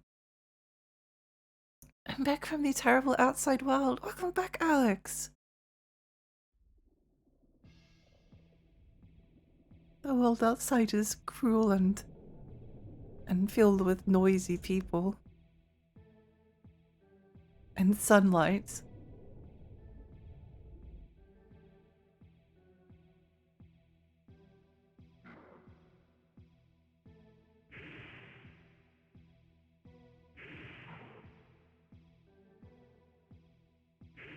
The AI of these creatures sometimes is like it's like difficult to understand. It's difficult to comprehend like what's going through their brain.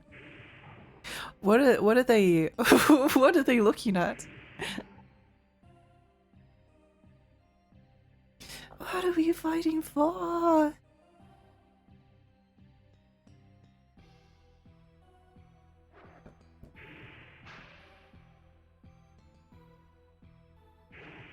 It rained yesterday. Everything smells like a wet dog. Oh no!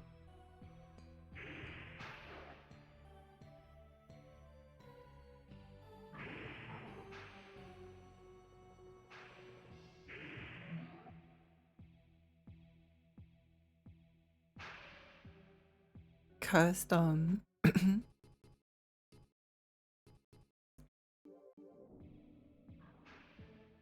outside bad, inside good. Yeah, there's a game called Look Outside, which is about why it's bad to look outside. I think everyone should just stay inside forever.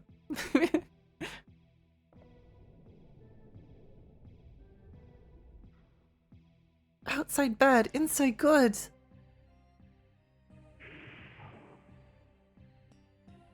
I am very much wishing that. Ow. These guys can kill you like really quickly. But maybe ow. Ow, ow. What the heck? What the heck, game?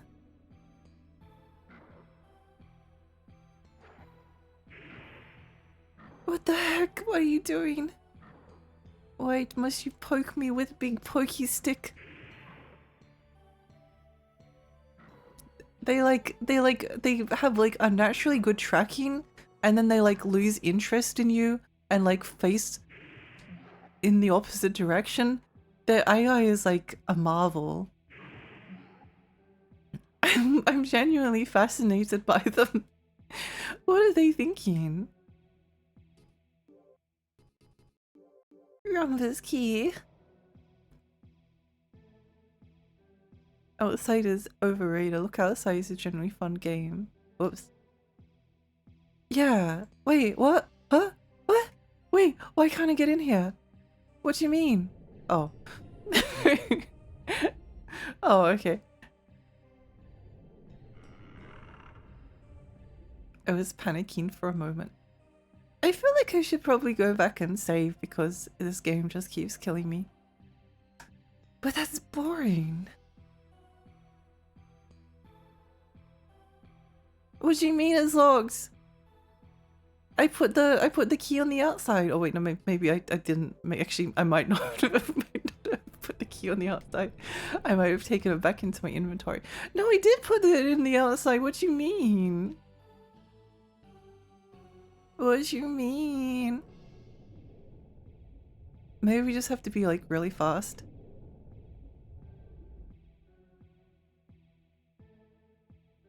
No, let me grab it. Let me grab it. I thought the solution was to...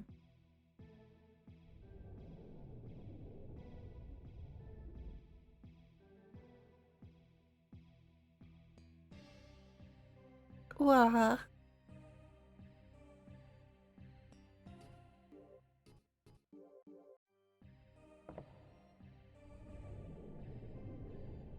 Unless there's like a secret passage in here. Ooh.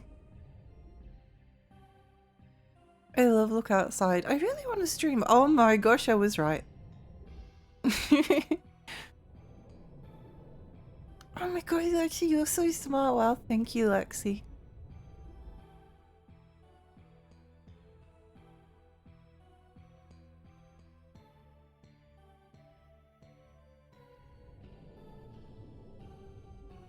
Wait, let me pick this up.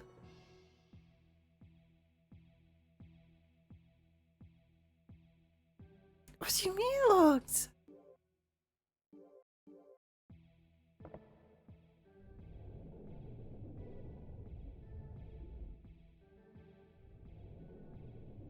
I think we can like take this key and then there's like going to be a secret passage around here in the back.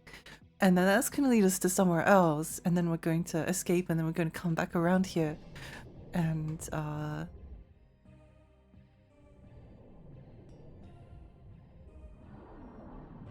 oh. Okay. Okay, game, you win. You win. But surely one of the other walls will have the secret passage.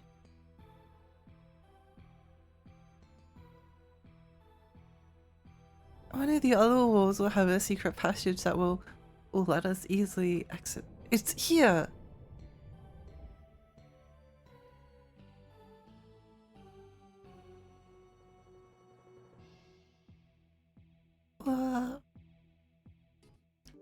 Goodbye, Rumbuski. I love you.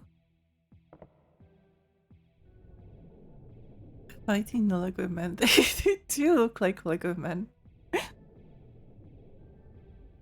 Look outside the wholesome game where everyone dies. Yay! Fun fact, Lucas Gilbert, the current voice of Zero, has said he feels really sorry for Zero's voice actor in X4. And that one of the reasons for his performance is that they got basically no direction, so they had to wing it, and the standard for dubbing back then was abysmal, so it's no wonder it turned out the way it did. I'm glad that it turned out the way it did.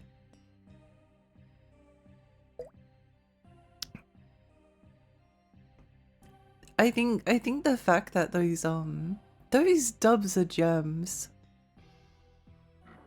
And we're lucky to have them.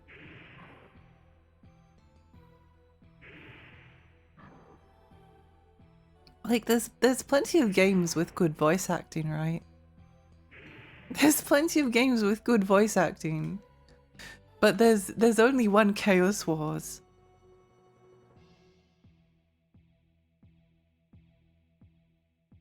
Oh my gosh, we're heading towards sex.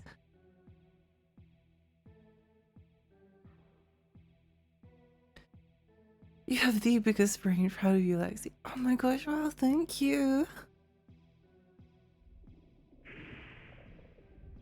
Kind of the same reason Sonic Adventure 1 and 2 have notoriously weird acting. I think it's great.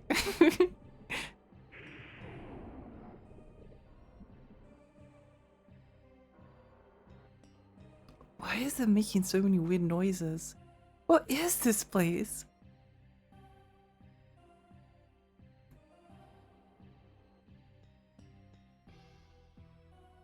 You're not gonna get away with this. I've actually been thinking about replaying Sonic Adventure 1 and 2 and then playing the rest of the Sonic games I didn't stream.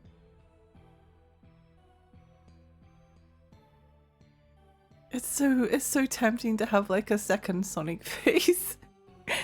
It's so tempting. I can't. I'm weak. I'm weak. I just want to play Sonic games sometimes.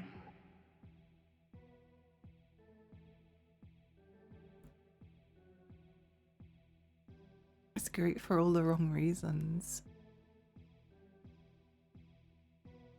Wrong reasons are just right reasons in disguise. Oh, nothing. Wait, hang on. I think we died here before, so there might not.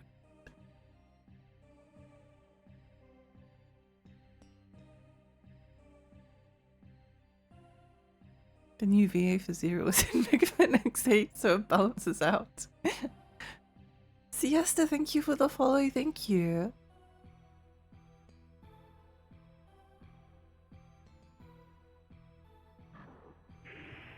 No, miss.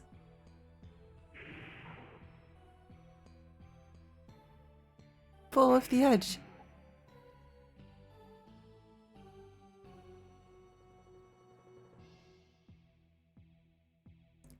Characters speaking over each other in Sonic Adventure 2 always makes me happy. It's the simple things in life, isn't it? Where does this go? Oh wait, does this go back to the island? Wait, hang on.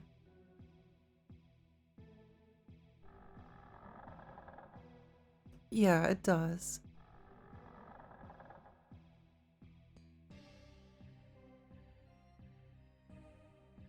So that's like the northern... Okay, I think I know where we are. Whoa, whoa, whoa, whoa!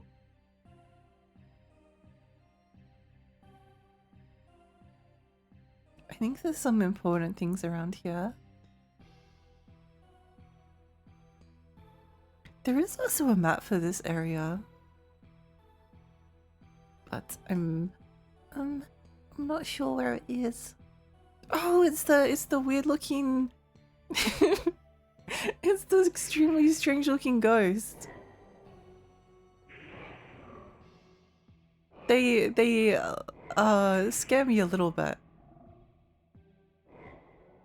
I am alarmed by them. Can we kill them? Oh, they make us slow. Oh. Oh, they did die. Okay, great, wonderful. Okay, let me just slowly turn around. Where'd they go? I think they're behind me. Let me. This is what the enemies feel like when they're fighting me.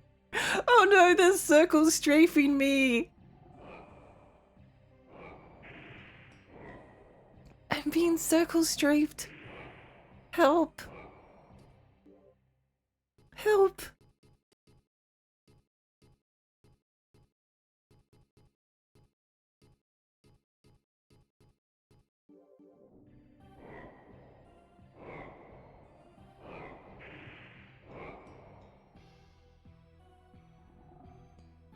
I can't see them. They are ghosts, they're already dead. How can we kill something that's already dead?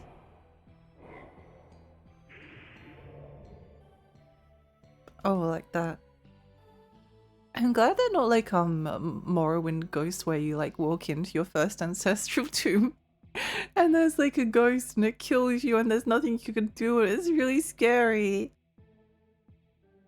Mummies, the troll gummy worm ghosts, yeah, they are, aren't they?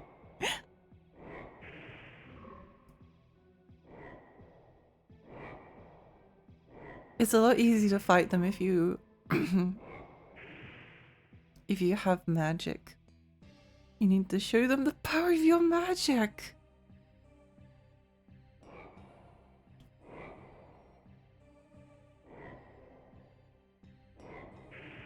I also think about like Dynasty Warriors 3 and how bad the voice acting is.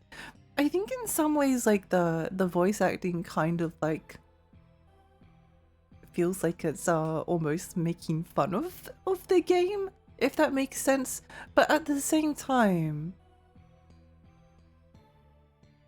like there's a cool story to be told and it's making fun of it, but at the same time it's really funny. At the same time it's really funny. So it's kind of like it's kind of really strange.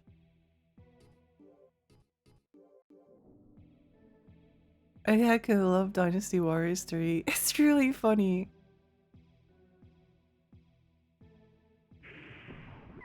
The dub is kind of a masterpiece. So is the dub for Arkwright's Fantasia.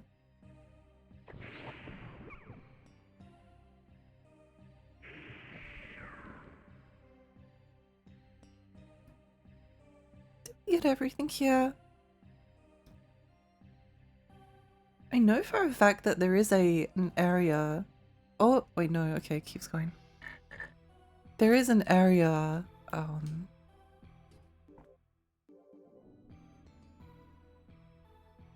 that is a graveyard that drops some really important stuff. I don't know if it's here or if it's somewhere else.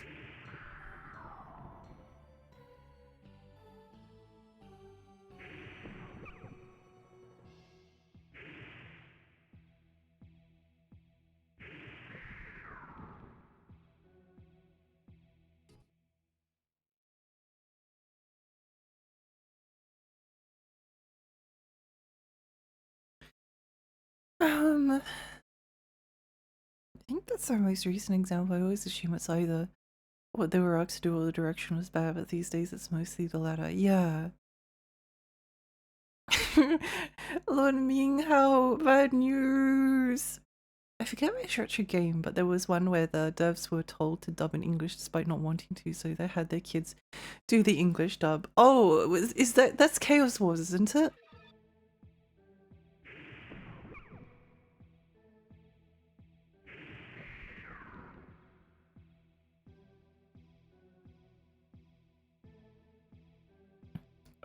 Or is it someone else? Grave.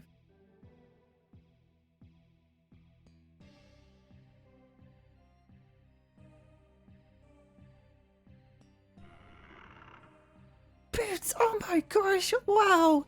Wow, Boots! Oh wow! Wow, this is the best day of my entire life. Well, oh my gosh! Wow, I can't believe this. I found Boots! I found Boots! Oh my gosh!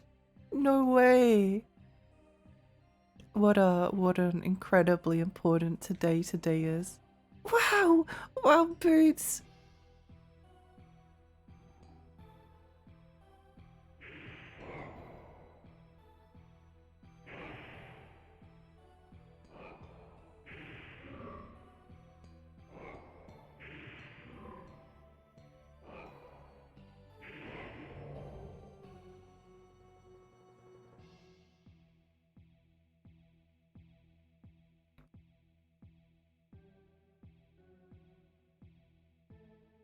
I am curious about what that game was, though.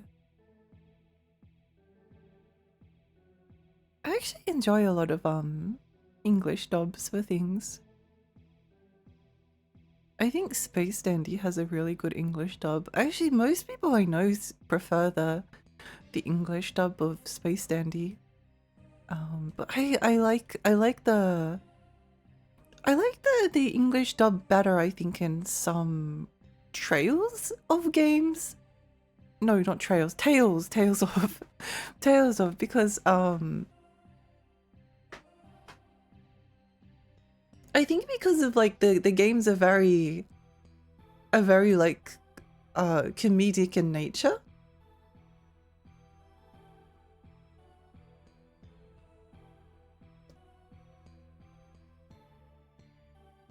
They're very comedic in nature, and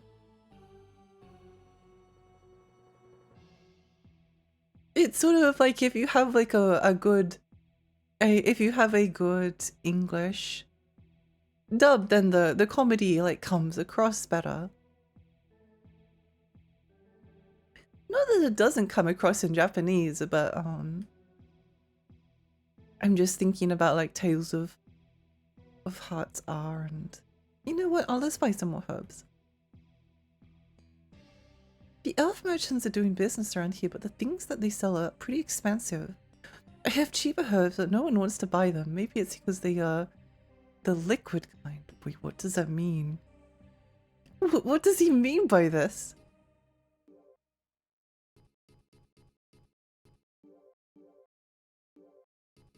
What do you mean the liquid kind?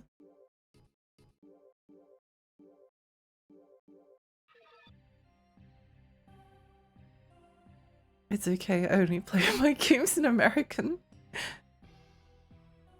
Oh, it was Chaos Wars.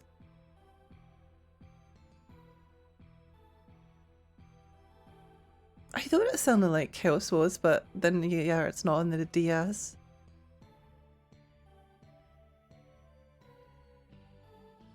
Chaos Wars is very Anime and very bad with dumb on purpose. Oh, I don't know if was it on purpose?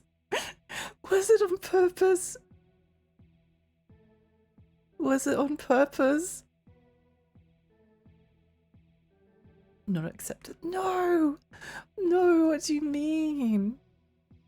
Not sealed. That was the one game where you took control of things, Space Station, Silicon Valley. Oh, I do want to play that game. Tales vs. Trails is a very important distinction. Yeah. Yeah. I have been playing Trails in the Sky remake though, and I do think the dub is very enjoyable in English.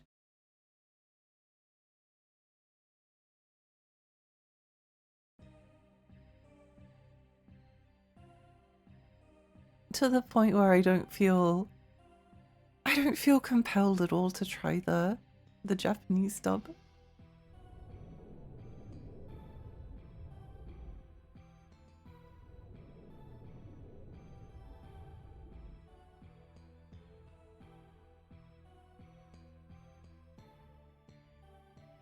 Sealed?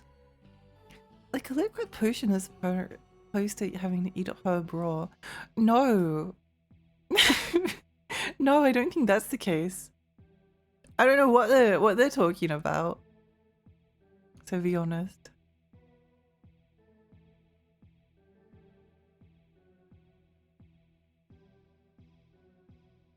Oh my gosh, sex is this way. Okay, that's where the cute girl was. I think it's interesting what you often get the dub versus sub debates when neither version have actuated natural speech, both usually have theatrical kind of talking. Yeah, it is interesting. I think the main reason why I would prefer the subtitled version, A, is that often the direction is better. And I just like the way that the intonation is, the intonation of where they put the emphasis and how they deliver the lines.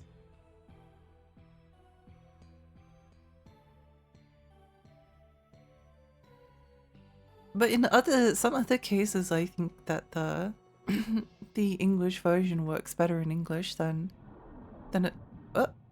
Oh, I'll take that. I think there's like a crystal. Haha, you didn't kill me. Oh, right. Well, I think we went like around this room.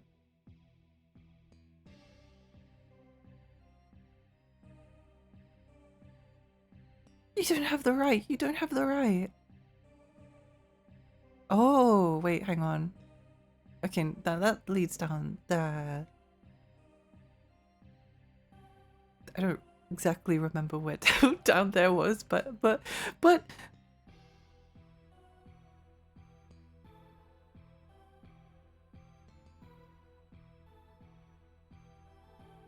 I think it's also just because we as Westerners have a blind spot when it comes to the Japanese language.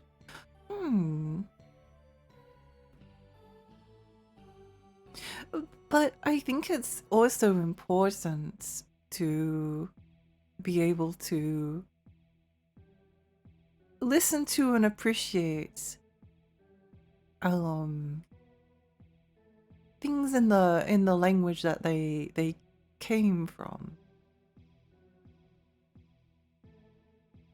Wait, hang on. I think that's important.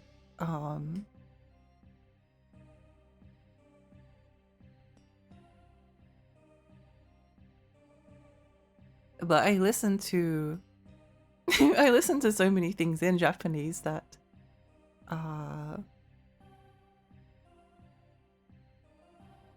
that's not overly relevant.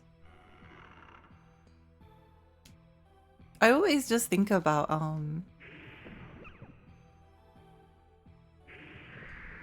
because I like listening to films in German and French and people always are always like, oh, German language films always sound so awful. They all it's so angry sounding. Oh, they always sound so angry. That's the I hear it all the time. And I think like some of my favorite films of all time are in German. And it's always so underappreciated. Stop kidding me, you stupid ghost.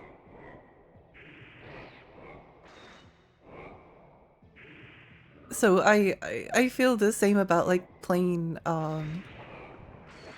it depends on the game. It depends on the game, but if it's something like ow. If it's something like, I don't know, Clair Obscur, I'm listening to it in French, I like the French voice acting. And I don't think it's just because it sounds fancier or more authentic. I think it's because I like the voice direction, even if I can't understand the words. I can still understand the emotions that are being portrayed. Why is this area literally evil?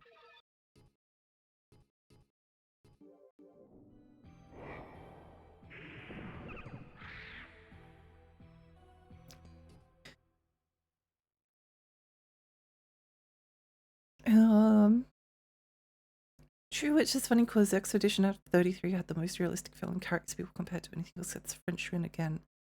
Oh, there only one since Cheese and Baguettes. Did you watch no, I don't think I did. German is a very fun language. I agree. I just really I like different languages. I'm not good at like language studies. I've tried. I think my ADHD is like too bad. It's too bad for like the constant repetition and daily study that you need to maybe if I get, but I there's like so many languages that I want to learn. I wanted to learn Japanese and I've wanted to learn French and I wanted to learn Finnish and I really love listening to stop that listening to things that aren't in English.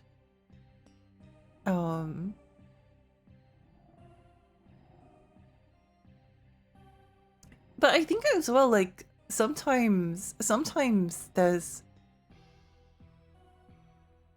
certain things. It's been too much time since I last watched Space Dandy. I really want to watch it again sometime, but stop it! Stop killing me! Stop it, you stupid guys! I hate you! Die in a hole! I realize there is a hole over there. Go fall in the hole and die. I think that's all of them. German always sounds so angry to me, the person who raises my voice very loudly to do a stereotypical German impression. I think German is beautiful. I think it's beautiful. I think all of the movies that I've watched sound incredible. I don't think it sounds angry, at least to me.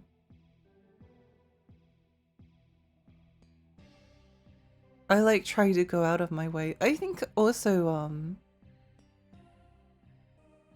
Chinese is a very beautiful sounding language and I try to listen to, if I'm playing like a gacha game like Genshin, I try to listen to it with the Chinese voice acting.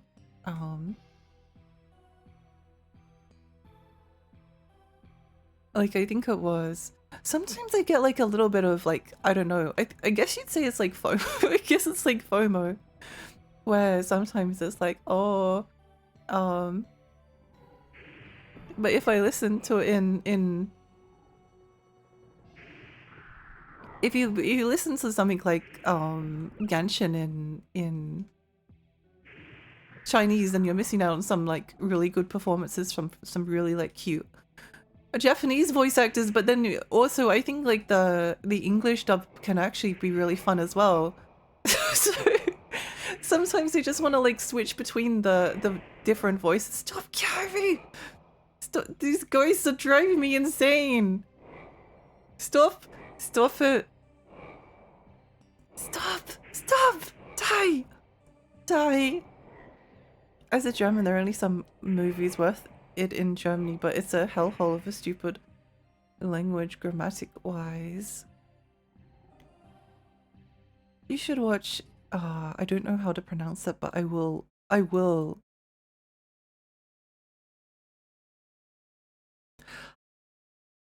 I think I've heard of this. I think I've heard of it. I'll have a look into it. I know a cute German streamer who's very adorable when she speaks German. Yeah. I think I know the one. There's a cute German streamer who's a VTuber, who, when I raided her for the first time, she sung the opening of Final Fantasy Crystal Chronicles on the GameCube to, which was, and I think it was so beautifully sung I almost cried. It was so lovely. I still think about it. I wish I had like recorded it somehow. I think too much time has passed and it probably doesn't exist anymore, but I was maybe though it's better sometimes to not record things. Maybe sometimes it's okay for things to just be like a moment in time that has passed.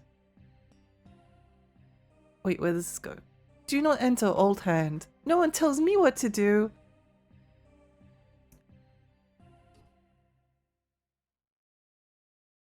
Go to sleep. Bye. Bye, Millie. Bye. I also do it in Chinese. Heck yeah.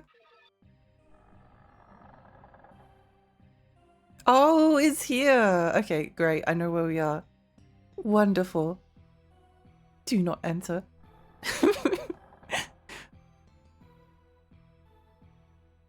On the other hand, I remember watching a comparison of voice acting in Little Witch Academia. I felt the English one was the weak one in the video. I think it can like really depend because you can get like it's not just like a language thing. Some people are better actors than others. Sometimes people are really, really good actors and then other times they're not as good actors, and that's okay. Oh, I think this is the... Oh, I know where we are. Okay.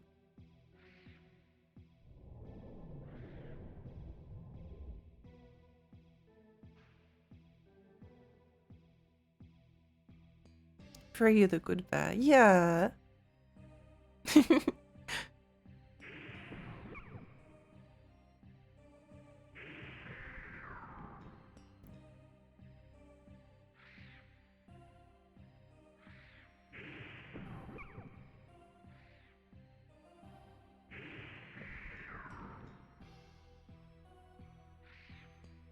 I really oppose the trope that dubbing is a way to dumb down something because it assumes people won't understand unless they hear it in their own language.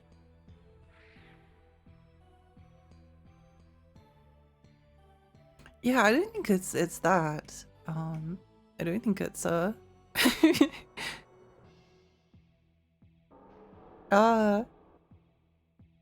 think a lot of the time it's actually more I think it's important to...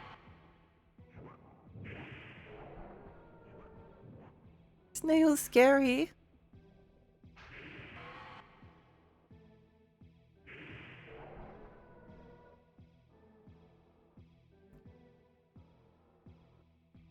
Whoa! Whoa, new sword!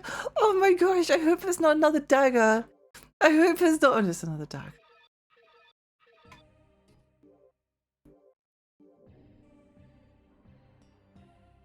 It's another dagger.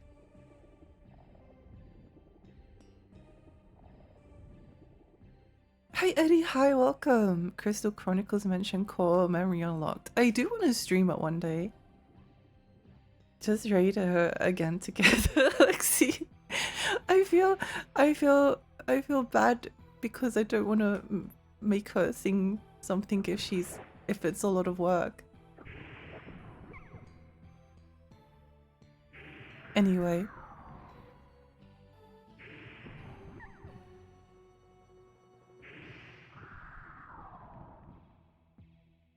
But yeah, I like hearing things in their original language. I don't want to hear things. I don't want to hear things dubbed most of the time, but at the same time, I did really enjoy. I really enjoy the trails in the sky and the.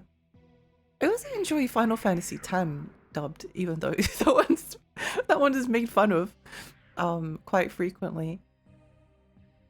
I really enjoy the dub of that. I enjoy that dubbed. So that's that way, and then the other way is the. This is the jail cell, right? This is jail cell.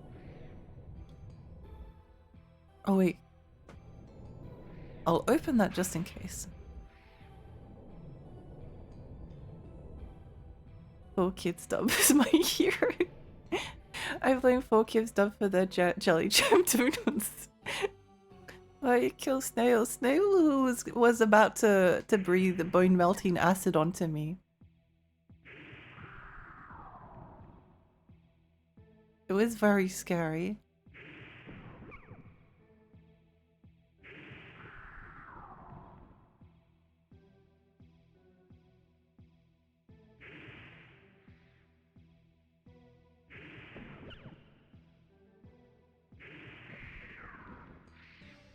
I may try and go and save soonish.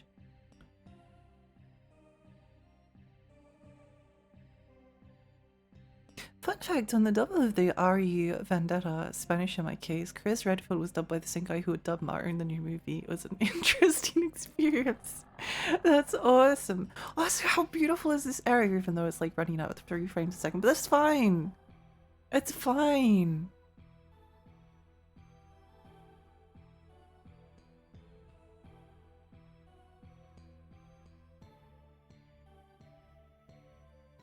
That's fine.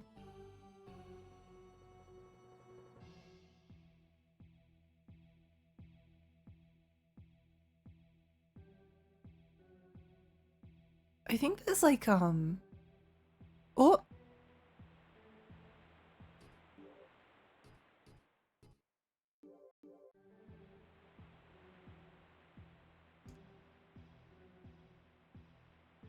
What fits in there? Have we picked it up? Nothing happens. What do the dragon crystals do? Dragon crystal King's Guild 2.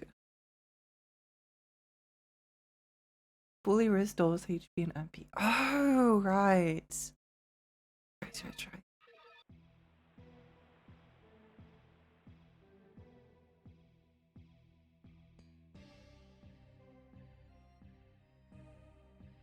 I think there's something like important. Sealed. No! There's something important in this map that we need to go collect, but I don't remember how to get there.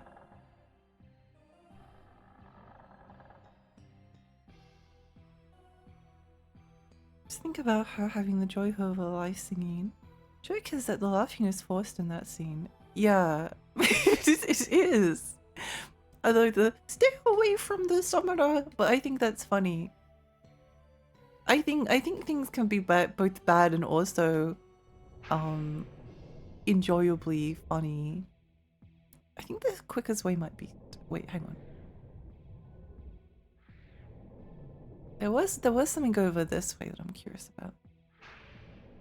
Just the laughing Titus one, because that's the only thing I remember being memed on. I think a lot of people don't like the voice acting. It's made fun of as like a bad example of early voice acting. I've definitely heard it before, but I like the Final Fantasy X dub. But then again, if I had the chance to like listen to it in Japanese, I probably would. I actually like felt the same about Shadow Tower. Like I think with Shadow Tower there was like some instances where the voice acting was better in English, and I think there was some instances where It was better in Japanese. In the sense that I think they like convey different tones. Like you can have someone like be, I don't know, serious or seductive or like cocky or sound like a clown. And sometimes they did sound a little bit like a clown and shout out English. But then there were other instances which I thought were really, really good and well done.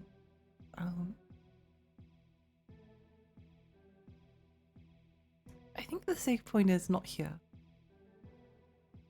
It's over here. Stay away from the summoner. Yeah, and it's supposed to be forced. It is. It is supposed to be forced.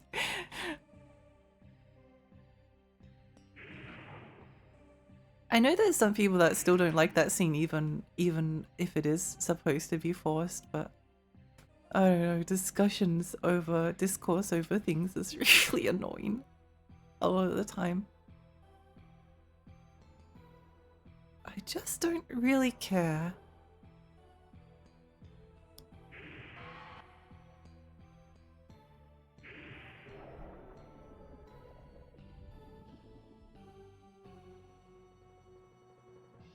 I think what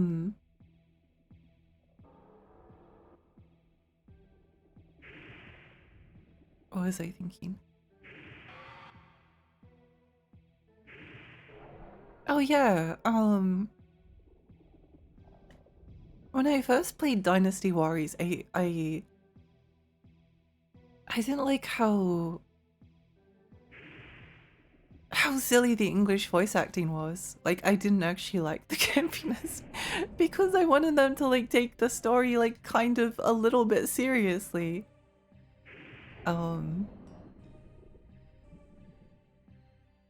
And most of the time the Japanese dub was more pleasing to my ear palette.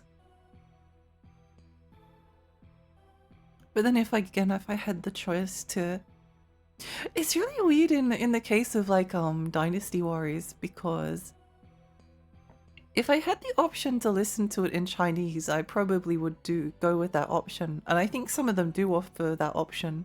Was it Dynasty Warriors Origins? Did that have an English option? I think it did, and I think I might have listened to it.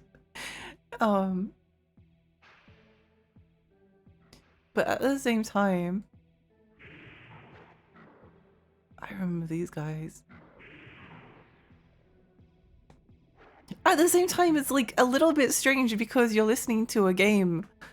It's kind of the siren podcast thing. You're listening to a game about ancient China with the Chinese dub that was made in Japan and written and developed by a Japanese development team. It's a little bit strange. Where is my save point?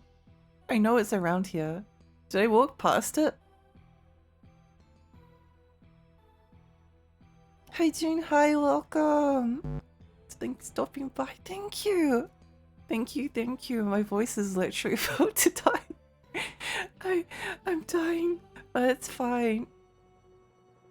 My favorite voice acting in Resident Evil 1996. I have this. I think the voice acting in the original Resident Evil is a gem and should be cherished and treasured forever.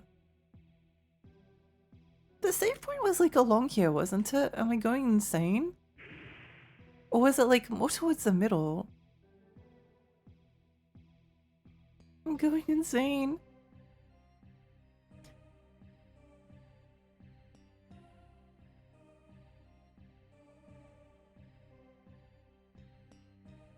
Being goofballs, being seagulls together. It's cute. I like when people can just be goofy.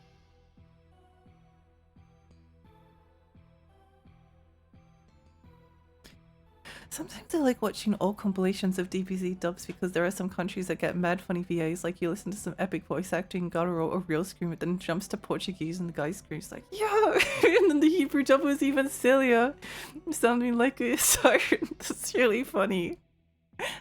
Yeah, no, I love that stuff as well. Maybe it's the next one.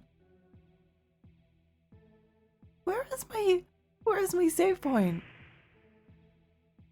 I lost it. Oh wait, hang on. Is this a different area?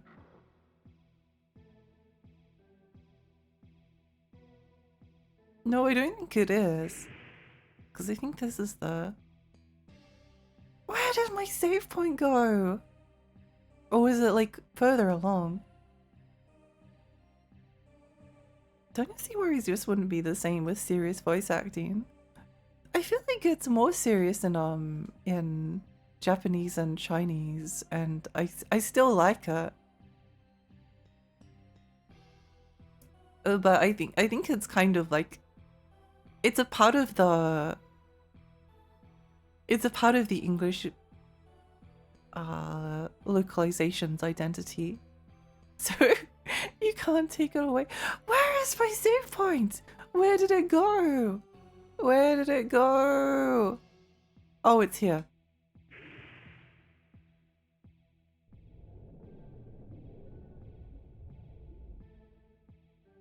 Don't die. I might have to take a break because I'm suffering.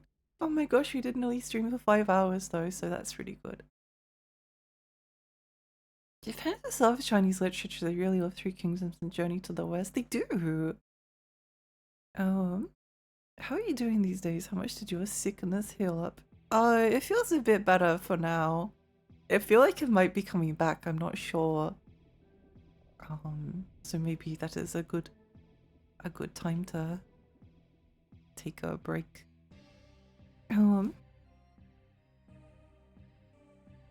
You lost the save point again. Don't worry, I found it. Oh, so personally you love OG RE4. No way, bro. Yeah, no, it's great. It's really fun. I think that the fact that like the original Resident Evil is like really campy, and then the remake is like a little bit more serious, kind of is like a beautiful contrast between the two, because I also like that Ashley is like more... Ashley was like always so memed on in the original game, and I like that she was like soft and cute in the remake. And then I prefer the original.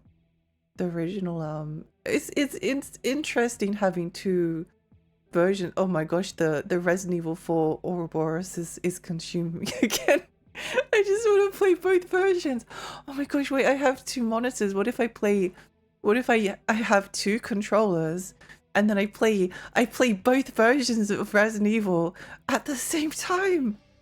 And then I can play Resident Evil Mercenaries on the 3DS. Oh my gosh. No thanks, bro. Your right hand comes off?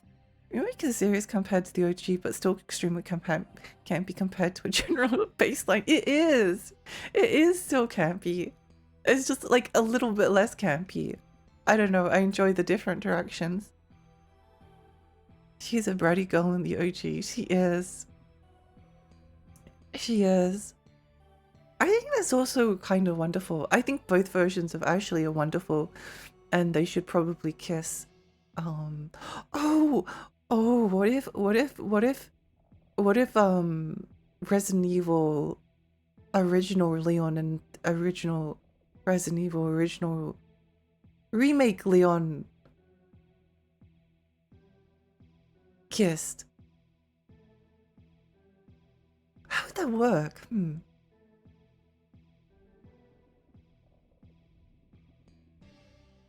Much to think about. Quick, to Tumblr!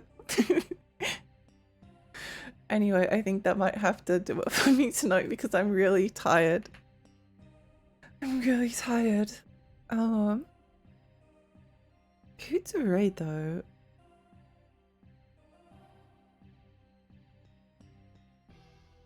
Oh! I can read Agumi.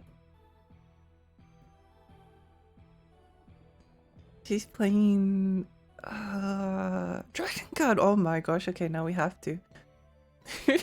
Now we have to.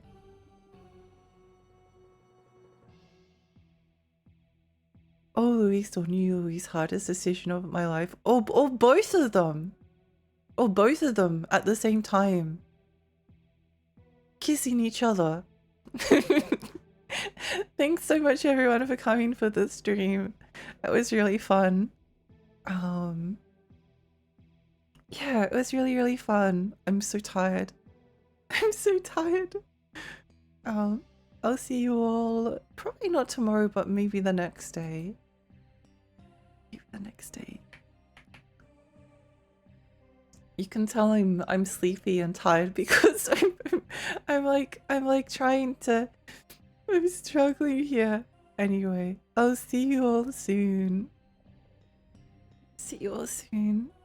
Thanks for the stream. I hope you recover after all the talk today. Thank you. Some days I want to stream like more than I've been trying to stream every second day.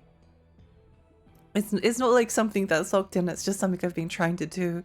But at the same time, sometimes I'm like